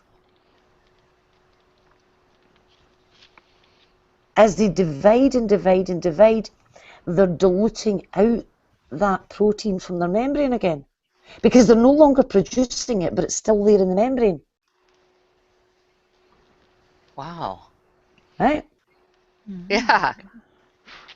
I mean, that's just a physical thing.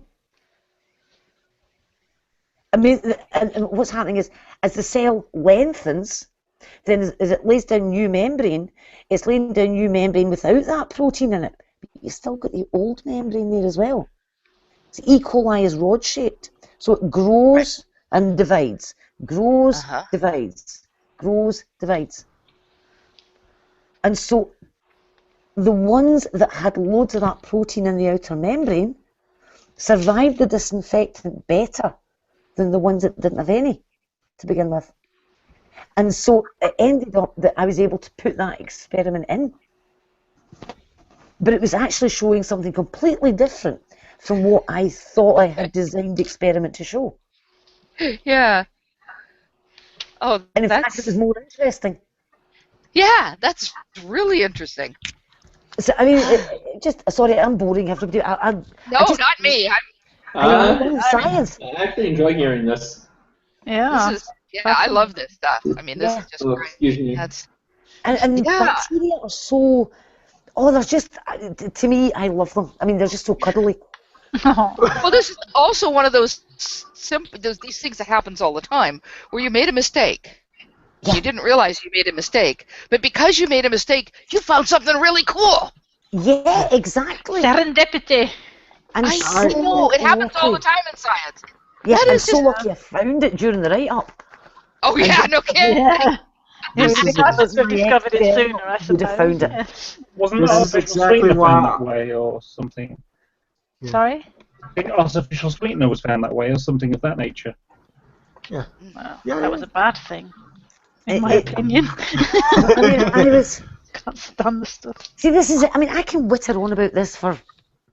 Well, that's exactly why when I have my biology segment, you'll be the teacher at that particular. And this is the thing. If you think that one of the other things that I discovered was there's a whole bunch of proteins called penicillin binding proteins. They're called that because they bind penicillin. Okay, that's not their function. It just so happens that they do that. Because they're the proteins that penicillin attacks when it's killing bugs, right? When I say bugs, I don't mean insects, I mean bacteria. Yeah. And I looked at the production of penicillin binding proteins throughout active growth and throughout stationary phase. And one of the penicillin binding proteins changed, the amount that it produced. There was a penicillin binding protein that was almost invisible, but suddenly started appearing. Now, when I checked it out, it was penicillin binding protein 3. There's 6 of the buggers. Penicillin binding protein 3 is responsible for turning corners, right? And these proteins build the cell wall of the bacterium. It's made of peptidoglycan. And it's responsible for the turning of the corners. So you get a rod-shaped organism, slightly rounded ends. But it builds peptidoglycan in a curve. It can't build it in a straight line. And when the cells were going into starvation, the amount of this protein increased. And at the same time, the rod-shaped bugs became really short and like ovoid, so that the peptidoglycan was having to constantly turn corners to get that shape. Hence, penicillin binding protein 3 was being produced in larger numbers than the rest. And that was an interesting one, and that is why I homed in on this thing about peptidoglycan and the brown proteins when I was talking to Arcane. Yeah. Yeah. Yes. Because I've got the work in my thesis. Yeah. I mean, that actually reminds me which comment you might be talking about, Fiona. I mean, were you referring to the one where Arcane jumps onto Jason Burns' comment thread and starts to try to explain himself? I don't know if I've even seen that. I mean, yeah. I mean, he was saying that you're you know, it's just because your posts aren't very scientific that he's questioning your PhD. Wasn't sure of how involved in Arcane's discussion you were.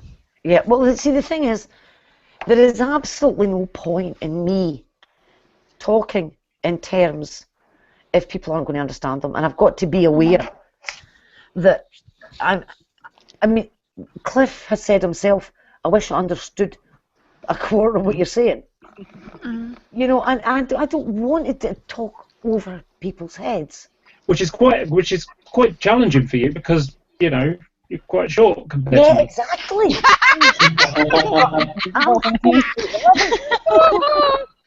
But the It's funny thing because is, it's true. there is absolutely in me actually using the type of language that's in my thesis. There's no point at all. Because Definitely. I mean, Arcane's comment was that he had an issue with you denying that cells are actually computers. I think was his statement. And I remember just thinking like, man, that word actually, you know, doesn't belong in that sentence. It's not. I mean, cells clearly aren't actually computers. I mean, the reason there's two different words for them, obviously. As well. Yeah, and I mean, it just seems like a fundamental misunderstanding, right? I mean, he seems like he's assuming that the analogous word that we're using to describe this process or describe this thing is somehow, you know, a literal interpretation of it. And I think he's, you know, he might just be. He's telling me that I'm a liar for saying it's an analogy. Yeah. He doesn't understand analogy. Right, and I think well, I think the problem is not only is he a Bible literalist, he's also a Wikipedia literalist as well. It's funny. Well, I'm pretty sure he got. I did some research because I'm a total nerd. I'm pretty sure he got some of his stuff from a place called Uncommon Descent, which is a creationist site. And what he's talking about, the parallels are information processing. Boom talked about that earlier. What we're doing is you're looking at information processing and looking at the parallels between how a computer processes information and how the cell processes information. Because you use analogies so that people you use something that people are familiar with, even though people aren't. And you can't even go into depth with computers because most people don't understand, you know, like machine language and assembly language.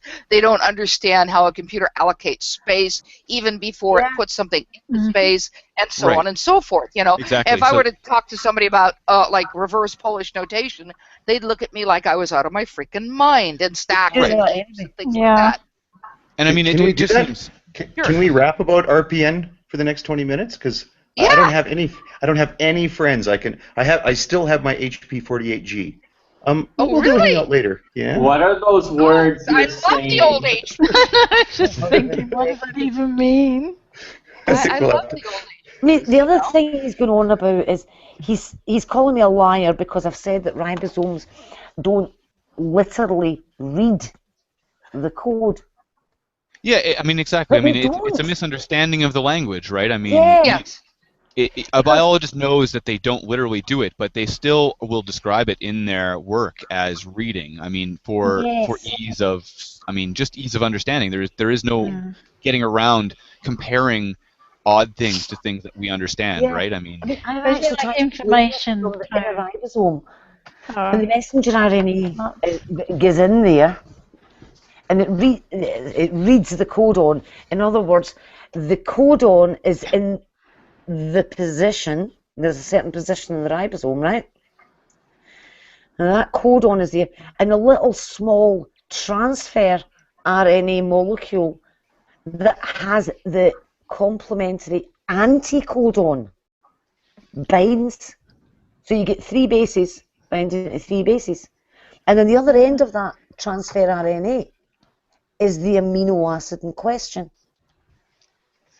I mean, it's almost like saying that... Oh, sorry, darling. Once it's in, it moves along a space in the ribosome, and the next codon is then in position, and the transfer with the appropriate anticodon slots in, and then an enzyme joins the 2 amino acids together, and then it moves on one more space, and that's the next codon is in that point, and the next transfer RNA with its amino acid slots in, and the enzyme joins in, and so they move on.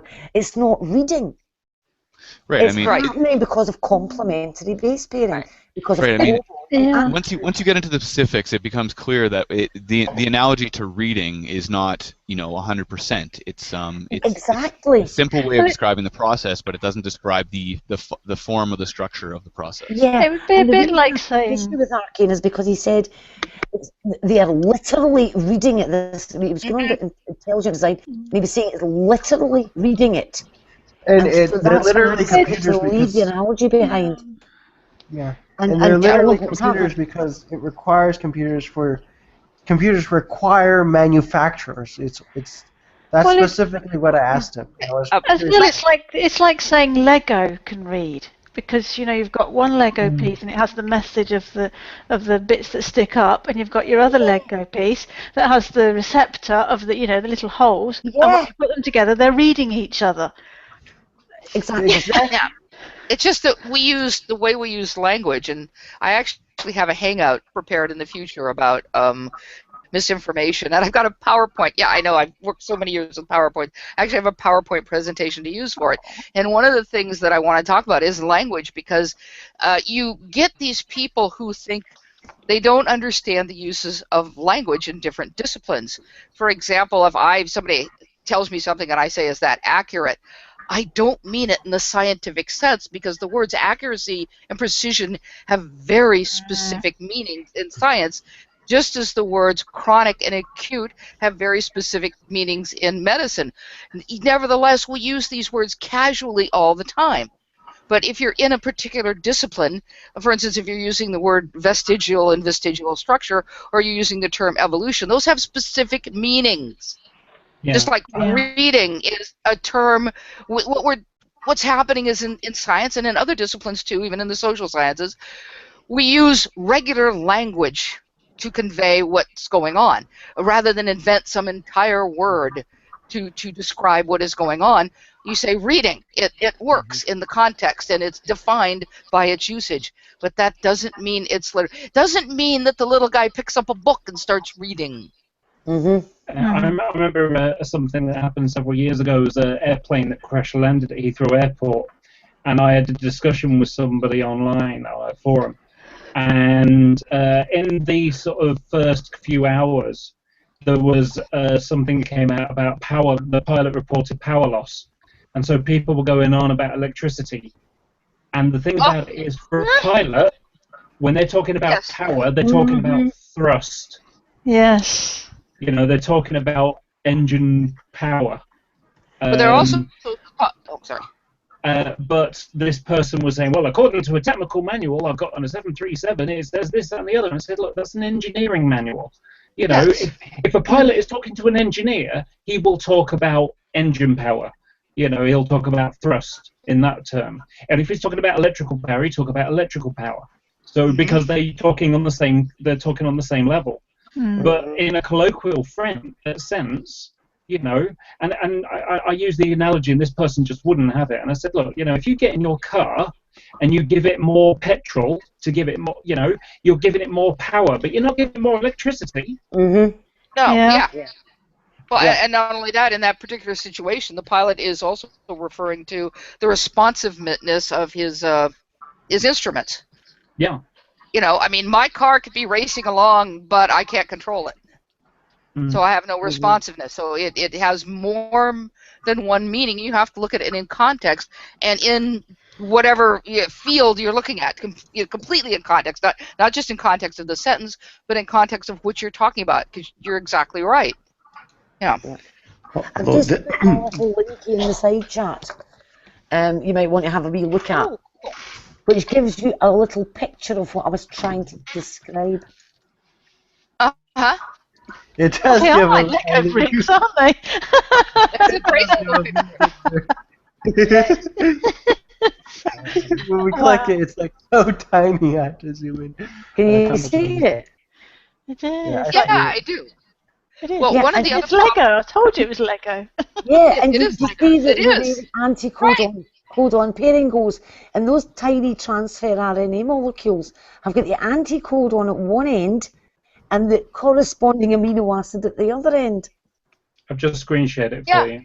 There you go. Yeah. It's actually more like a giant blob moving along this, making sure that the pieces fit. Yeah, but look, if you look at the way this is, the tRNA molecules, you can see the anticodon on them, and then you can see the amino acid as the pink blob at the end. Right. And if you look at the way the codon, if you look down here, codon is AAA, anticodon is UUU, amino acid is lysine. Yeah. Right? That's how it turns it from this code along on the messenger RNA into the polypeptide chain. That's how it does it. And it is like Lego. Yeah, it is. It's a perfect giant blob playing with Legos. Yeah, that's what it's like. So the ribosome is not reading anything. It's just holding the message in place.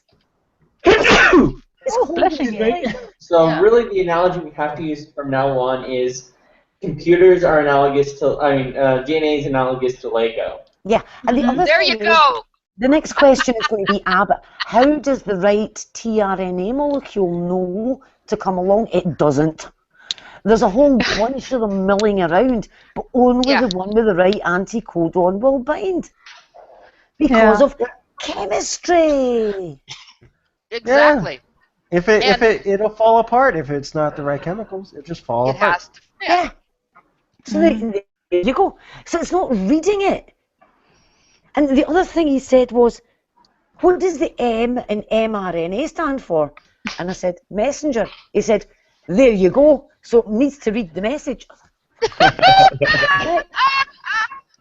And I said, that's a language thing. We've called it that. We've called it that. I said, it's not standing waving a wee flag saying, I'm a message. And he said, yes, it is. Doesn't deliver a letter to it. They really do have a problem with words. And one thing I noticed is once you get into discussion with them, like if they ask you a question and they, you mean, by this, like just saw one the other day with G-Man where he was asking who was there. He said, like, you believe in the Big Bang. J.D. Kane had come in and he said, well, do you believe in the Big Bang? And J.D. Kane, knowing that creationists often don't know what's meant by Big Bang cosmology, had said, well, what do you mean when you say Big Bang? He goes, well, you're playing word games. Like, if you ever try to communicate clearly with them, either by specifying clearly your intended usage of a word, or ask them to clarify how they're using a word so that people understand each other, they'll say, oh, you're playing word games. And yet they engage in equivocation fallacy like you wouldn't. Like, it's just nuts. Like how you can talk to Nephilim Free about information, and he'll say, well, information can only come from a mind. So he's relying on a particular definition of the word information. And then the next thing he'll say, well, there's information in DNA. That's a different sense the word information is used. Yep.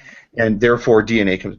Well, and if you point out to him it's an equivocation fallacy, he'll say, well, you're playing word games. No, you're playing word games because you're shuffling the meaning of words to be deceptive in how you communicate. That's what word games means. I'm using words clearly and sensibly. Yeah. For instance, why did Cliff snort on his headset? Oh, I sneezed. Why wouldn't you? Oh, right. I sneezed. The thing about it is, I sneezed like that to try to make sure it didn't go in the mic, and instead I didn't quite catch it in time, so I blew it into the sneeze. Oh, no. Thanks. I was a good job. It was in days before the video hangouts. I was online gaming. Right, we took this really seriously. It was Dark Orbit. And we were all talking on Skype. We had headsets, mics, the lot. My whole clan, I was a clan leader. The whole clan, and you'd say to people, right, we're going to jump through this portal. When you land on the other side, go right. But 20 of you would jump through the portal and then just scatter in all directions. You could hear the cries down the microphones. Your other left. I was just thinking my first question would be, which right is it? I get left and right's confused. The microphone had a sponge in the end, right? Yeah. We were in the middle of this huge big battle, and I was lighting a cigarette, and I set fire to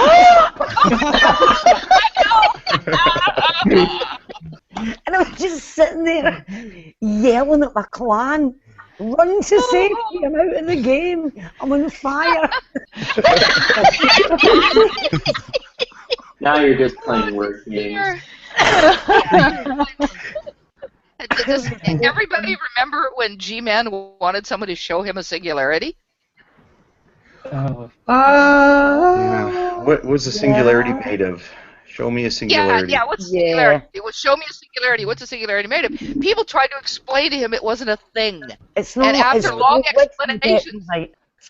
yeah, after several explanations, he still wanted to be shown a singularity. What's it made of? You know, it's if you don't understand language, you're not going to get what anyone's talking about. Yeah, it's like trying to explain that a line has no thickness. Yes. Yeah. Or a plane goes off is in infinite directions. Yeah. And it's only two-dimensional in infinite directions.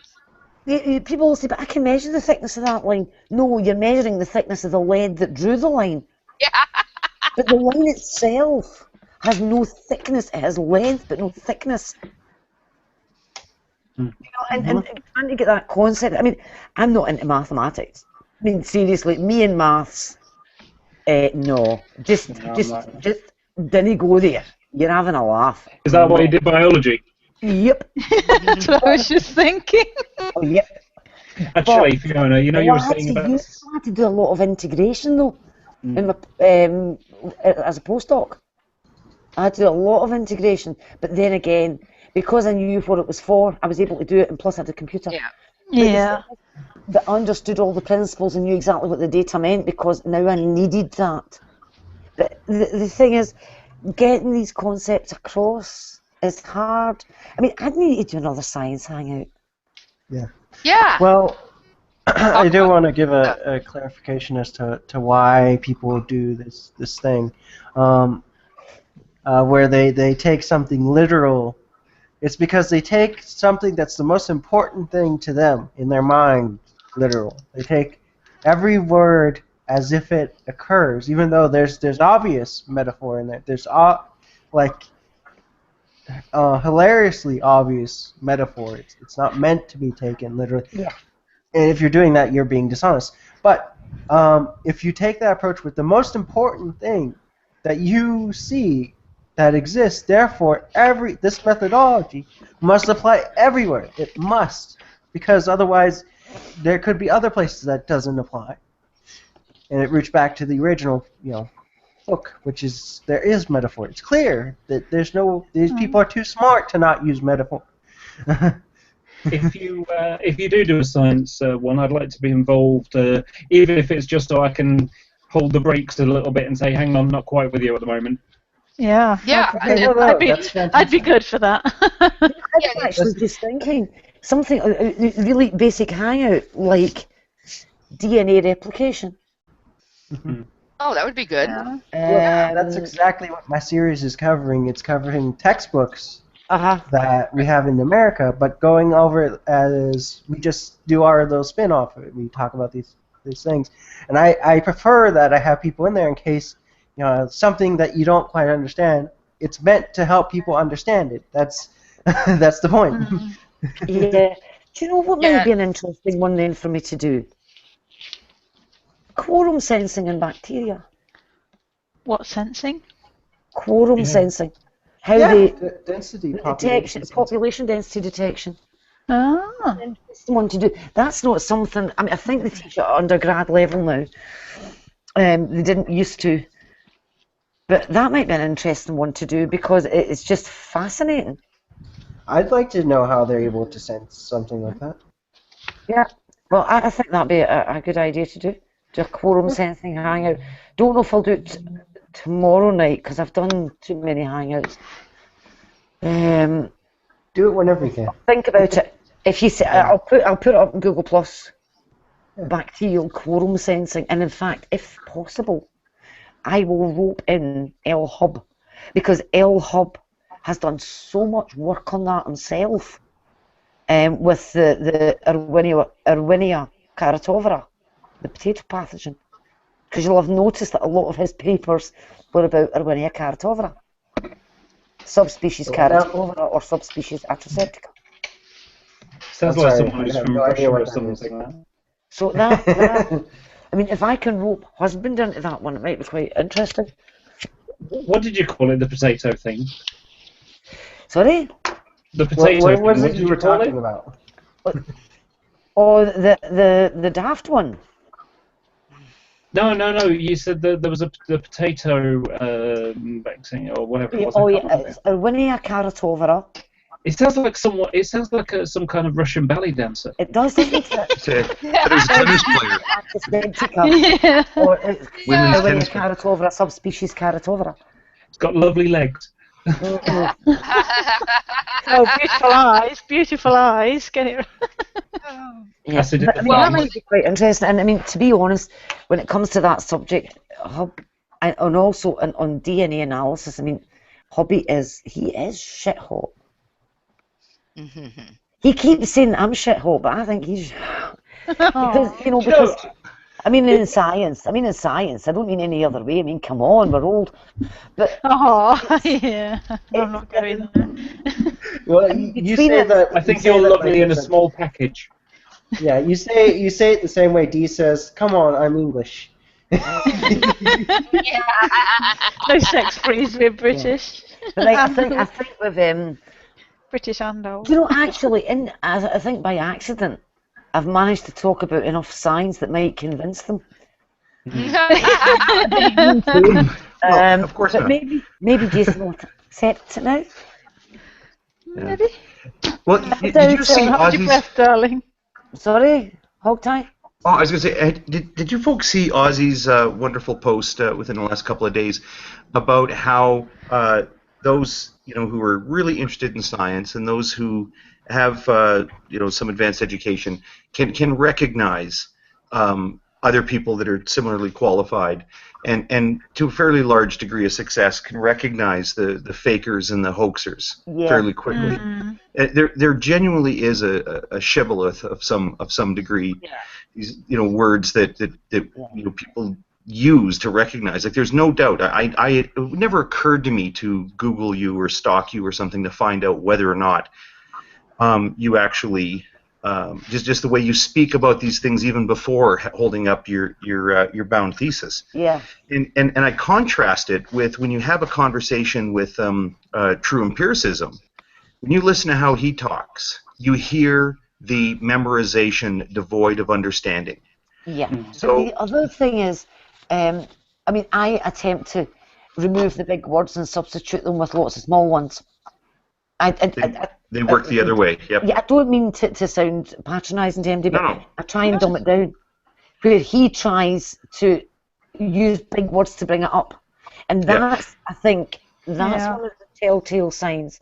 I mean, and I do try to not use terminology in my explanations when somebody's asking me a question. If I use terminology that I would normally use, then it's not going to help the person that I'm trying to explain it to, because if they knew what the terms meant, they wouldn't need it explained to them. Yeah, precisely. I mean, I assume you use layman's terms. Yeah, and I do head for analogy. Don't worry, it's not patronising of you to do that, because I think anyone who does know in the first place what these words mean is going to understand why you've done it, and anyone who doesn't know is going to thank you for being thoughtful and considerate towards them. And any subject, people have. I mean, you could talk to someone who a refuge collector. They'll have their own language for their job. Do you know what I mean? It's not necessarily most jobs. There's a language that goes with it. That, that when if someone else listened, you're thinking, what the hell are they talking about? Hey, do you know what? This is really sad. Oh, sorry, Becky. You know what I did? I was in my honours year, and I had done industrial biology biology and environmental biology, etc. And I decided a lot of it was to do with we have a lot of stuff on the bacteriology of sewage works and how it all works. And I actually approached my local sewage works. I lived in a smelly place, and organised for myself a tour of the sewage works at 6 o'clock one Sunday morning. Good grief. And I was hours in that place, fascinated. Wow. And it was only after I'd done it and I went home and my mother smelt my clothes. Where have you been? And I said, oh, I was on a tour of the sewage works. And she sort of looked at me and she says, why? And I said, well, it seemed like a good idea at the time. But I was just absolutely fascinated. I should bring my cousin in. He ran one of those things. He ran that for the county of Orange. He has his degree from the University of San Francisco, and that's what he did. He's retired now. But yeah, it's actually really fascinating. He called me a while back and to tell me to thank you, which was really interesting because I'm the one that gave him his first microscope. Ah. That got him started along the line, and I thought that was really nice of him for me to do. So that'd be interesting. Yeah. I should ask him if he's interested in coming online and talking about his. Because I think a lot of people don't really understand what goes on, you know. And yeah, I should ask him if he's interested. Got me was when they showed me this inlet pipe that looked about maybe 1.5 feet wide. Then they said that through it they'd had a live golden retriever. And I could see that. And a bicycle. What? Now I thought to myself, how do you accidentally drop a bicycle into the sewage system? Oh my goodness. And they also had, they mentioned that one day, totally out of the blue, thousands upon thousands of pickled onions appeared.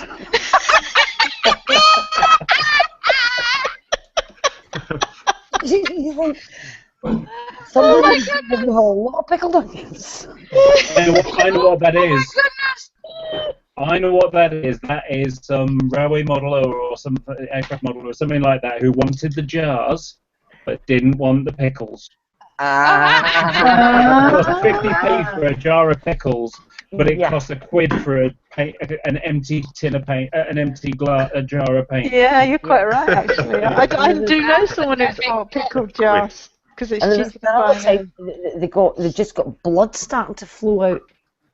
Oh my gosh! And something had gone wrong in the local meat processing place. Something had gone wrong in the drains. The system that they used, and the whole lot had entered into the storm drain system and thus into the sewerage system. And all this blood just came through, and I mean that played havoc with the sewage works because it altered all the bacterial flora.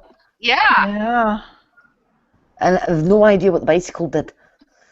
But anyway, I think we should call it a night now. Now that we've got to this stage. But I want to thank everybody for being here and showing support. It's been very heartwarming, and I feel a tad happier now. I'm not as angry as I was earlier on. Aww. So take it away, Cliff, and let's go off here. Ta-ta, everybody. Bye.